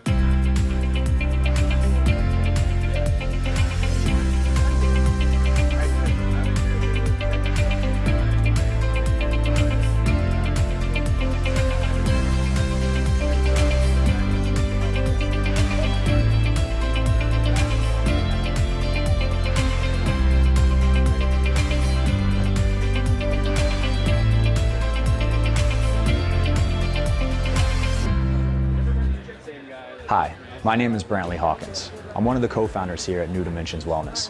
My partner and I have over 20 plus years of sports medicine and exercise experience working with the most elite athletes in the world. Together we have developed a proven system that has been sought out by these professional athletes and is now available to you. You will move your body and loosen your joints in ways that you haven't before. It's not your typical weight training, it's not CrossFit, and it's not crunch fitness. Once I got in here, it was a big eye-opener how much different that they go about everything.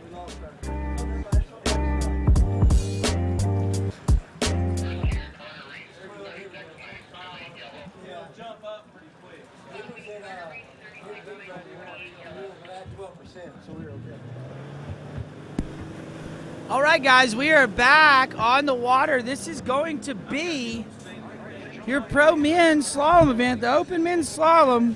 Just saw Regina Jaquist take that open women's slalom title. We're coming in with our first skier. It'll be Carter Reese. She's rolling through. Looking good here on this open pass. We saw Carter skiing in the boys 5 event yesterday. Looking really good there. So now coming in here to compete in this America's Cup.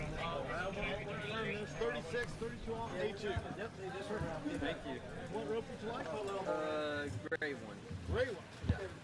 We take a look here at Carter's 28 off pass. Looking good there. Pretty quick. Well, I say quick. That was only 32 green. That was only. Yeah. That was weird. Right, as we see our next skier getting ready, that is Lake Jones. We saw his dad take. No, we saw his dad skiing in that men's 4 event earlier today. So now going to get to see his son here in a minute after we get Carter Reese back up on the water and get him through with his ski set. But he just ran 28 off. So this will be 32 on the way back.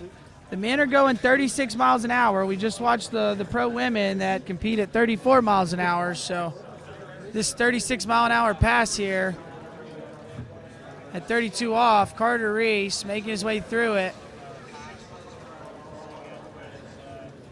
Looking good as he gets to 6, and one of the younger ones in this event may be the youngest one competing here today in this open men's slalom event.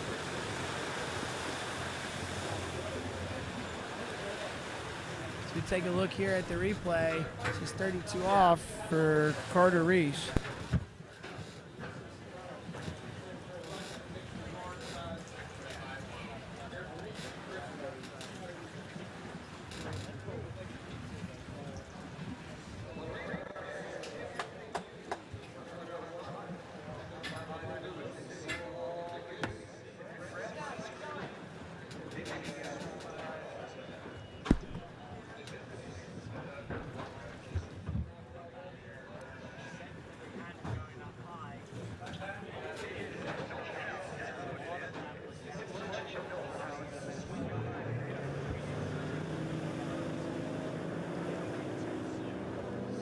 All right, back up on the water.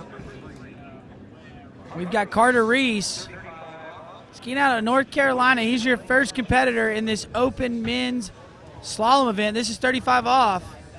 Looking pretty good here as he's starting going over there to 4. There we go. Looking good there for Carter Reese.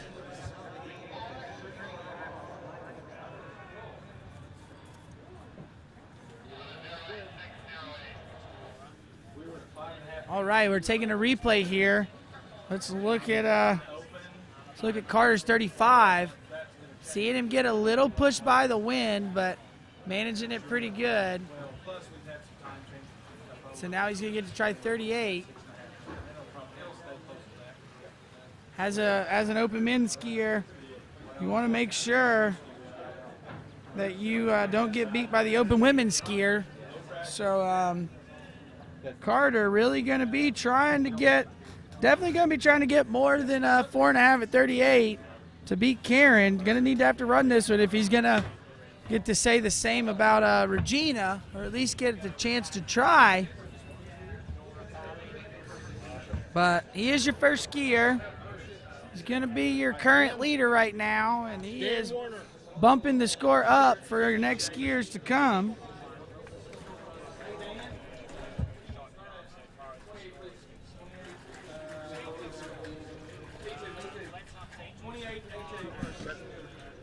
Okay, Carter Reese coming in. Gonna be 38 off.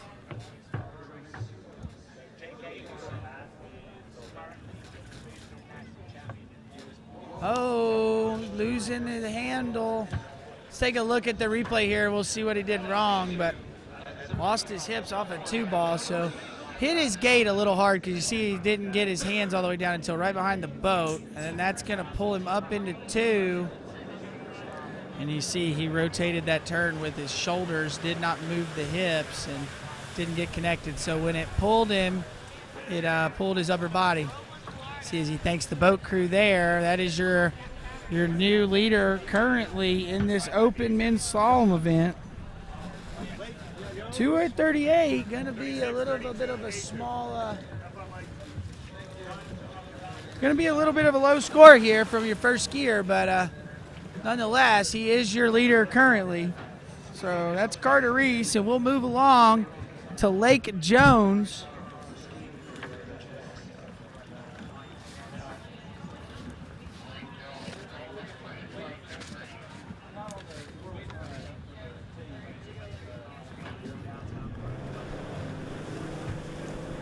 All right, Lake Jones on the water.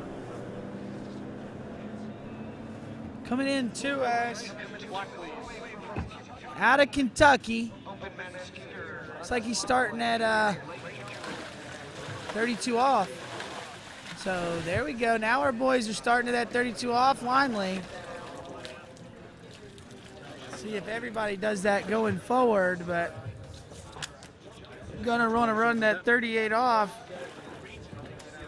into the tailwind so they get a 39 head. I think that's the strategy.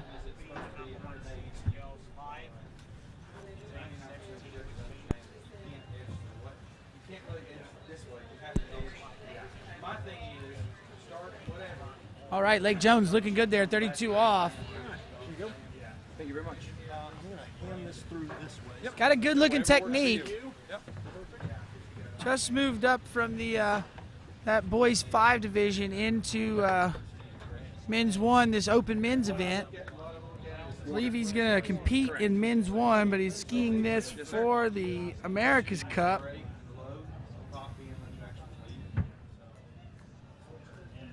But gonna have to run more than 2 at 38 off if he wants to take the lead here. Dan, will you confirm this for me? Yes, looks good. Thank you so much.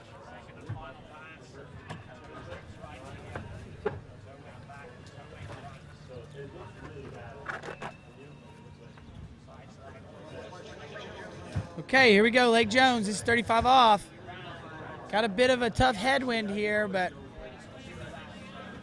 getting through it. Got a good looking technique here. See, as he rolls in, he just rolls his shoulder a little bit, so see that catching him. It'll start catching him as he gets to these later line lengths, but right now it looks really good.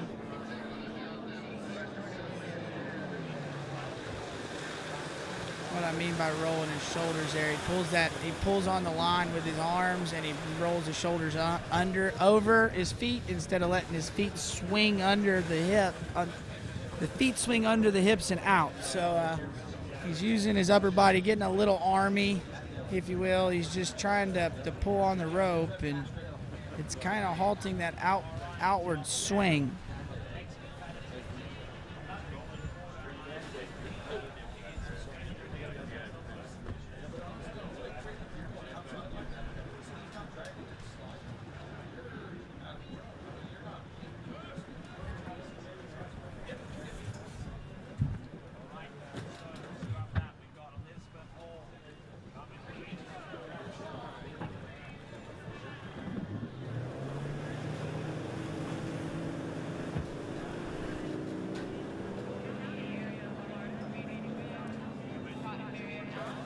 Okay, we got Lake Jones on the water. This is 38 off.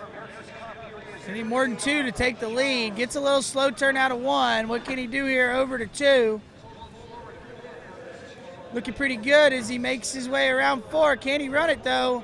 No, looks like he went inside a 5-ball. So that'll be 4 at 38 off there for Lake Jones, but that'll put him in the lead as he is the second skier off the dock and up in that lead to 4 at 38 off.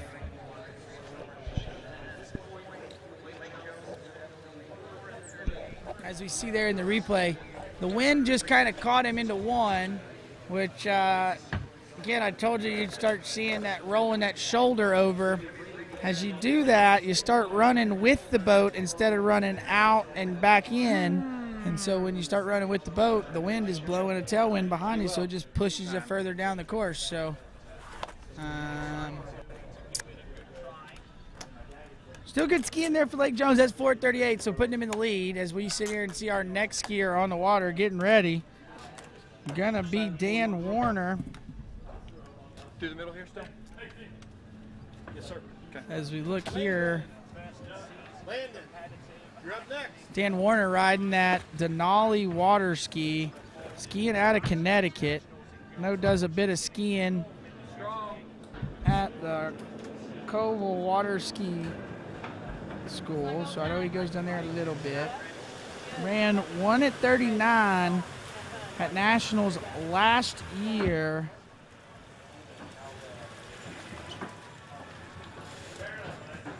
So we'll be looking to repeat that. Yeah, we'll be looking to repeat that result. Coming here today. But we'll see as we're bringing him in. We're waiting for the boat to get him. You are watching Open Men's Water Skiing. I am Zane Nicholson. I am your announcer. Sometimes you may see me skiing that Open Men's event, but not today. Had shoulder surgery about a month ago, so I am here helping the TWBC group out. Just got done watching that Open Women's skiing, so it was really cool. Nice, good skiing from our ladies. We've moved into our Open Men's event. We're in our third skier, Dan Warner, out of Connecticut. Looks like it's going to be 28 off. So let's see what we can get here as we bring him in past number 1.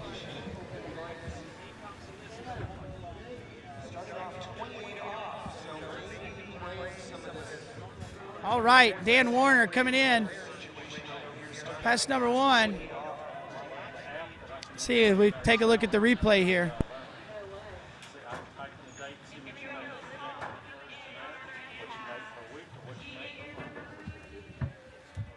Landon, what speed would you like? 36. Roughly? We're good 28. And letter. B3. Would you confirm that for me?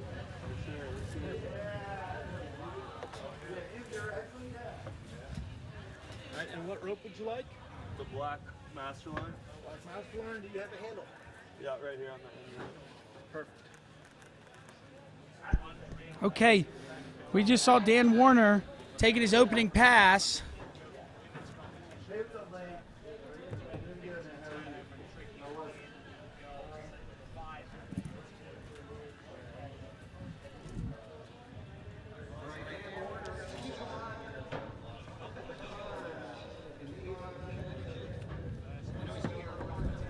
All right, Dan Warner coming in, pass number 2.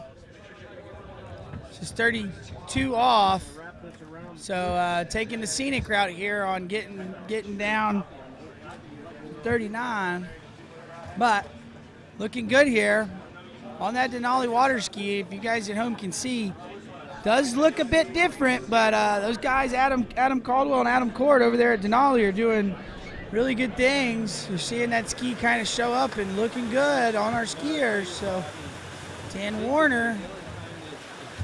Let's check out this 32 off. Ski turns really, really well there, especially on this 246 side. So I think we saw a skier the other day that had a pretty good offside as well on that Denali ski. No, I was saying Dan because the zoom settings have changed on this, and I'm not used to it.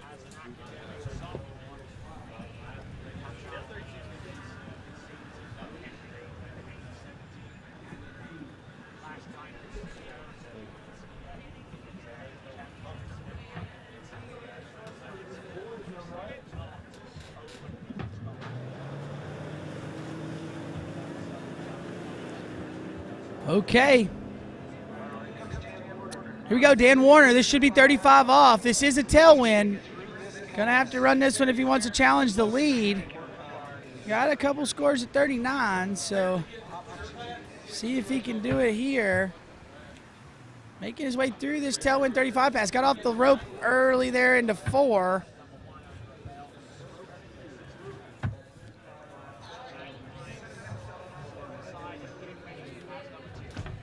Okay, if we look here, we'll take a look at the replay. Dan looks pretty good out of 1. See him there, though. He rolls his shoulders into 2 and doesn't take the line with him. He doesn't really like to reach over there at 3 ball either. And then there, hopping off the line early, letting go, and that's going to cause him to have that little hitch out of 4 because he created slack in the line. Going to need to manage that here in the headwind. So he is going to get to try 38 off. Looks like he's going to get to challenge our lead, which was Lake Jones, the skier before, who ran 4. We are in open men's slalom, working our way through, getting through our first couple skiers here.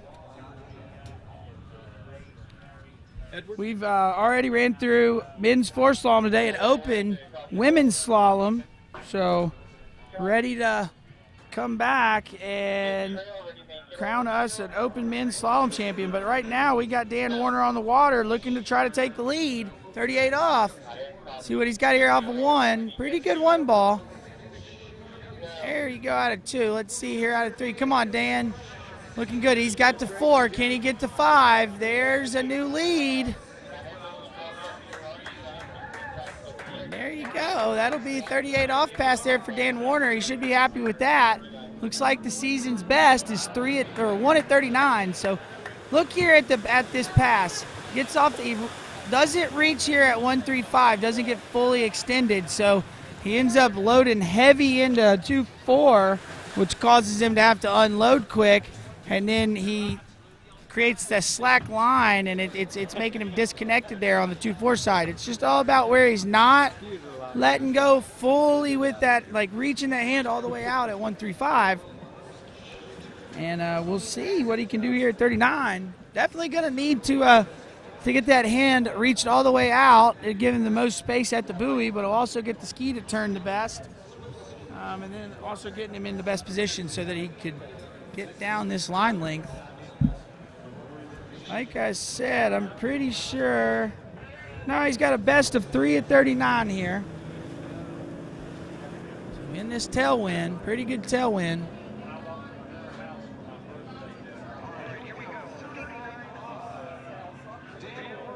Okay, 39 off, Dan Warner. Here we go. He is your leader in the open men's event. Good 1 ball. And yeah, 2. Again, you'll see, we'll take a look at the replay, but you'll see doesn't fully extend the arm at 1, gets loaded heavy into 2 and can't turn it. You see, it does get extended, but it's late. He needs to get it out there quick and bring it back in. So then he'll keep the ski moving with speed through the finish of the turn out of 1. By doing that, by hopping off of it, waiting, and then getting it fully extended, it causes him to have that hitch. And then when the boat loads up and 0 off hits, it's going to give him more speed, and it's hard to slow down at 2, hard to turn it on the offside. So Dan Warner there, your new leader, 2 at 39. So good skiing there from Dan. Going to see if that can hold up, but we will move along with our next skier, which should be Landon Gills. Landon Gills and I were in college together for a couple years at Florida Southern. So another one of these skiers that's in that collegiate scene. I've got a pretty big hand in the collegiate scene as I coach ULM now. So really cool to see our college skiers making it up here into the pros.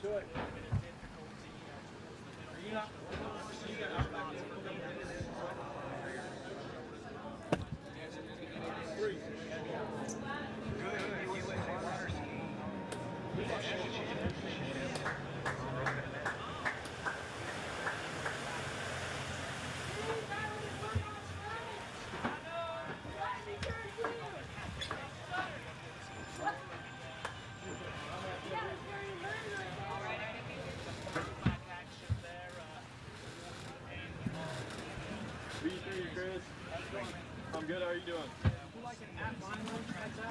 That'd be great, yeah. 36, 28. What rope would you like? Optimized, please.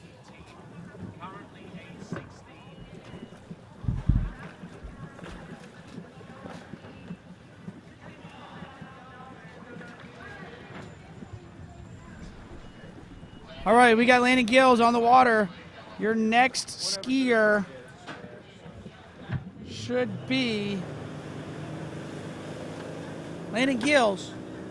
I believe he's attending law school at Florida State University there in Tallahassee, so probably doing a lot of skiing out at Lake 38. See what he does. He's starting at 28 off. Looking good out there on that good water ski as he makes his way through past number 1 there. Take a look here. See if we can pull up some scores here for Landon in the past year.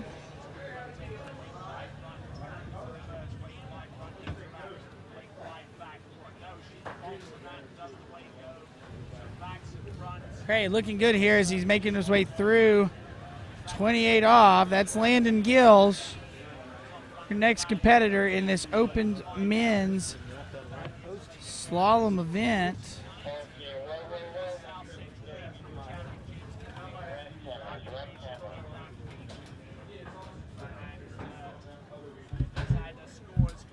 No, Landon can get into 38, get into 39. He's tall enough.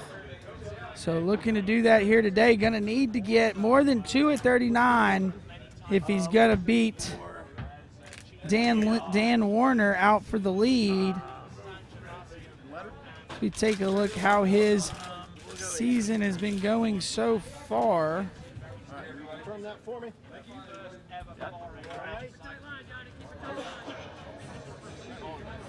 All right, Landon Gills, this is 32 off.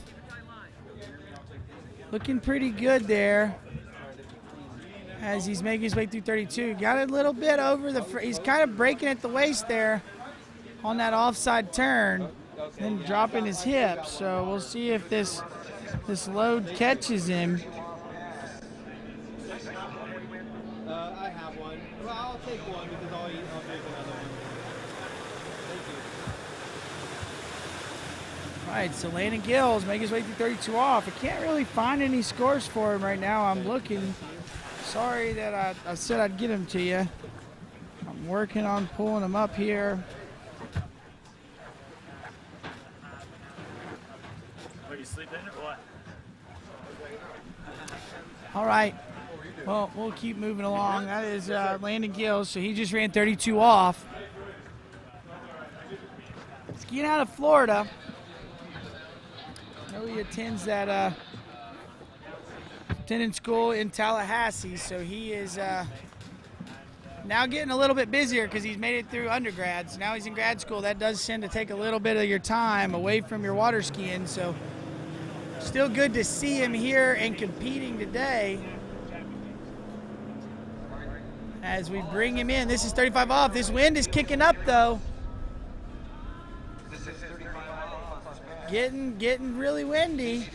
Dropping in a little heavy out of 1. Now he's getting pushed down course. Let's see if he can manage it there. Looking good there off of 4.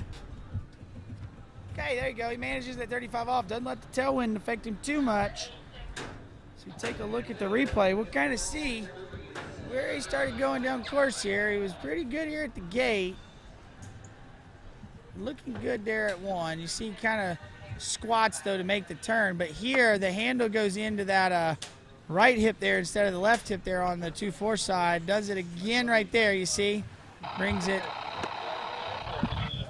to the inside, which causes it to not finish the turn. Makes him have that hitch. So really needs to bring that handle around to that outside hip, not the inside hip when he turns. So we'll see if he can fix that here at 38, but he's gonna have a good headwind for it.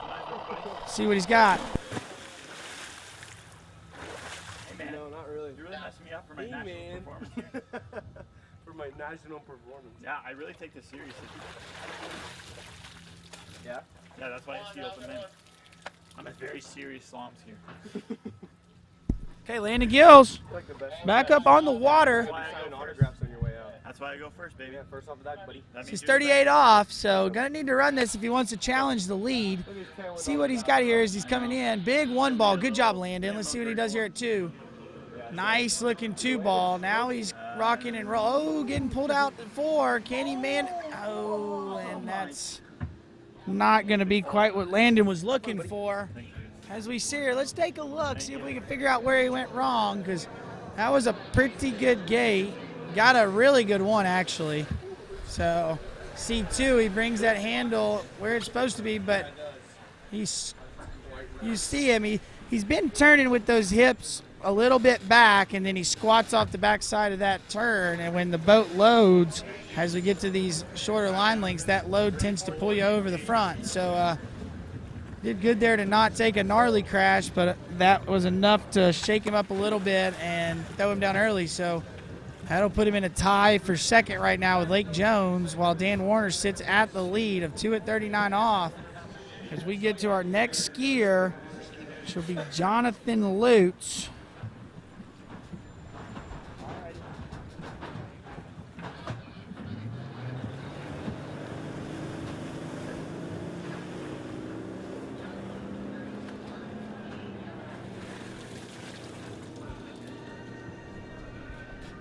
Okay, Jonathan Lutz here on the water.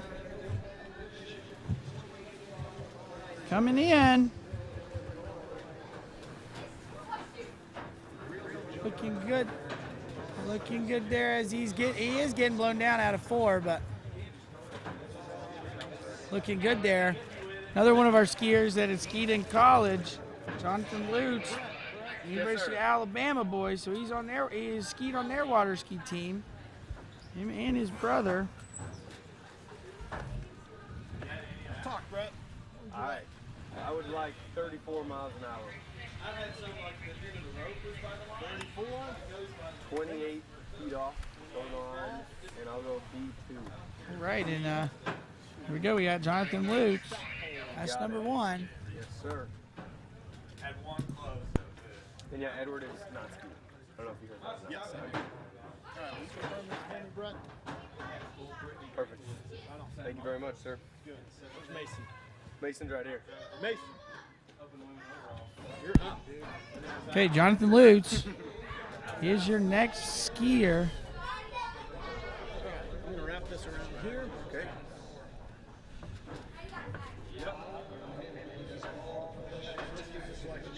Okay, here we go. Jonathan Lutz. Pass number 2. This is 32 off. Looking pretty good here as he's making his way through. Good idea. So, Jonathan making his way through that 32 off pass. Really, that's awesome. That's cool. Really good 3-event skier out of Missouri. Yeah, let's go. That's awesome. Yeah, that'd be cool to do. So we take a look here at his replay. He's looking good, making his way through this pass. That was much stronger than the 28. The 28, he just let it blow him down the lake a little bit. So let's go, John. We'll look to see if he can fix that here for the 35 off pass.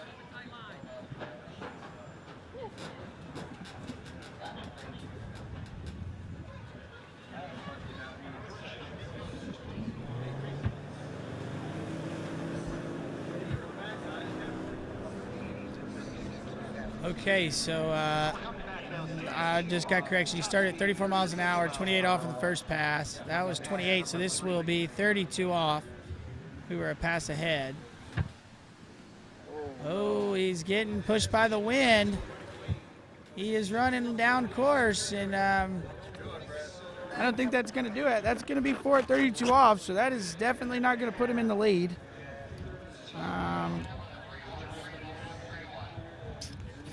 Fortunate there for him, not going the way he wanted in this slalom event. That's not gonna challenge the lead at all. So we take a look, he just kept letting the tailwind push him further and further down course.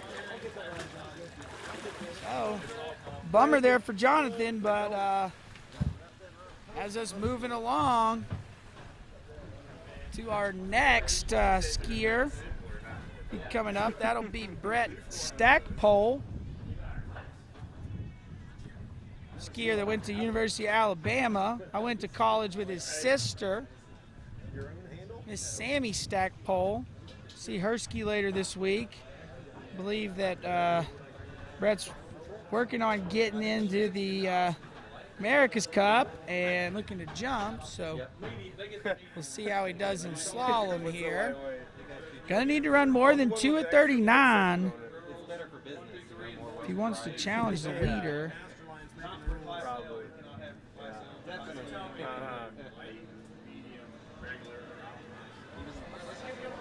So we'll see. As you see, Jonathan Lutz coming back down the lake, not going to be very happy, kind of leaving a lot on the table.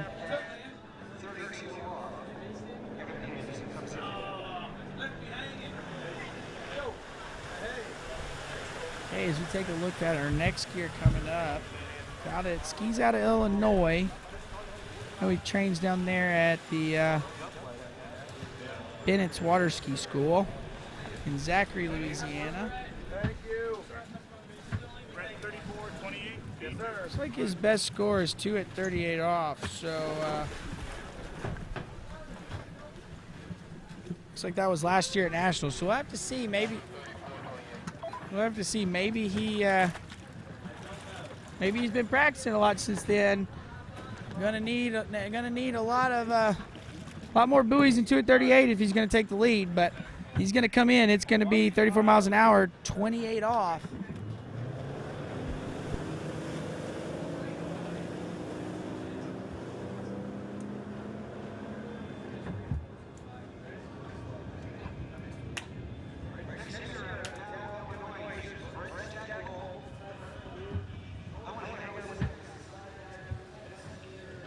All right, Brett Stackpole coming in. This is 34 miles an hour, 28 off. So starting at that slower speed than what the max speed is. So we'll see if that how that works out for him. Maybe doing it for the wind.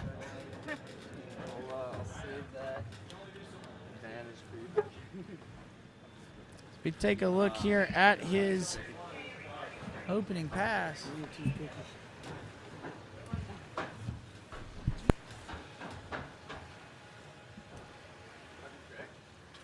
Solid. Not like terrific, but it didn't mess up too bad. What speed would you like? 36, 28, A2. Sound like I messed up, but I didn't screw up. It was like solid, but I wasn't happy. Like I was content, you know. Yeah. You confirm that for me, Mason? Yeah. Trick, there's a lot of room to like botch it bad, you know. So I didn't botch it bad. Yeah, and jump, you got a couple tries.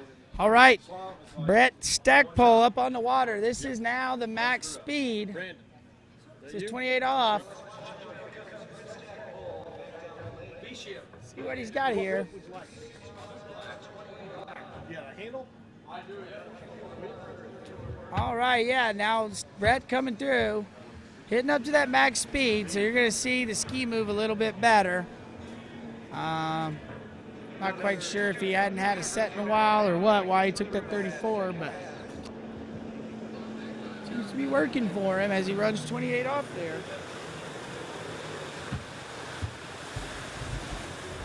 Take a look here. This 36 mile an hour, 28 off pass. Still a bit of a walk in the park there for Brett Stackpole as he makes his way through 28 off.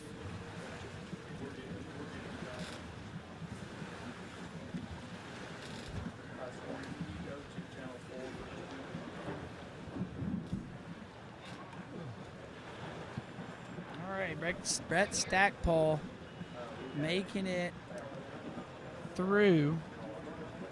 That was 28 off, so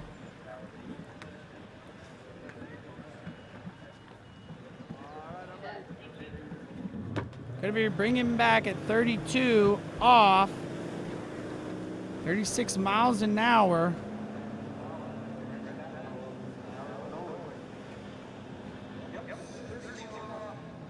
Okay, we got 32 off. Brett Stackpole coming in. Looking pretty good as he's rocking through this 32 off pass, not letting the wind get him too much. And there we go. Looking good there on pass number 3. So that was 32 off for Brett Stackpole.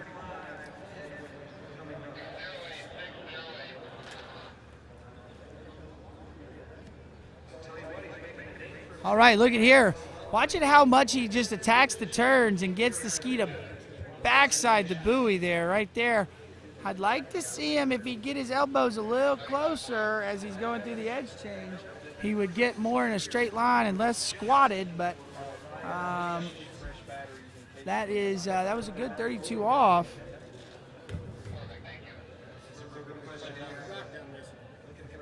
What's that? Looks pretty stout. Shout out to people watching the broadcast and leaving chats in the live chat. We've got somebody watching from Oxford Water Ski Club where the British Nationals just kicked off. So pretty cool to see that we've got people watching all over the world. Thank you for watching. We appreciate you tuning in. I know you're probably checking out the Open Men's Slalom event here at the 80th Goode Water Ski Nationals. Right now you've got Brett Stackpole, your skier in this Open Men's Slalom event, 35 off, big turn out of 1. What can he do with it? He's got a headwind to help him, but be honest, that one ball was too big and not able to hold on to the load for the boat. You see it there, the boat kind of stands him up into 2 and not able to get the ski turn there with that slack line. So Brett Stackpole not going to make it to challenge the leader. As we move right along, we're going to have our next competitor, good buddy of mine. His brother, everybody seems to know quite well. His brother's name rhymes with my name. It's Dane Meckler, but right now on the water we'll be having Mason Meckler come up next. Looks a bit like Jesus out there while he's skiing. Got a long beard and long hair. But riding that good water ski. And we will see what he'll be starting at here in just a second.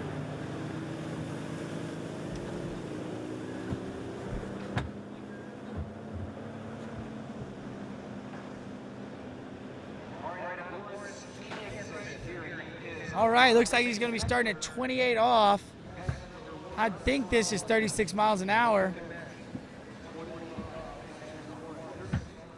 He's looking good. He makes his way through this 28 off pass. So big job for Mason Meckler there, opening pass. So we take a look here at the replay. See that long hair flowing in the wind.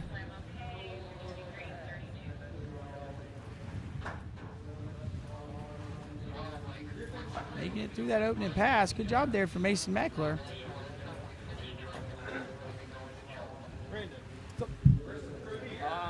36, 28 off, letter A2. Thank you. All right, confirm that for me.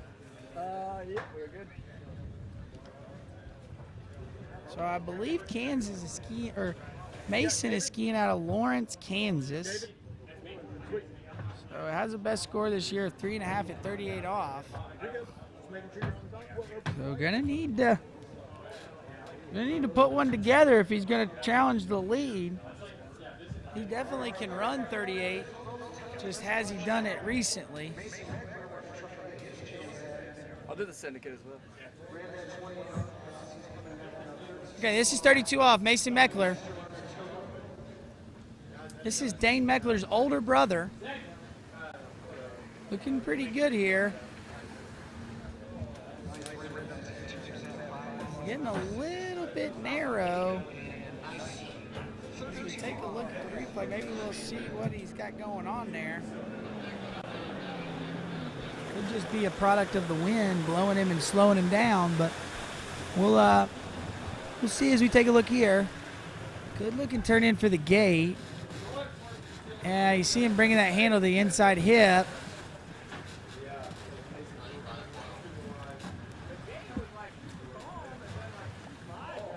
I'd like to see Mason, when he lets go, to let go, get it extended quicker.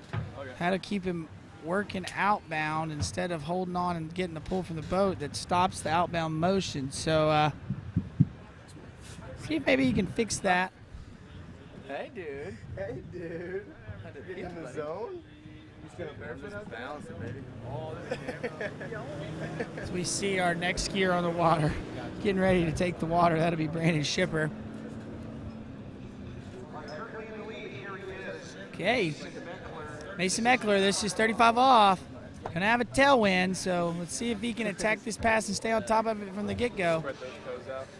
Seeing him get that slow turn out of 2 from where the handle came at the finish of the turn. Oh! And then there you go, out of 4. He tried to get the turn, but had the shoulder drop. So watch here. Hitch off of 1 because the handle came to the inside hip. Same thing there, but it was a little better where he got his hands there. Now watch as he lets go way too early, and he does that slow extension of the arm, and the boat pulls him over. Then he tries to bring it to the outside hip and goes down in the water. So down a little early there for Mason Meckler. If we take a look at the leaderboard, Dan Warner, your third skier of this event, still sitting on the lead. See how long that holds up. So we look here, we've got the likes of Nate Smith, John Travers, Cale Burdick, Terry Winter, Sean Hunter. Those are a couple of our really big names we've got here at this event. So yeah, I'm looking to, I expect to see scores into 41. And Nate's here. You can always never count out maybe a 43, so we will see.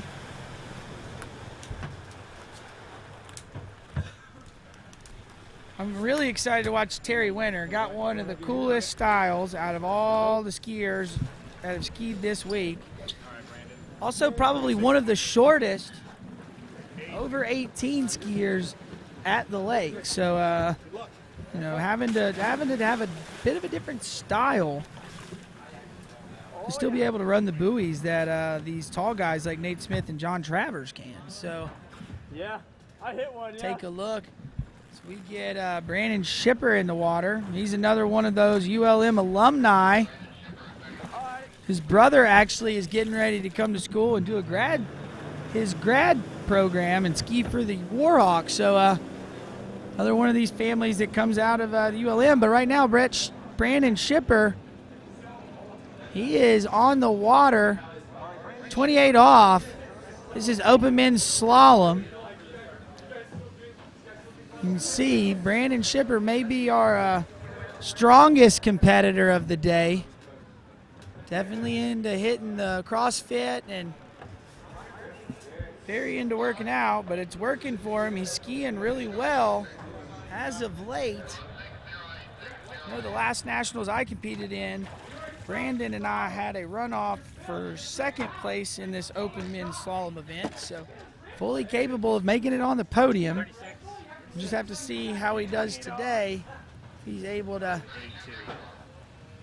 get through that slalom pass. Well, that was a good looking opening pass there for Brandon. Should be bringing him back at 32 off.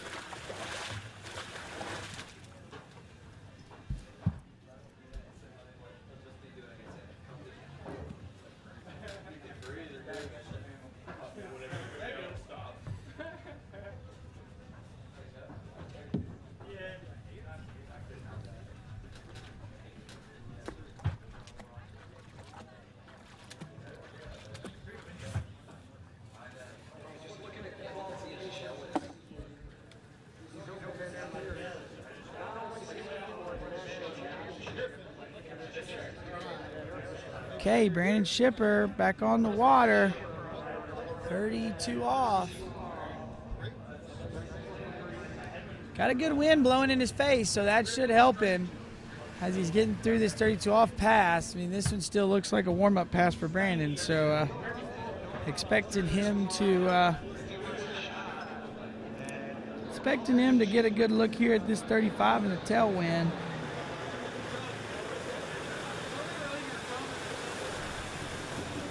Okay, and then just so everybody at home knows what we're watching, the top 4 in this event are going to make it into America's Cup tonight.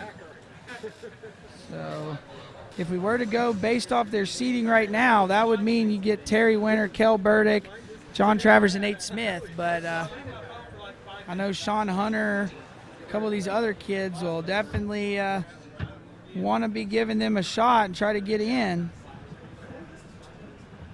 Compete tonight for some money.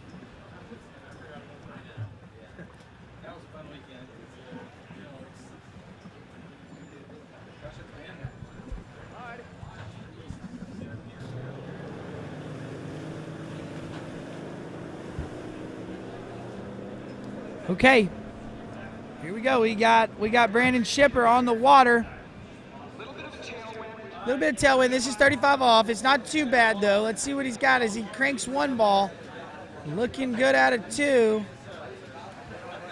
Oh, big O turn out of 3. I thought he might have blown the tail. Now he's getting deep. Can he relax? Come on, Brandon, relax and get to 6. There you go. Nice work there for Brandon Shipper making his way through that pass. I thought he had blown the tail at 3 ball. And then you see him, it took him all the way to about 5 to get his feet settled again, but looking good here. Now watch him off of 3. Watch the ski tip. Poof, it looked like he had gone out of the water. I don't know how he kept the tail in. And now he was sitting on the back just trying to manage it and getting through that 35 off pass. So there you go, Brandon Shipper getting it. Going to try to challenge the lead. Got a good headwind for that lead.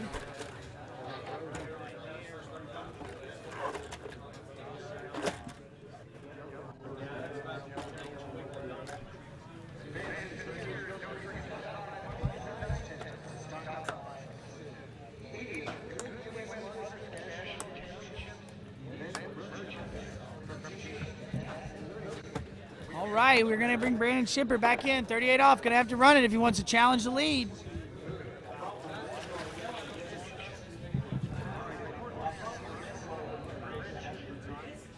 Okay, Brandon Shipper, this is 38 off. See what he's got. Big one ball there. See rounds 2. Come on, he's looking good to run it, but oh, and there goes that tail blow that we almost saw at 35 off. So not going to be enough to take the lead there from Dan Warner.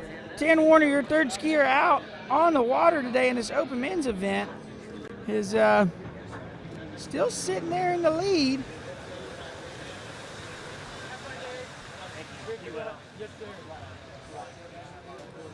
With 9 skiers left, I do believe.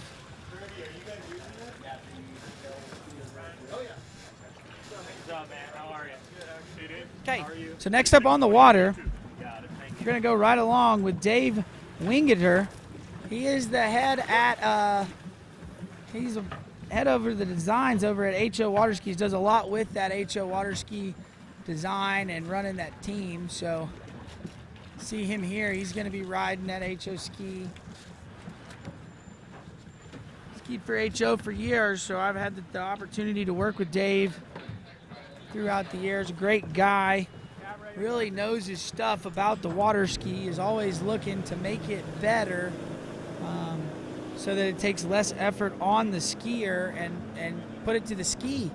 And they're doing great things over there at HO out there in Washington State. But right now we got him on the water. We're in Kansas, and this is 28 off for Dave Wingeter. Looking pretty good out there on that HO ski. He makes his way through 28 off, and that was a good opening pass there for Dave Wingeter. Pass number 1, 28 off. So take a look. We're getting down here to the end of our slalom event here for the day until we come back with America's Cup this evening.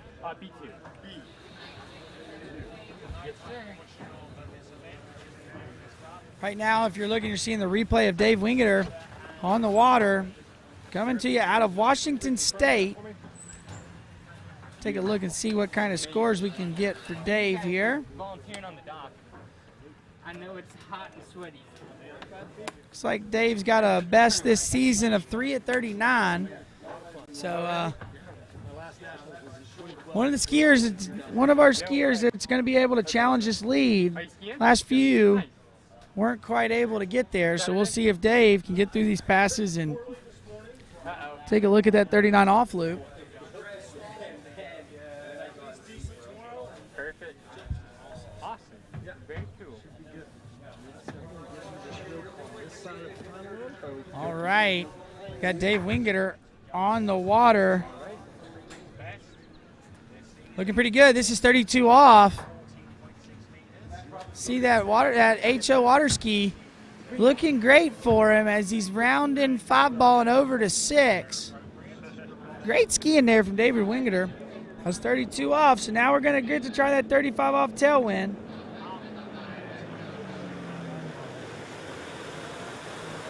And as we're waiting here to look at the replay from Dave, shout out Cole McCormick, another one of our pro skiers that is watching on the webcast.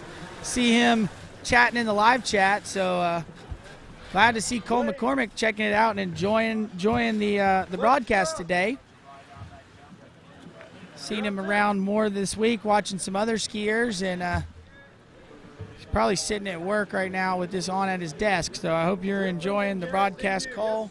Thanks for watching, but we will keep moving. We've got Dave Wingeter. He just ran 32 off, so gonna run this 35 off. This is no easy pass because it's a pretty good tailwind. It feels like the wind actually is dying down as I look across over at the lake. Doesn't look nearly as bad as it was about 20 minutes ago. So let's see what Dave can do here. 35 off.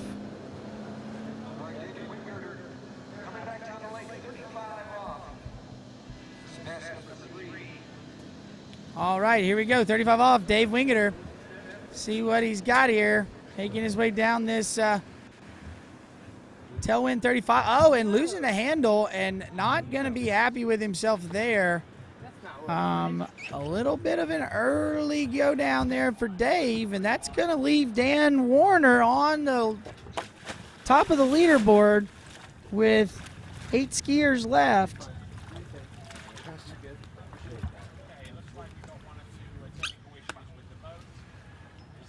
Have fun, Garrett.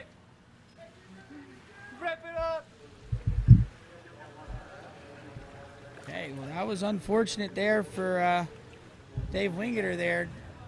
Couldn't really see what happened to him as he turned 3-ball. He's behind the spray, but looks like he loaded up, got the hands away, and the boat took it away from him. So, gonna be a little bit disappointed there.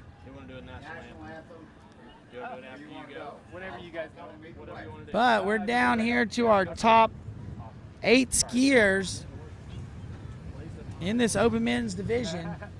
Next skier on the water will be Griffin Stange.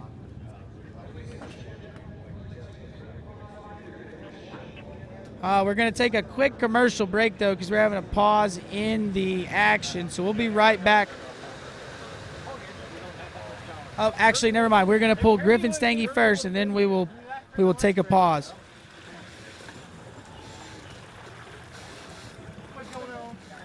All right, Griffin.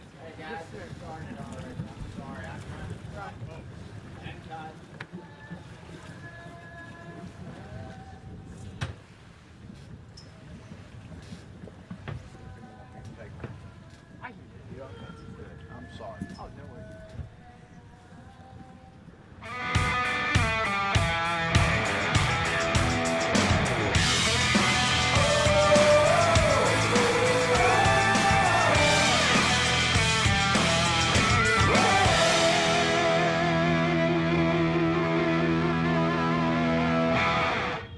For skiers and water enthusiasts, Florida lakes are what dreams are made of. Combined with world-class golf, remarkable weather, natural beauty, theme parks, and so much more, it's easy to see that Florida is paradise. For more than 30 years, I've enjoyed Florida's lakes and many offerings. If you are interested in Florida real estate, let me be your guide and trusted advisor as you search for your paradise. Together, we can make your dreams a reality. Pentalago, South Florida's most anticipated water sports community. 5 lakes, 4 slalom courses. Year-round skiing. Homes now under construction. Where you want to live. Visit Pentalago.com.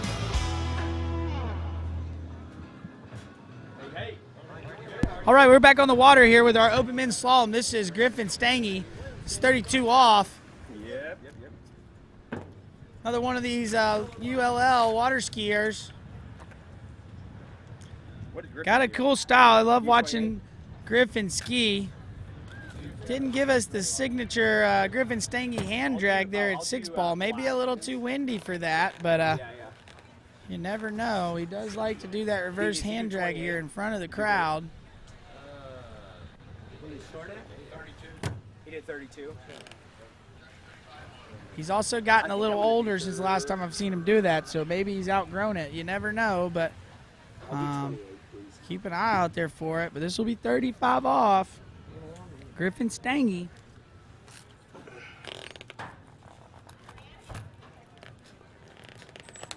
So get a look at the lake. So the wind's been blowing. It's blowing straight down the lake, and it is actually a pretty good stout tailwind. May not look as bad on the webcast, but you can see it's actually blowing pretty good. So now we've got 35 off. Griffin Stange. Oh, getting a little ski chatter out of 1. See if he can manage it, though. Looking all right here out of 3. Oh, no, and Griffin Stange going down early, 35 off. That is, it's not good. It's your 8th seeded skier, and he's going down 35. See the ski chattering at 1, so he wasn't settled the whole time. It kind of wanted to go there, too. Chatters here, and then pops the tail on this one. So don't really know, but you see it. You can see that ski not being settled as it was going through 1. It was bouncing around. So Dan Warner, your 3rd skier out on the water. He was the 3rd skier off the dock, and he is still your number 1 skier, the only skier to run 38 off in this open men's division right now, as we're down to the bottom 7.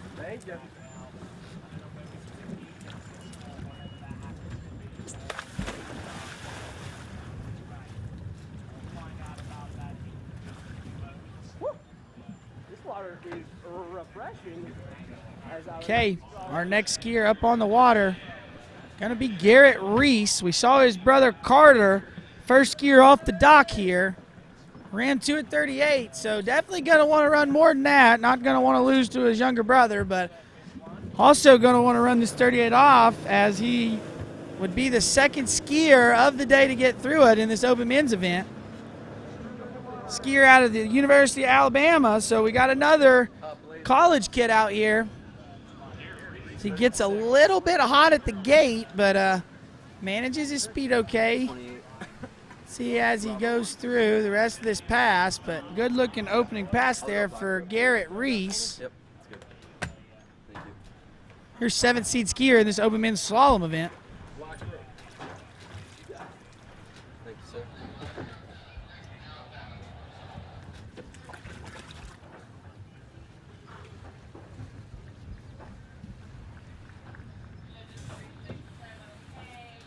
All right, as we take a look at the replay here from Garrett Reese, running first pass in the tailwind, looking pretty good here.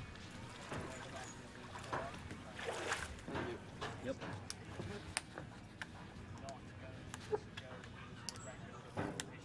Sean Hunter.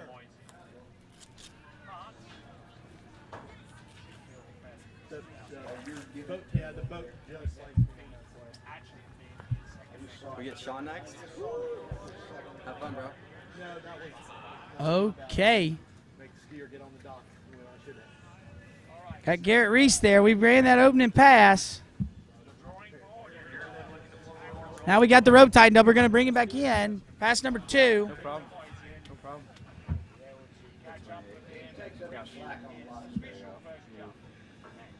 All right. Pass number 2. This is Garrett Reese, 32 off. So he's wanting to try to get that 38 in the headwind. Knowing what he needs to get here. And we keep watching our skiers drop like flies way early. I was expecting a bunch of scores into 39, but really we're not getting that right now.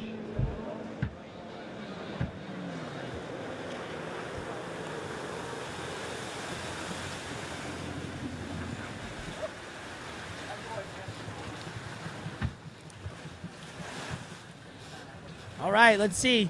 Here we go. We got Garrett Reese making his way through this 32 off pass. Looking pretty good. He's rounding 2. Yeah, this is still just a nice warm-up pass. I bet you he probably normally starts at 32, but electing to start at that 28 off pass so he could get that 38 headwind. Looking to run that one so he can challenge our leader, Dan Warner.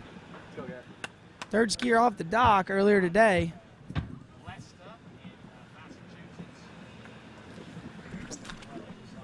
Giving us a little style points out the gates. Got to be careful. The judges may pull your gates there if they don't see you go all the way through them, but not in trouble there. So come in. This is going to be 35 off. He is still hot at the gate. A little late there. See if it catches him here in the course. Oh, there you go. As a lefty, we always know when we mess up our gate, you're going to see it over there at 2 ball. So now he's having to manage this pass, but he runs 38 off, so he knows how to run 35. Managing that really well. Hey, I don't know if he's excited to run that. I think that was just more of a, thank goodness I managed. Because, look, he got as fast at the gate and gets okay at 1 because he lefty, but watch the rope here at 2. Boom, has to fall in the back because he was way too fast at the gate. So we'll see him. He's going to have to fix that going to this next pass. This side? This side. Okay. So get off here. Oh, you want to be there. Yeah. Whenever you're squeezing, whenever you're ready to go. Get it.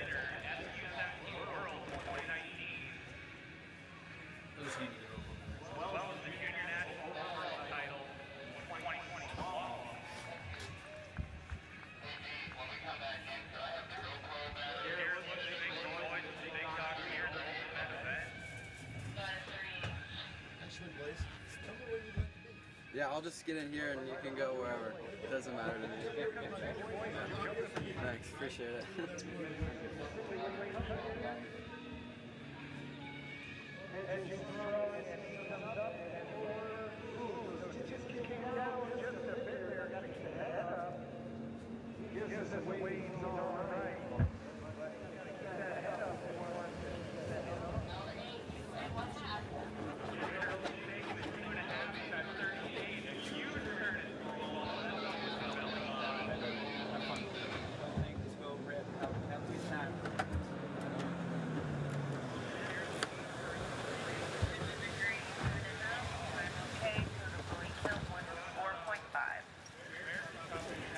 I don't have a GoPro battery yet, but you can have this radio. Kirby had him right there.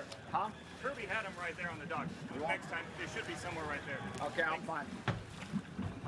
Hey. Well, the next time we come back, all right. How we doing, Ella? 36, 28. Yeah. Have fun, Blaze.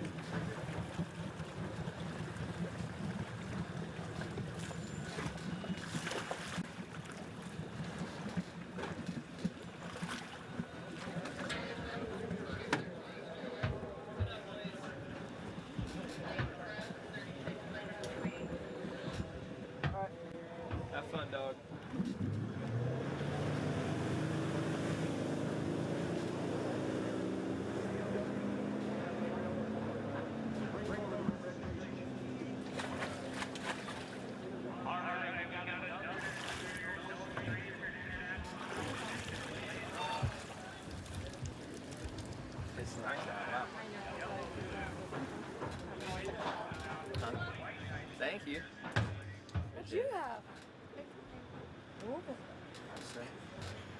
like it's melting. Maybe go. Maybe go for a run in the trash. Well, go to the trash. Okay, we just had on the water. We just had Blaze Grubbs. He just ran 28 off. He's looking really good out there while he was doing it. He's got a little bit of a tailwind. See, as we're looking at the replay, he's a really dynamic skier. Drops that hip into the turn. That's what you see our trick skiers do really well. They move their hip through the turn and get that ski to dive in on the backside of the buoy. Blaze Grubbs doing a good job there at 28 off. See if he can do it as we keep shortening the line.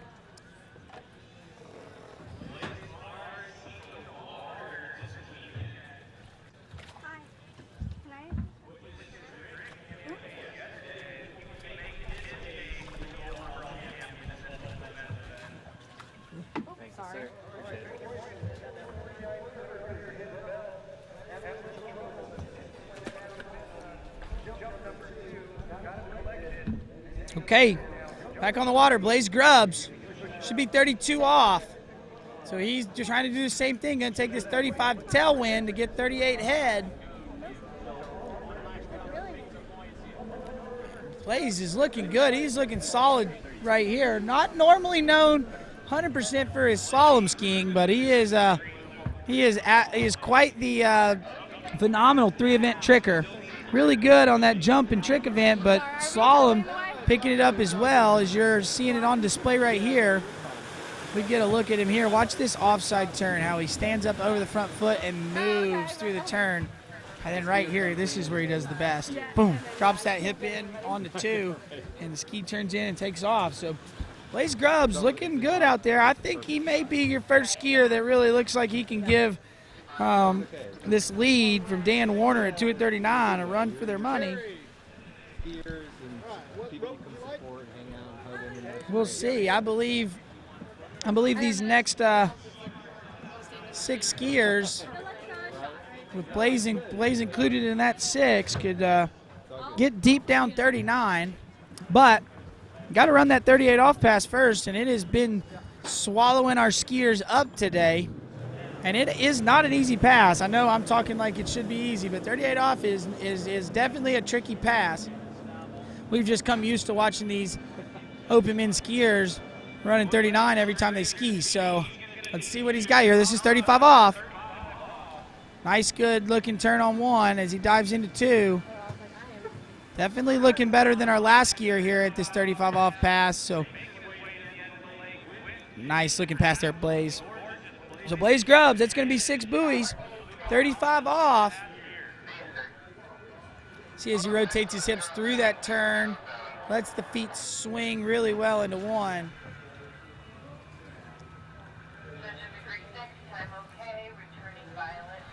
He's a little bit of a shorter guy, so you're going to have to see him. He's got to have that different ski style that we'll be seeing coming out of like Terry Winter, but looking pretty good. I got you a chair over there. They're moving the shade. Okay. That was 35 off, so this is now the money pass that you need to run if you want to try to take the lead. Thanks, Greg. 38 off. I've only seen 1 skier make it through this pass today, and that was 8 skiers ago, so almost about 45 minutes it's been since we've seen somebody go through 38.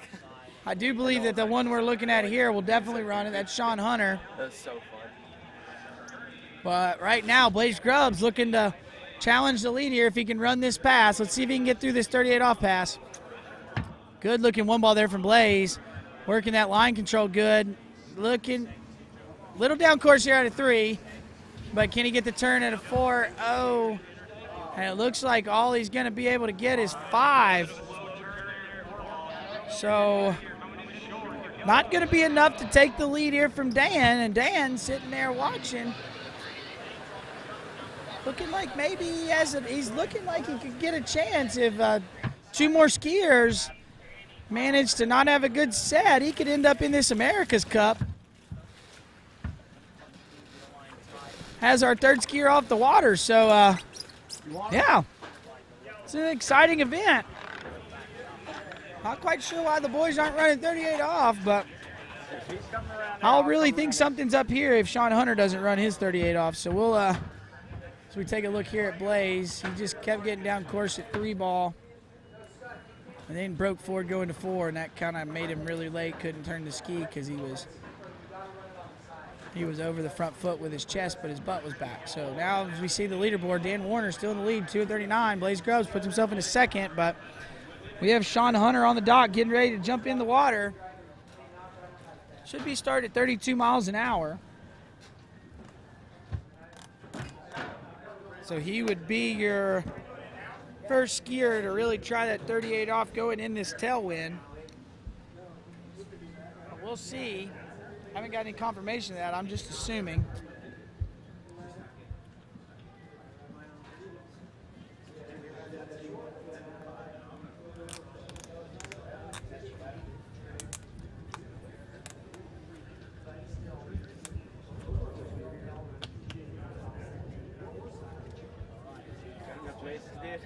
Yeah, I got some. Oh, this is why the leverage I was hoping to switch. What are they? That's good.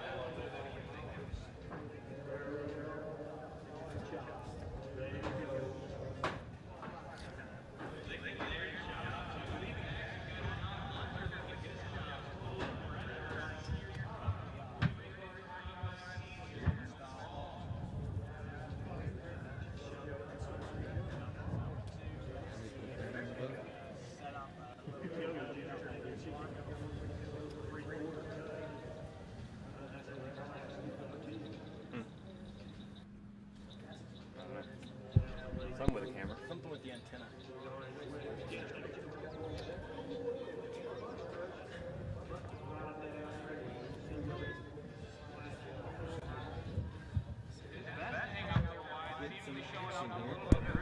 It looks like we're having a little bit of technical difficulty with the boat. Yeah, we'll take a quick commercial break and we'll be right back.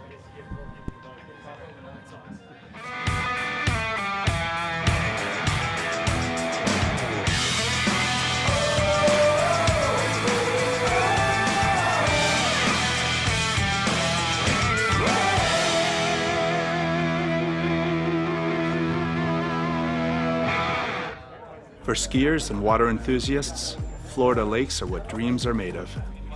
Combined with world-class golf, remarkable weather, natural beauty, theme parks, and so much more, it's easy to see that Florida is paradise. For more than 30 years, I've enjoyed Florida's lakes and many offerings. If you are interested in Florida real estate, let me be your guide and trusted advisor as you search for your paradise. Together, we can make your dreams a reality.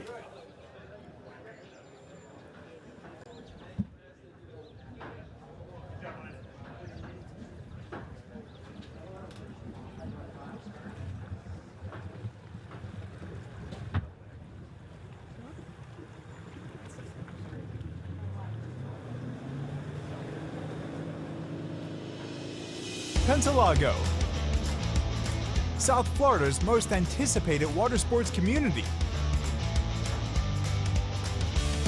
5 lakes, 4 slalom courses. Year-round skiing. Homes now under construction. Where you want to live. Visit Pentalago.com.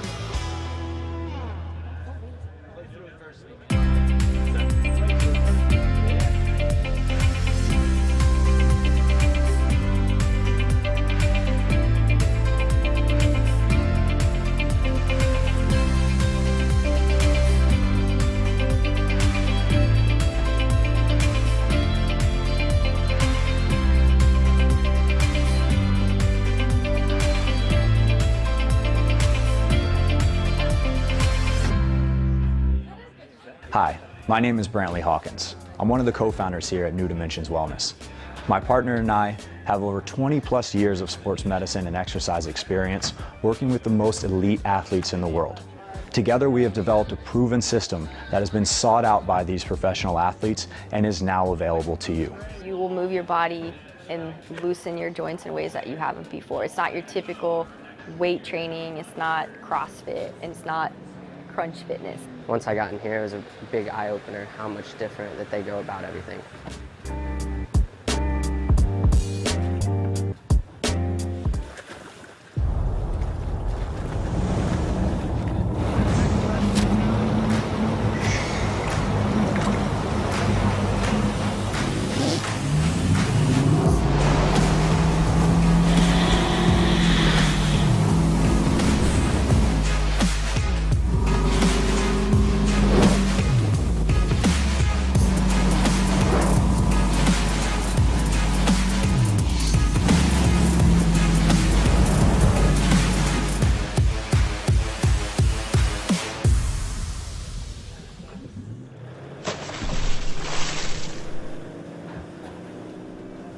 All right, we're back on the water. We had a little technical difficulty here in this open men's slalom event, but we are back with Sean Hunter.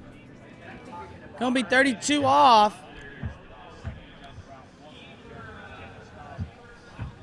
Has an average of a few at 41 off, so definitely should be able to run this 38 off pass, but we will see. Our competitors have been struggling at this 38 off pass.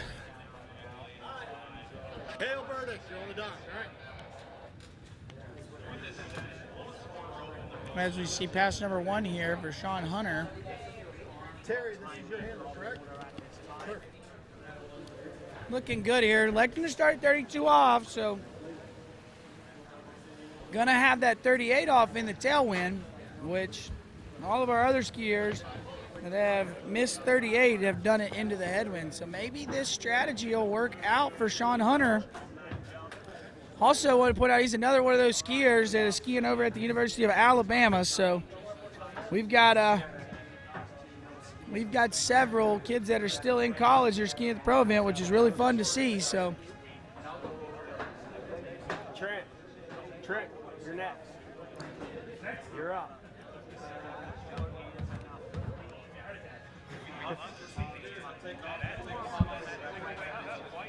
all right, we're coming in. This is Sean Hunter, 35 off. See what he's got coming in here. That is a good one. See why he's got an average of 41 there, making 35 off. Looks super easy. I've seen these other guys running 30, 32 like it was easy, and then 35 gets a little shaky, but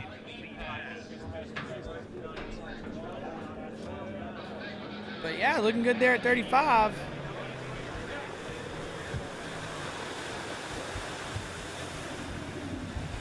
But now we're going to shorten that rope up to 38 off. This is the first line length where the rope doesn't reach the buoy. So I have to see. He's going to have that plus the wind working against him. So we'll see if he can manage it here. I strongly think he will, but it is a pretty good wind. The water doesn't do it any justice by when you see it on the webcast, but if you're standing here on top of the land here by the lake, you can feel it. It's really windy, so that wind's going to come over that bank and down and hit our skiers. So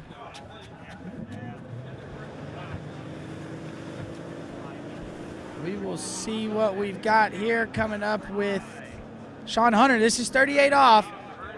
Money pass, gonna have to run it if he wants to challenge the leader. Nice one ball there for Sean.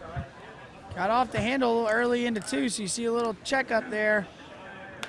Oh, he's down course here, but I think he's managed it well. Oh no, and Sean Hunter not gonna run 38 off, so that means that Dan Warner still is your only skier to make it through 39 off. And if one more skier doesn't run 39 and run 38 and get 2 at 39, Dan Warner will be one of your skiers this evening in America's Cup, and he was your 3rd skier off the dock in this open men's event. It's absolutely amazing to see him hang around that long.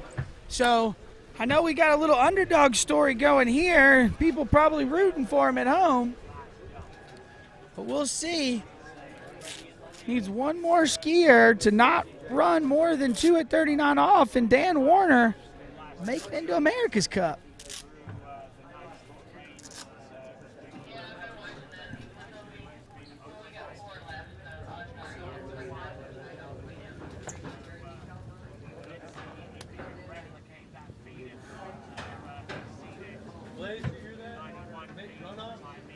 So we look at the leaderboard there. Sean Hunter and Blaze Grubbs tied 5 at 38 off. Dan Warner still sitting in the lead, 2 at 39.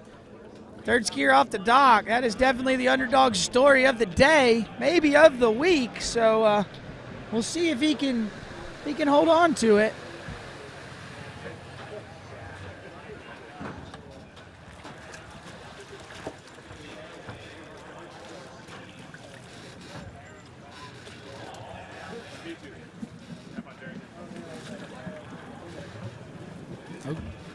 Okay, we're going to move along to our next skier, Terry Winter. When I was a kid, I grew up watching him, wanted to imitate his ski style. T-Whisper, as he's known to his friends, because he's a man of very few words and is not very loud, but quite the water skier.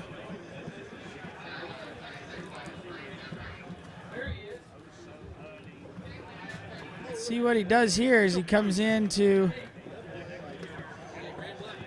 So we bring him in. He's going to need to run 38 off. We'll see what he's going to start at.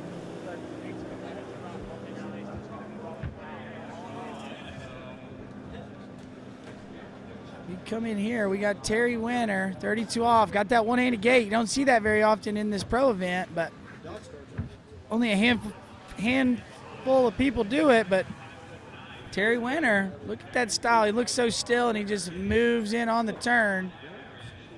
Great looking opening pass there for Terry. As we take a look at the replay, take a look at his, see how he takes the hand out. He reaches it level with the shoulders and then back into the outside hip. It goes out level with the shoulders and back to the outside hip. So does that on both sides, which is, as he brings that handle, it does a couple things to your body. It makes you drop your hip into the turn when you bring it in, when you pull on it into the hip, but it also gets you connected for the pull. So, yes, sir. Bringing that handle where they are is very important. I think it's one of the more important things to do on the slalom ski. It's all about where your hands are. You can get away with a lot of things if your hands are in the right spot, but if your hands are in the wrong spot, it doesn't matter how strong you are or how good of a turn you have, gonna struggle to run short line passes. But we're missing Jonathan Travers. As we're here, this is Nate Smith. Open men's slalom skiing. We've got Terry Winter on the water. This is 35 off. See what he's got here as he comes in. Nice looking one ball there from Terry. Looking real good here. All right, this 35 off, a walk in the park here for Terry. So let's see if he's going to be able to get through this 38.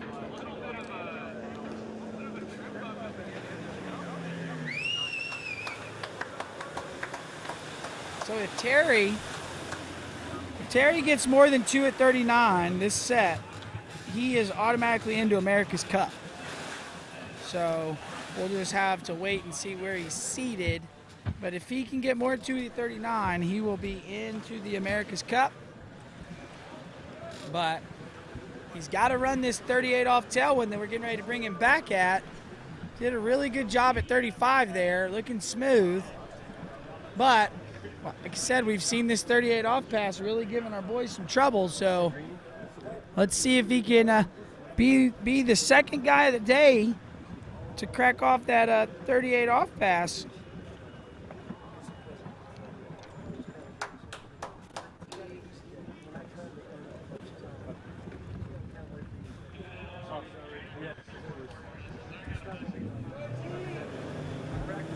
Okay, Sean, here we come. This is Terry Winter. This is 38 off. Tailwind here. Open men's slalom event. We've got 3 more skiers after Terry, so needs to run this if he wants to challenge the leader of Dan Warner, your 3rd skier off the dock. Look at Terry the go. He got a little deep out of 2, but making his way through, and I think he's got this 38 off in the bag, and there you go. Terry Winter gonna get to challenge your leader here. He's just in the lead. Where he was. He was. Oh, okay. He went out early. Yeah. That's our boy. Got him here. He gets a little deep.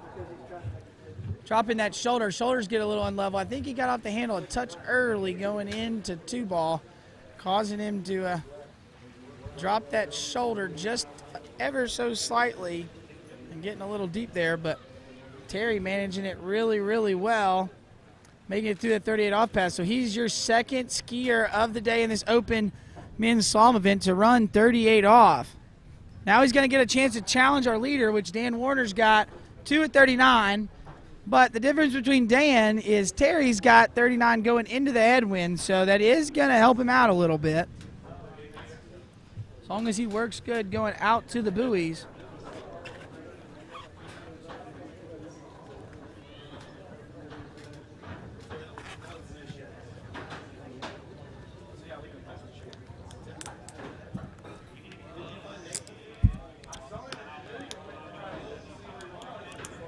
Okay, Terry Winter here, 39 off. Ready to challenge the leader. Needs a full 2 to tie. Piece of 3-ball for the lead. Here goes Terry out of 2. Looks like he's going to get 3, so there's your new leader. Can he run it? Looks like he got outside of 4-ball. So that'll be your new leader there. That'll be Terry Winter, 4:39 off.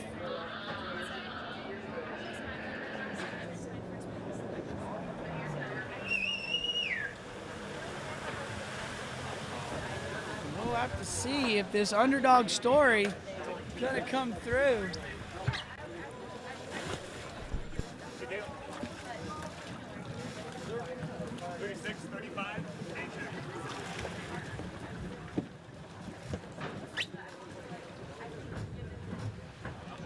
Okay, as we see Terry right there finishing up. That was 4:39 taking the lead. We're going to move on with Kel Burdick. Going to take a different approach than all of our other skiers. He is going to go out at 35 off. So we take a look at the leaderboard there. We got Terry Winter, 4:39. Dan Warner, 2 at 39. They're sitting on the bubble here. What? What color rope would you like? That black one. Black one. There it is.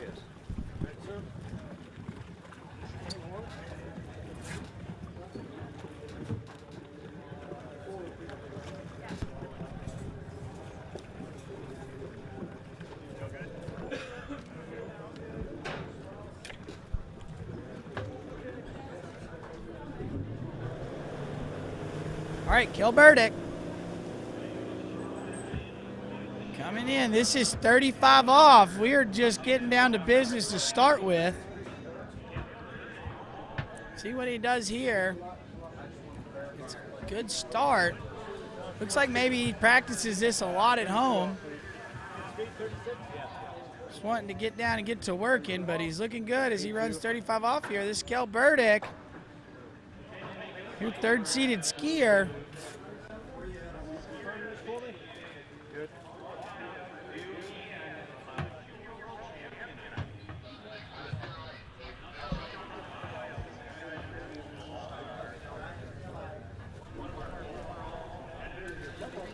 We take a look here at Kel coming in, 35 off.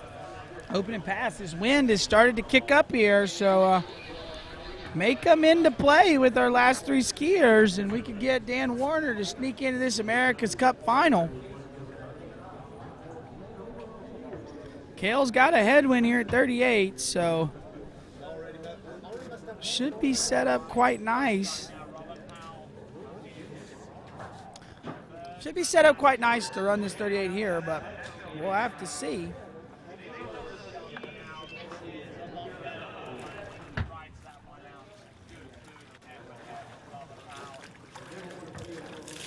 Okay, 38 off. Kel Burdick.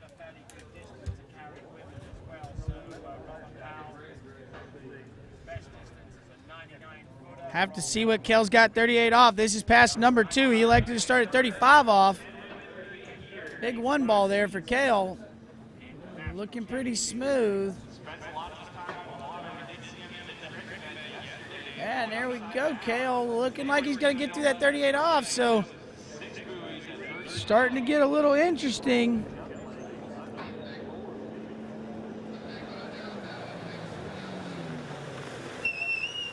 Starting to make things interesting here.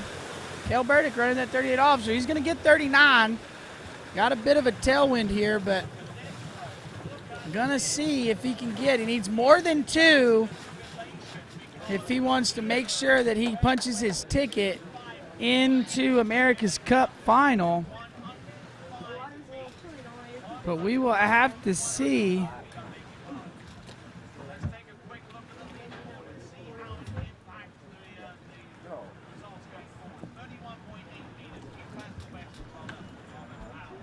Okay, Kale Burdick right here. You're looking at the replay of his 35 off.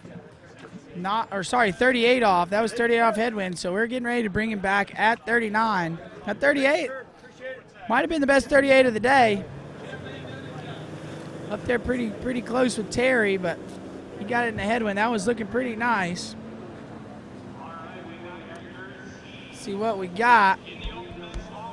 So we come in here, Kale Burdick. This is 39 off.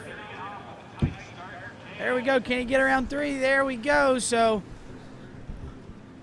oh, can he go take the lead? He does. Can he run 39? Little down course. And he gets it. There you go. Kale Burdick making work at it. Wasn't easy, but he got through this 39 as we'll dissect this for you guys, right? Got a good reach there, so gets the turn. A little bit of a stall out of 1. Went a little fast there, so now he's trying to shed speed. But manages it really good here out of 3, so. Now you see him pull that handle. He pulls that handle to that inside hip, and that's what kind of got him going slow. Handle comes high there, but does a real good job. And for everybody at home, if you see he flicks that rope in the air, that really helps with the slack hit when it comes out. But he just ran 39. He's your new leader. Going to push that lead out for our last 2 skiers, John Travers and Nate Smith. But right now, as we're waiting for him to come back at 41, I'd really like to bring in Marcus Brown into the announcer's booth. He's going to sit here with me for these last few slalom skiers of the day. So we take a look here. We got, Marcus, we got 41 off coming up. It is Kale Burdick. Headwind. It's going to be a cool opportunity here for him to get some buoys. Yeah, he got a really good start at that 39, but now he's a little late. Oh! And he almost hit that seesaw, went the wrong way. So got really lucky. He knew he was going to ski at America's Cup. Didn't want to take the spiel there. May see a different story tonight. He's saving it for tonight. Yeah, for sure. I mean, if you look here, gets the handle high there out of 1. And then watch right here. He almost goes out the front there. That was close. And barely got the hips down and kept the ski from going. But there's your new leader there, Kale Burdick. He has punched his ticket into America's Cup with Terry Winters. So now we've got Dan Warner sitting on the bank. He's got 2 skiers left. Trying to see if this underdog story can hold up and he get in. What did Dan end up with, score-wise? Dan ran 2 at 39 as our 3rd skier off the dock in this event. And up until Terry Winter, he was the only person to run 38 off. So are we taking top 3 or top 4 make it in this evening? There we go. As you see your leaderboard there, Dan Warner still holding on with 2 skiers left. So if one of these skiers doesn't happen to beat Dan here at 2 at 39.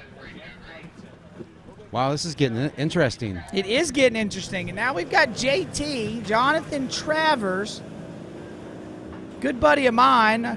No, you know him quite well too, Marcus. Skiing, we are all skiing at HO. Yeah, he's one of the best there is. Yeah, great dude, good friend, great person to know. Just had a baby, so he's kind of a relatively new father. But It's good to see him out there. He's rocking and rolling this year, but having an awesome season so far on the Pro Tour. He's had an awesome kind of last 12 months, really. Yeah. If you think about it. It's been great for him. I mean, JT's been turning it on, skiing well, so. He's got really good fundamentals. I know yesterday we talked a lot about that, but he's got some of the best fundamentals. Yeah, no, I'd say, he's in the business. I would agree. So I do got a question because we don't know yet. Is he going to do the 32-38 off like he always does, or are we going to? Oh yeah. 32-38. Yeah, exactly. He's going to go 32-38. He wants that juicy 41 headwind. Ah, okay. I know he's rocking the 41 tails, Yeah. but he wants the 41 headwind. That's what he's looking for. We'll see. Actually, he's not rocking 41 tails. He's got them clinchers. Yeah, he's got the HO Connect. clinchers. HO Connect, There yeah. you go. Sorry, they'll always bad. be known as clinchers to me because that's To me what they too. were when I was I know. a kid, and that's what you used to wear all the time. Yep. So They're his signature glove. Dude, look at the water. The wind actually is quite a bit died down. it did. It gusted up quite a bit there for a little bit. Now it's died back down. So we are. It's looking nice for it. If he doesn't do that 38 off opt up, I'd be very. Let's see, we're hearing the announcement now. We may just have to guess here.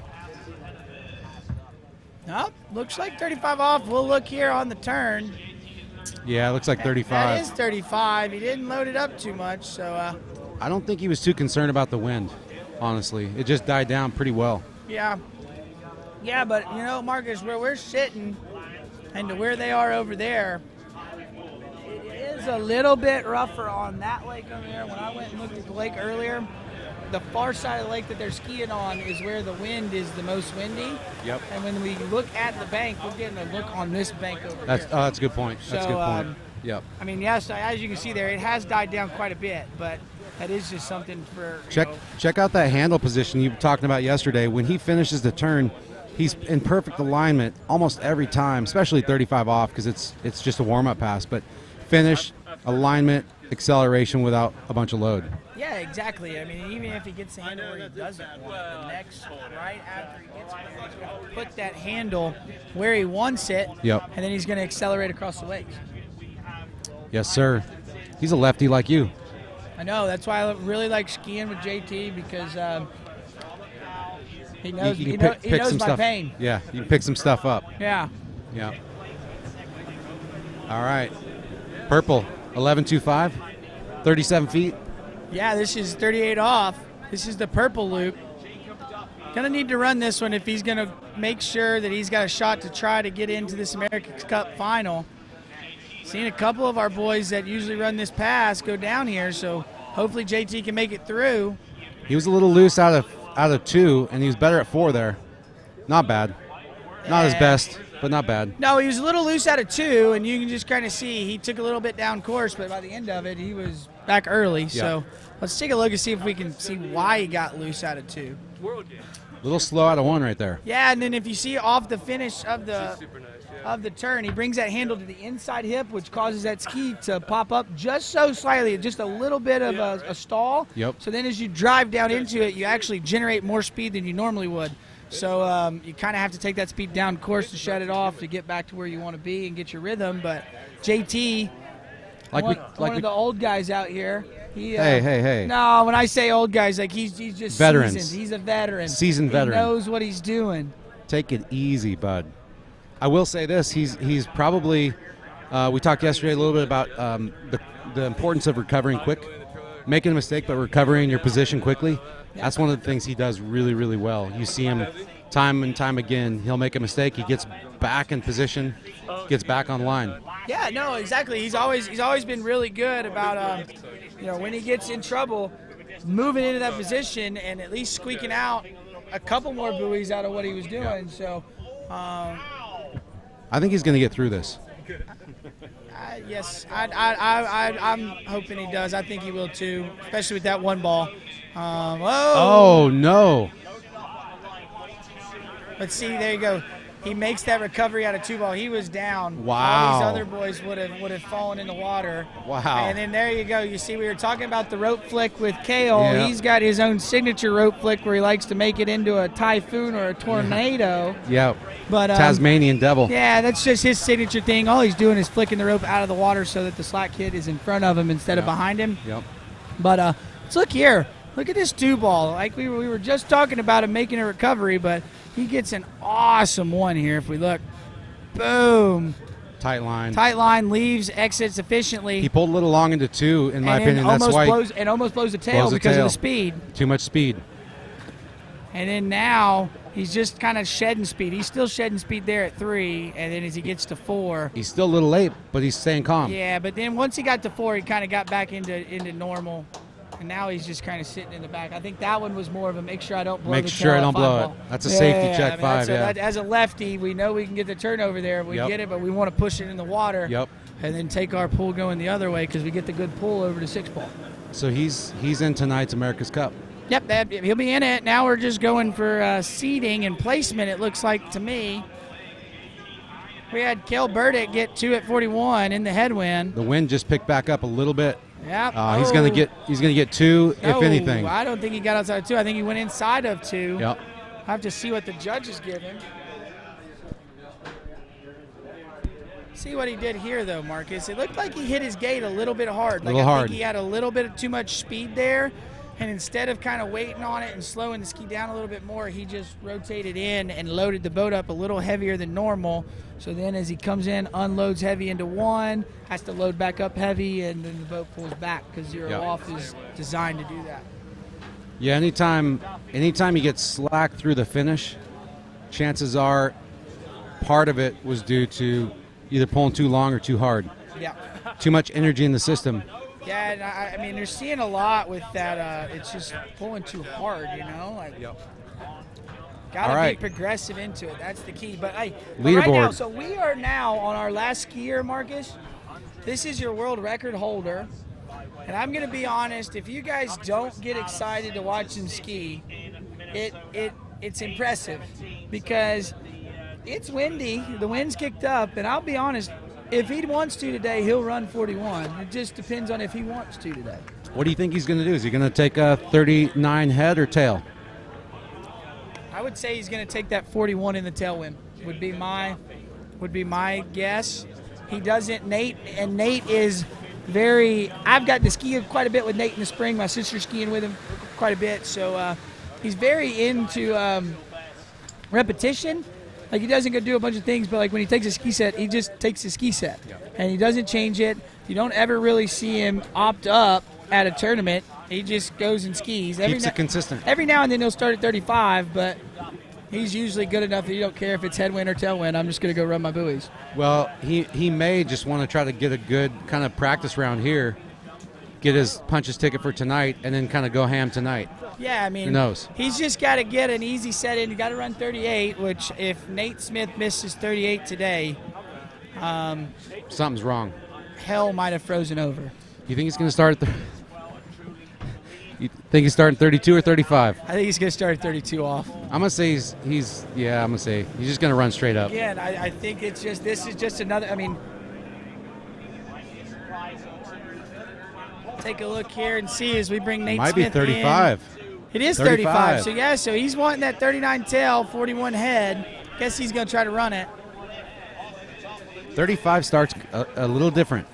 It changes the rhythm of the whole set if you're not careful. Yeah, no, exactly. Like if you start at 35, it's just everything is going a little bit faster, and that little bit faster at the start, it's hard to get your head right. But again, with Nate, I think he's run so many of them that it doesn't matter. He could have started at 39 today and probably run it if he wanted to. He's just that good on his water ski. But if you look, he's looking really strong here, making his way through this 35 off pass.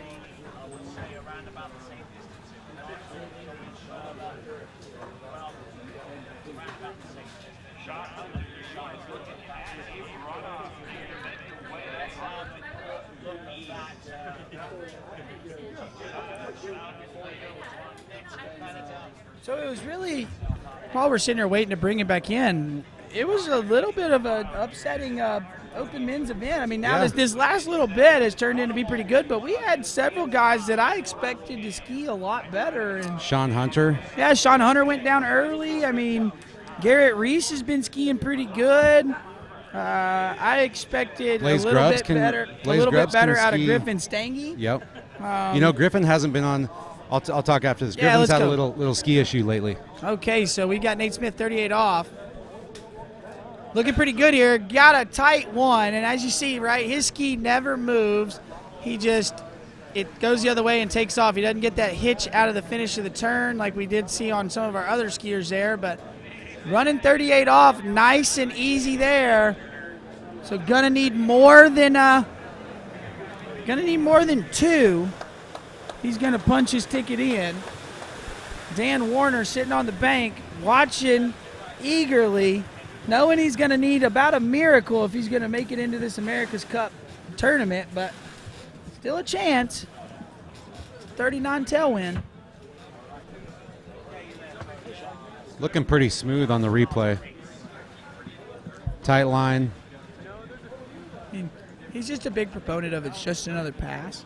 So you really see Nate, he doesn't change anything from 32, 35 on. Like even when he's running 41, he's really doing the exact same thing. Maybe the intensity goes up just a little bit, but he doesn't change anything. He looks at it as this is how you ski, and if it works really good at 32, it's going to work really good at 41. Yep. And that's why he is doing so well, is that he doesn't change anything from any of these passes. They'll all look the same. So tailwind 39. Tailwind 39. Let's see what he's got here. Big one. A little slow out of 1, but I think he was checking his speed from the tailwind there. Now he's a little bit late out of 4. Can he get over to 6? Yeah, he does. Nice. No problem. No problem. Had a couple little spots where it looked a little slow, but Looked like 3 was a little weird, and then 4, he had a little bit of loose line. The one thing that he does well, though, is that you see he turns with the most speed. He keeps the most speed going through his turn out of all the other skiers that we've seen today, and that's coming from that tight line. But you'll see it catch him when he kind of loses the line right there. He gets that slow turn because he's relying on that tight line to pull himself back to the turn, but because he's doing a little more speed in the turn. I would say my opinion on Nate is overall he has kind of the highest average speed through the course because he skis basically the longest path, in my opinion. So if you're skiing a longer path for the same amount of time, you're going to have a higher average speed. But I feel like Nate is most efficient, more efficient than almost pretty much everybody else in the world at slowing the ski down and slowing his body down at the right time at the finish of the turn. And that's why that line always stays tight. But he doesn't do it in a way where he overloads. Yeah. And that's important.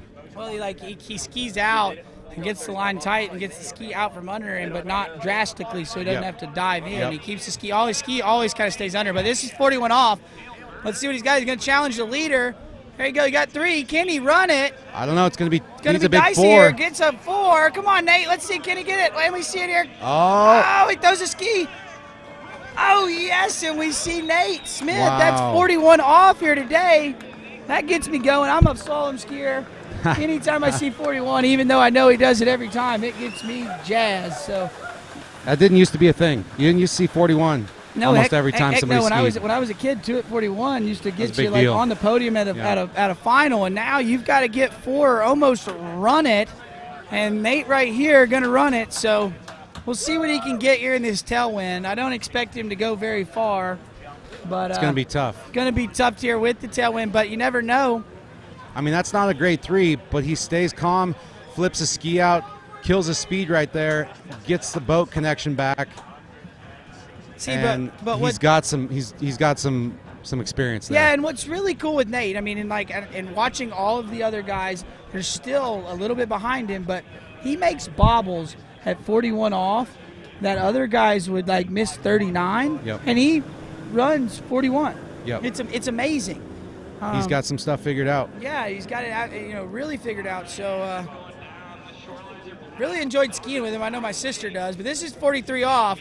Good challenge. He was way did you fast see there. that gate turn? He was way too fast. I've never seen him turn a one-handed gate turn with 2 hands on the handle. Yeah. See, but hey, like we were talking though, you can turn with however much speed you want as long as line's tight. Look at this.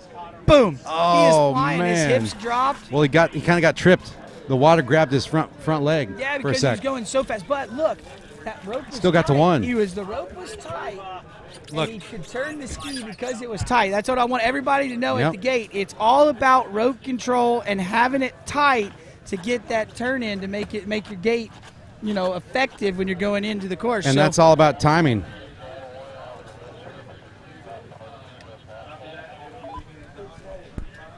Oh, that's a national record for open men. National tournament record. Okay, so it was 4:41 previously. Oh wow! So he broke that record. That's awesome. 1 at 43 off. New national tournament record for Nate Smith. Open men. So that means no one's ever seen 43 No off one's- at the nationals. So nobody. Hey, we are the first. Wow. That's why I get jazzed up about it. See, you saying it didn't used to happen, but it still rarely has happened. I know. So, especially nationals, never. Yeah, so it looks like we're Top gonna four. have a runoff for 5th place here between Sean Hunter and Blaze Grubbs. That'll be fun. Yeah, Sean Hunter will be looking to redeem himself here. Probably not very happy with that result at the U.S. No. Nationals. And he's probably going to be less happy. He's going to have to start at 35 off in this runoff. Yes. Normally runoffs, you're starting at least at 38. Mm-hmm.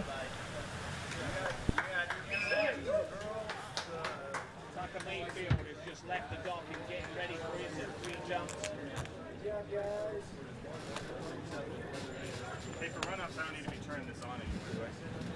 The GoPro. That one's on 35. Got a question. Does anybody use double boots anymore? Is there advantage to having your back foot free? And that's a great question because you see you see some of these top skiers, Nate, JT, and then you see a lot of the juniors now coming up, toe loop. And what I would say to that, the quick and dirty answer is there's more advantages to a single boot and a toe loop than there is to double boots.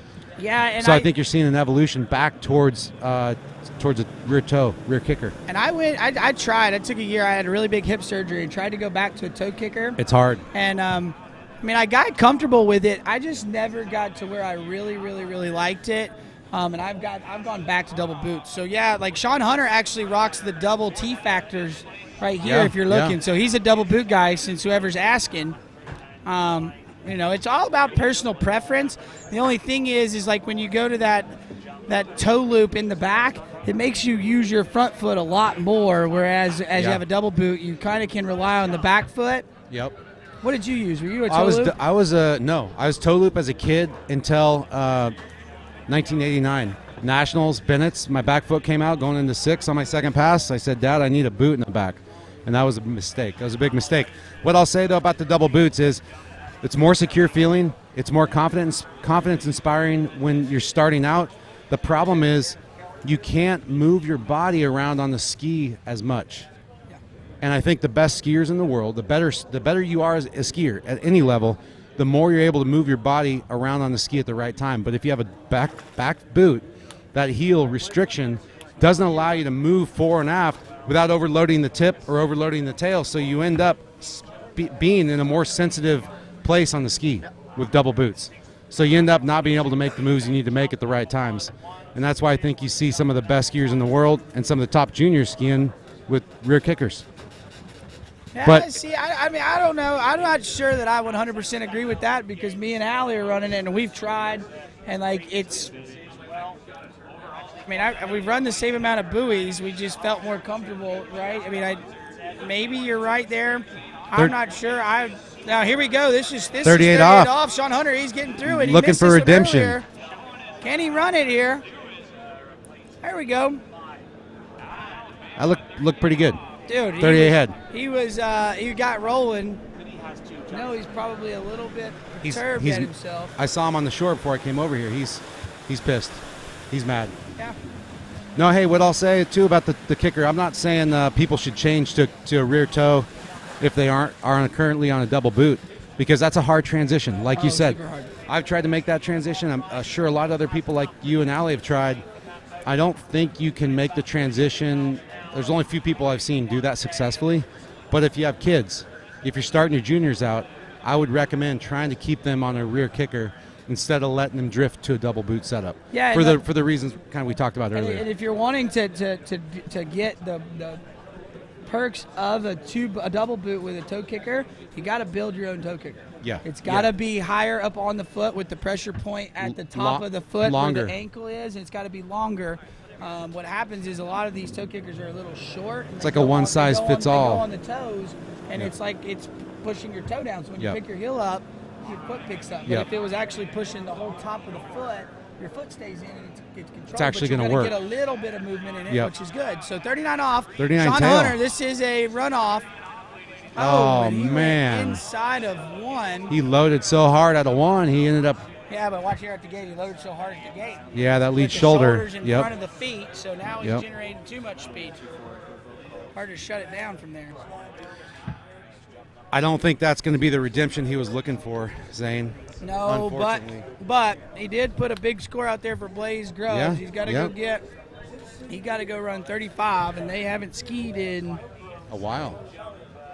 40 minutes? Probably about 30 minutes. And Blaze, I believe, started at 28 off, so going to be 2 passes more than what he's normally used to doing. But as you see there, you got Steve Grubbs down there chatting with Blaze right before he goes on the water. Grubbs family, awesome family out of California. Yeah, Blaze hasn't been skiing as much lately. I talked to him a little bit.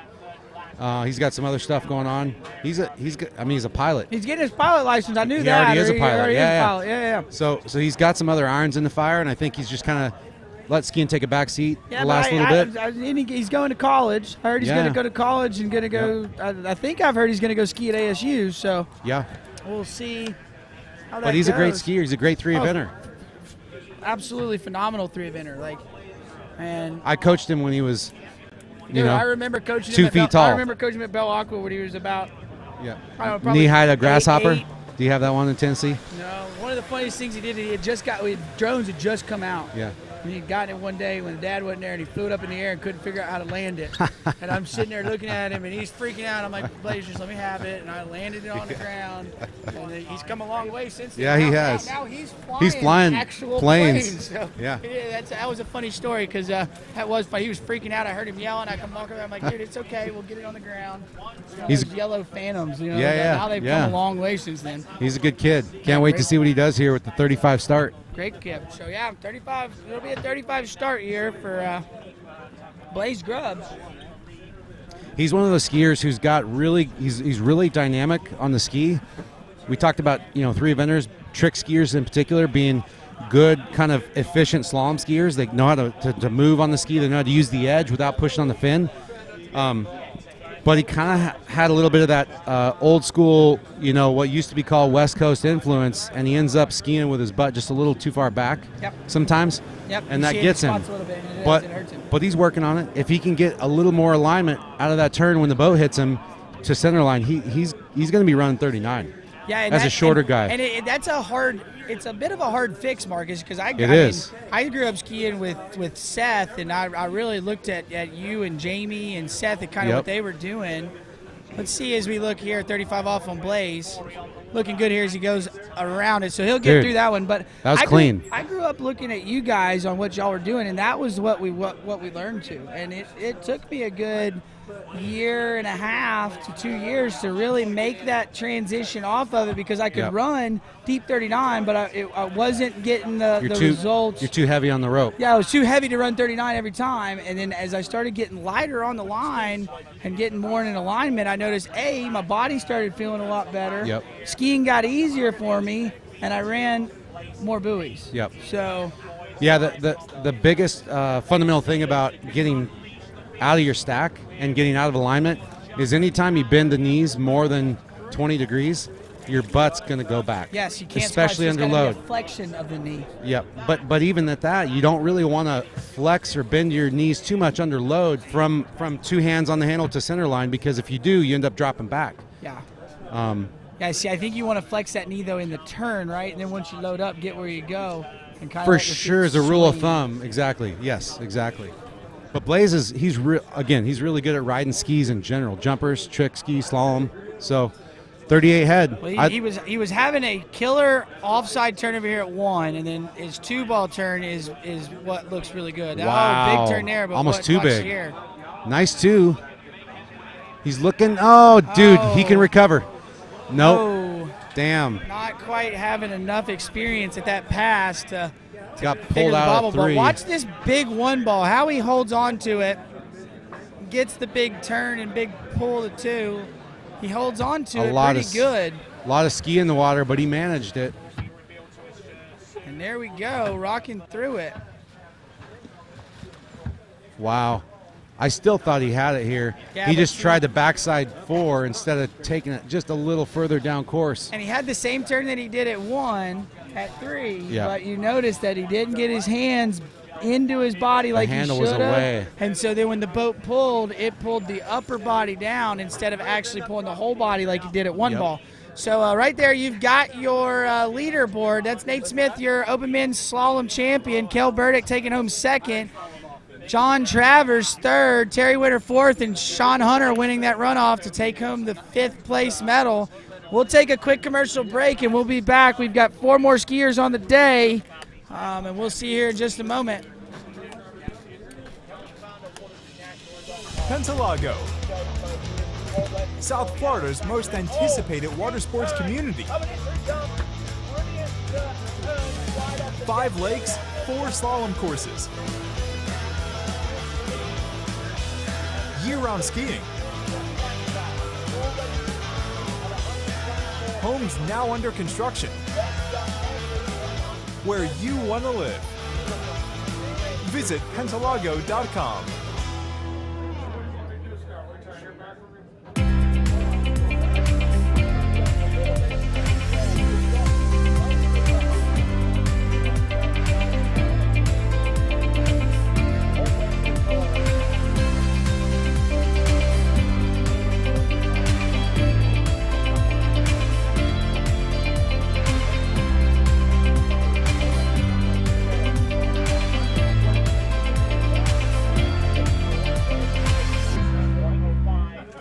Hi, my name is Brantley Hawkins. I'm one of the co-founders here at New Dimensions Wellness.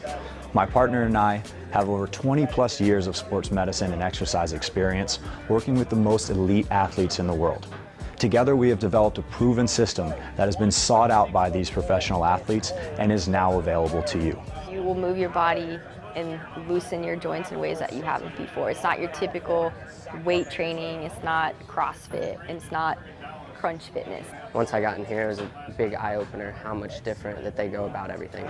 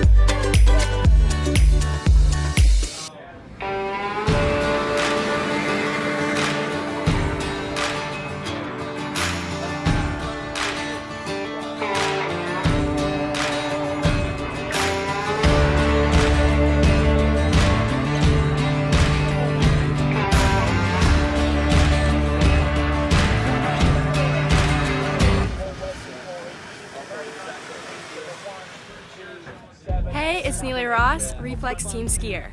In today's how-to video, we're going to be talking about how to turn your offside.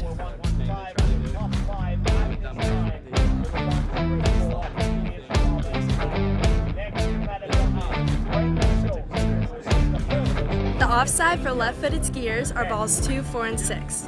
The offside for right-footed skiers, such as myself, are 1, 3, and 5. Today, I will be talking about the offside for right-footed skiers for balls 1, 3, and 5.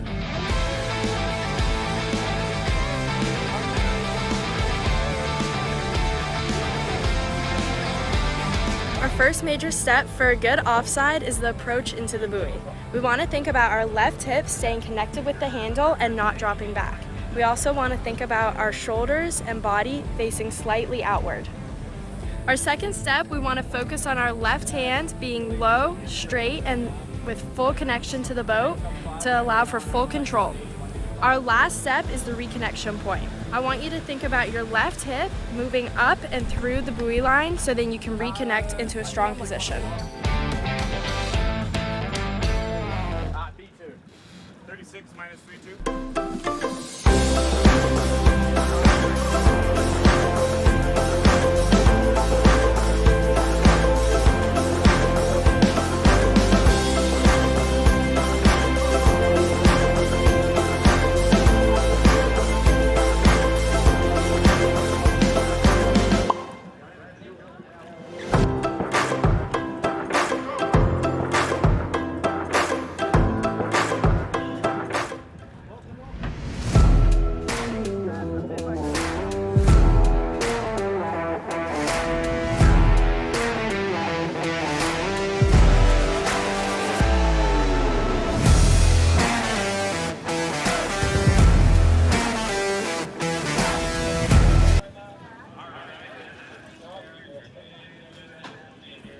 Speed? 32 miles an hour. 32. Line length? 22. 22. And let it. Twins. We're A2. All right, we are here. We've got 4 more skiers left in this on the slalom lake today. These are international men's skiers right here. This is Ethan McKinnon. This is 28 off. So Ethan's from Australia, but was here. Not sure why he's in town, but he is elected to ski. They are going to let him ski, and take a look here. This is 28 off. Oh. Get the showboat reverse hand drag there at 6 ball. Good thing he didn't fall down there. Would have been a really terrible way to end a ski ride, falling around 6 ball after you ran it. But all right. You ready to have some fun? Gonna bring him back in. This is gonna be 32 off. Same rope too. All right? Perfect. Okay, awesome. That makes my life easy. Yeah. All right, here we go. Ethan McKinnon. This is 32 off. See what he's got. Oh boy. I'm not sure what happened there, but barely got outside of 1 ball. Oh, he got off the handle way too early and barely got outside of 1, like way too early. Right as soon as he edge changed across the legs, you see the hand come off the handle, and yeah, gonna be it. So we're gonna move right along to our international girls slalom. This will be Nicola Barkowell. She skis for Team Canada. This is one of the skiers that I've got to coach quite a bit. So looking forward to watching her ski. I haven't seen her in a few weeks, but she's been skiing well. Let's go, Nicola. Knows she's capable of running into that 35 off loop. We did it a ton this summer. We'll have to see what she can do here. It is a little bit windy, but see what Nicola Barkwell's got for us as we tighten the rope up here. I believe she's going to be starting at 22 miles an hour, and this should be should be 22 off 32 miles an hour, but I'll wait for confirmation, but that's usually what we had been starting at. See the wind blowing her. Come on, Nick, let's see what you got. Good looking pull there. Yeah, that wind's blowing her. She's making her way through this 22 off pass, getting a little bit late here, but can she make it? There you go. Good job, Nick. Kind of getting off the handle a little bit early there going to 4, so you'll see her nick the buoy, but let's check the replay. We see Nick come in. This is 22 off, 32 miles an hour.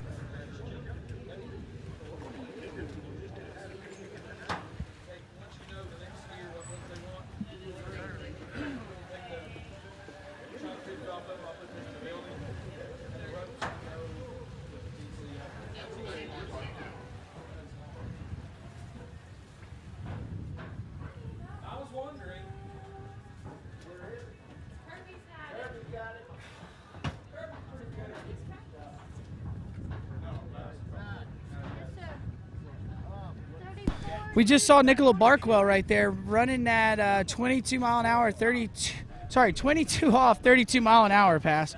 So she'll be speeding the boat up to 34 here. Next jumper is Jarrett Zollner. He will take to the water. Next. As this wind picks up here, it's going to be a pretty good headwind. All right, we're bringing Nick in. 22 off, 34 miles an hour.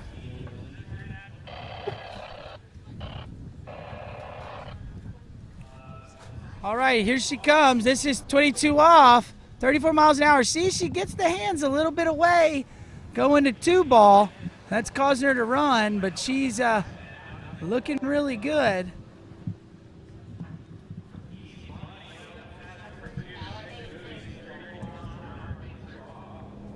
So a big thing that we worked on this summer was getting her to reach a little bit more and to snap that ski turn.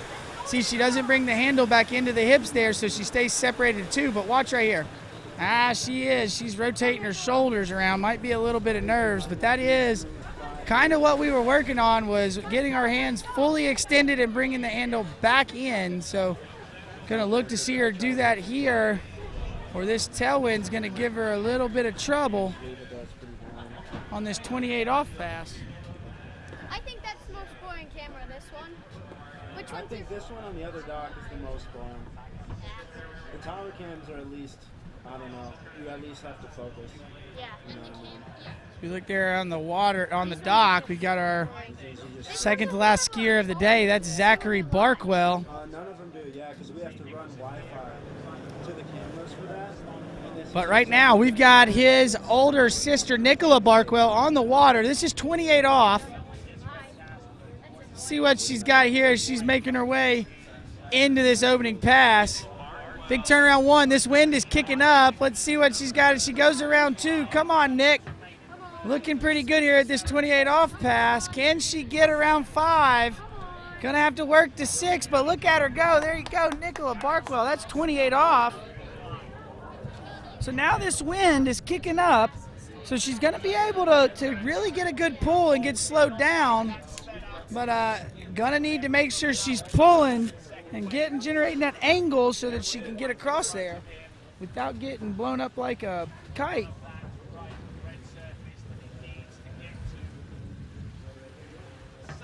But there we go, Nick running around 4, making it over to 5. She's a little late here, but look at the turn here. She gets at 5. Boom, gets her right back in it. So she does have a really good onside turn over there when she gets that handle in like she's supposed to. Man, that was a big So we'll have to see what she's got here as we bring her in. This is going to be 32 off, so she's got a bit of a headwind. It's going to be a pretty strong one.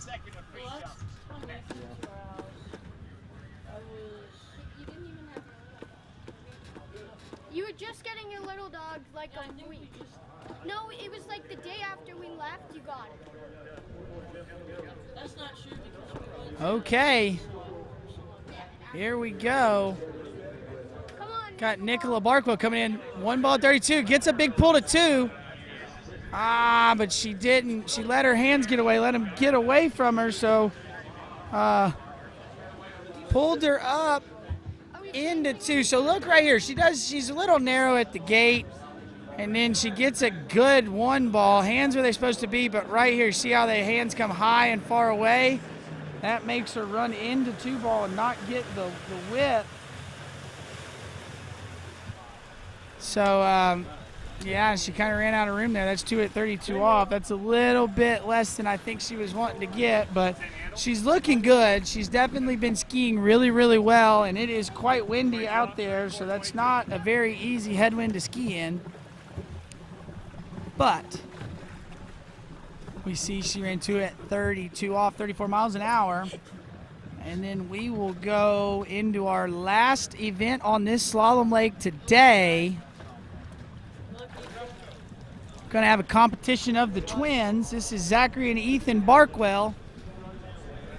Coached these two kids during the summer as well, so see what they've got. They are capable of getting deep 35, maybe even cracking one off. We'll have to see if they can manage it in the wind as we bring in. This should be Zach Barkwell, and this should be 34 miles an hour, 22 off. So we'll see what he's got here as he works his way in. Has a tendency to hop off the handle a little bit early. As you're seeing here, he's coming up narrow and getting pushed down the lake, but we will see how he got that slack right there. He needs to bend that knee in the gate glide to keep the slack tight. And when he comes over here into like 2, 3, right here, off the handle way too early. And let's look here, off, and like he's like 12 feet away from the buoy. So he's really hurting himself by getting off the handle so early. He would be better off to take it and let go when he's closer to the buoy and get a quicker turn. But we'll see if he can fix that here at 28 off.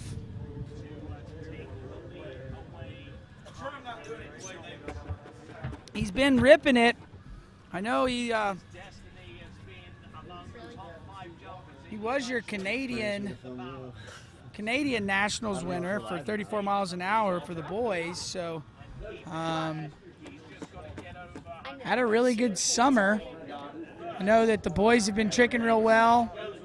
Had one of them place third in tricks, several events, and skiing well. So we'll see what they've got here as they come in. 28 off.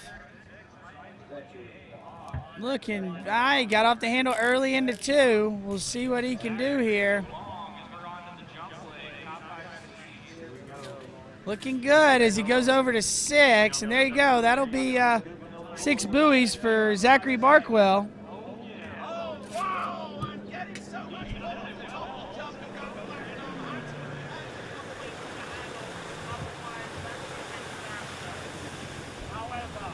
All right, as we take a look at the replay here for Zach Barkwell. This is 28 off, so we'll be shortening the rope up at 32, letting him try it in the tailwind.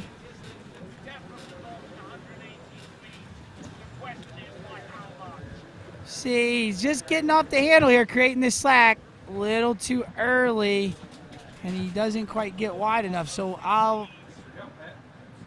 it's going to catch him here at 32 off if he does that again, because the wind's just going to push him when he doesn't have the line to turn with.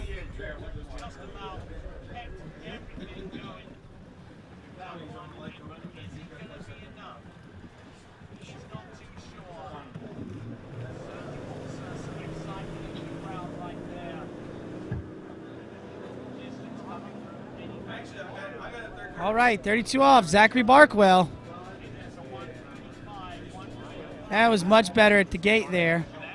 There you go, big 1 ball. Come on, Zach, let's see what you got. Gets off the handle a little early at 2, but managing it well. Running to 3, can he get to 4? Gets off early at 4, but he's working. Gonna need to get a big pull to 6. Throws the ski out, and look, there you go. Flicks the rope up in the air. You can tell he's been skiing with me because I don't want him to hurt his back, so we have taught him to get the flick. Gets the rope out of the water, makes that slack hit not that bad, but look at him here. Nice 32 start right there at 1 ball. He just attacks that 1 ball on the offside, and then boom, here he goes. Getting off the handle still early, but managing it quite well. Waiting on the line in the pull, and there you go. You see how his hips go behind him and his shoulders go forward. That's because he's letting go early and the boat's not pulling the hips up over the front foot. But this is 35 off. He's going to get it in a headwind, so should be good for him to try to get a new PB.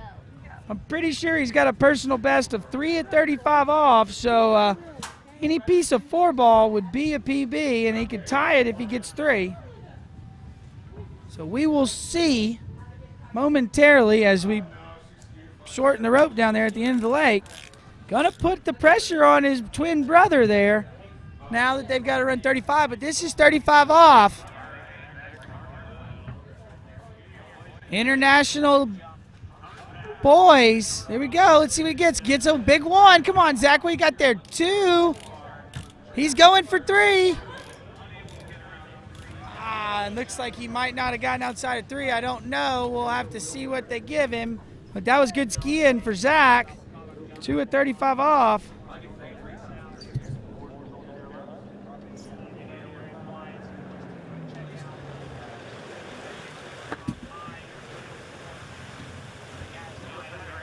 We check the replay here.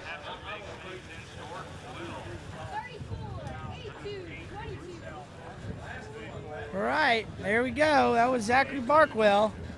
Looks like he got 2 at 35 off, so gonna move along to his twin brother, Ethan Barkwell.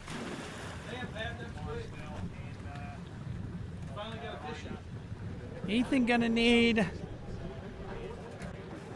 more than 2 at 35 if he wants to beat his brother. They're pretty equal as far as scores are concerned, so he's got his hands, gonna have his hands full here, but gonna be starting at 22 off, 34 miles an hour. Makes his way through his opening pass here. We're bringing him in. All right, we got Ethan Barkwell coming in. So you'll see he does a little bit better with his rope control, has his brother, but his brother has a little bit better pull behind the boat.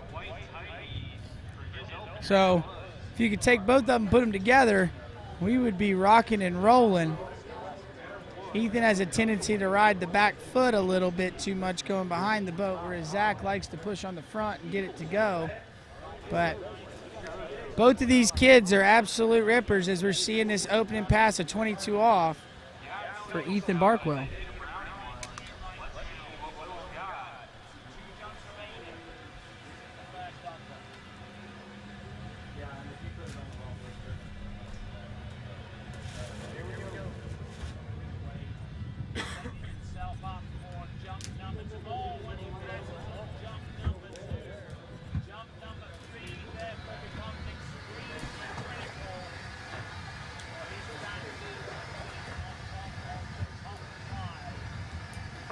Okay, we've got Ethan Barkwell coming in. This will be pass number 2. Should be 28 off when we bring him back in here.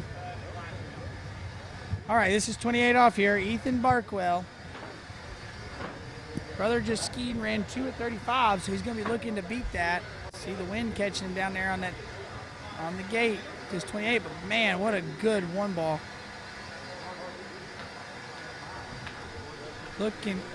Looking good. So he's making his way through 28 off. This 28 was much better than Zach's.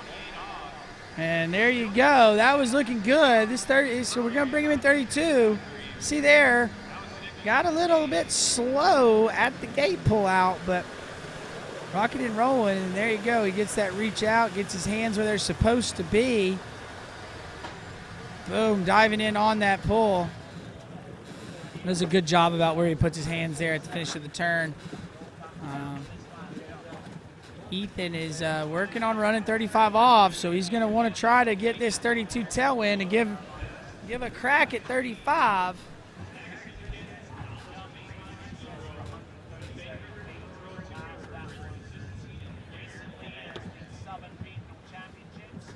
Okay, so we've got this tailwind at 32. It's dying down a little bit, though, here for Ethan. Make sure you hit the subscribe button on the Waterski Broadcast YouTube channel. You can leave. We'll let you know when we start our event tonight.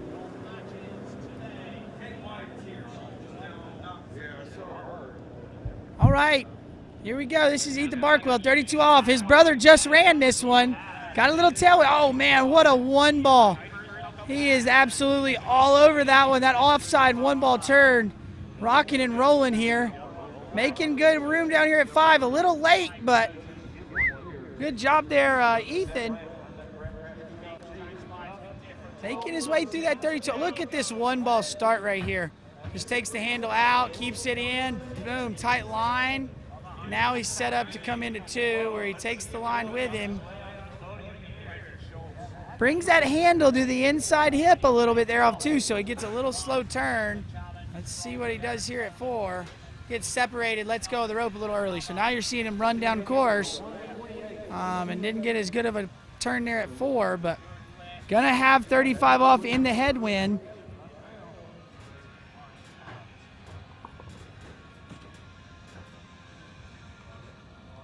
Okay, 35 headwind. This is our last slalom skier of the day. This is Ethan Barkwell. Just saw his twin brother run 2 at 35 off. The skier before, this is international boys. These boys are out of Canada. They normally ski in Minnesota most of the year.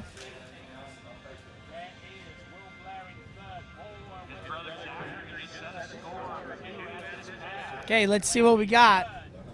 I know Ethan's looking to get further down this pass. Can he get a big one? Oh, and he doesn't hold on. Got the hands a little high, but got the ski to turn like he wanted to. Let's take a look at the replay real quick. So that means Zach's going to beat Ethan, but they are both leaderboard there, the international boys. So that was your last slalom skier of the day here on Lake 1. So we made it through men's 4 and crowned CC Brown as our champion.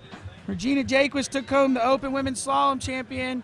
And then we watched Nate Smith as your winner in the Open Men's division. So we will be back later tonight with America's Cup coverage. It's starting at 7 o'clock. But right now, we're done on the Slalom Lake. So I will see you guys later this evening. And in the words of the guy to my right, ciao for now.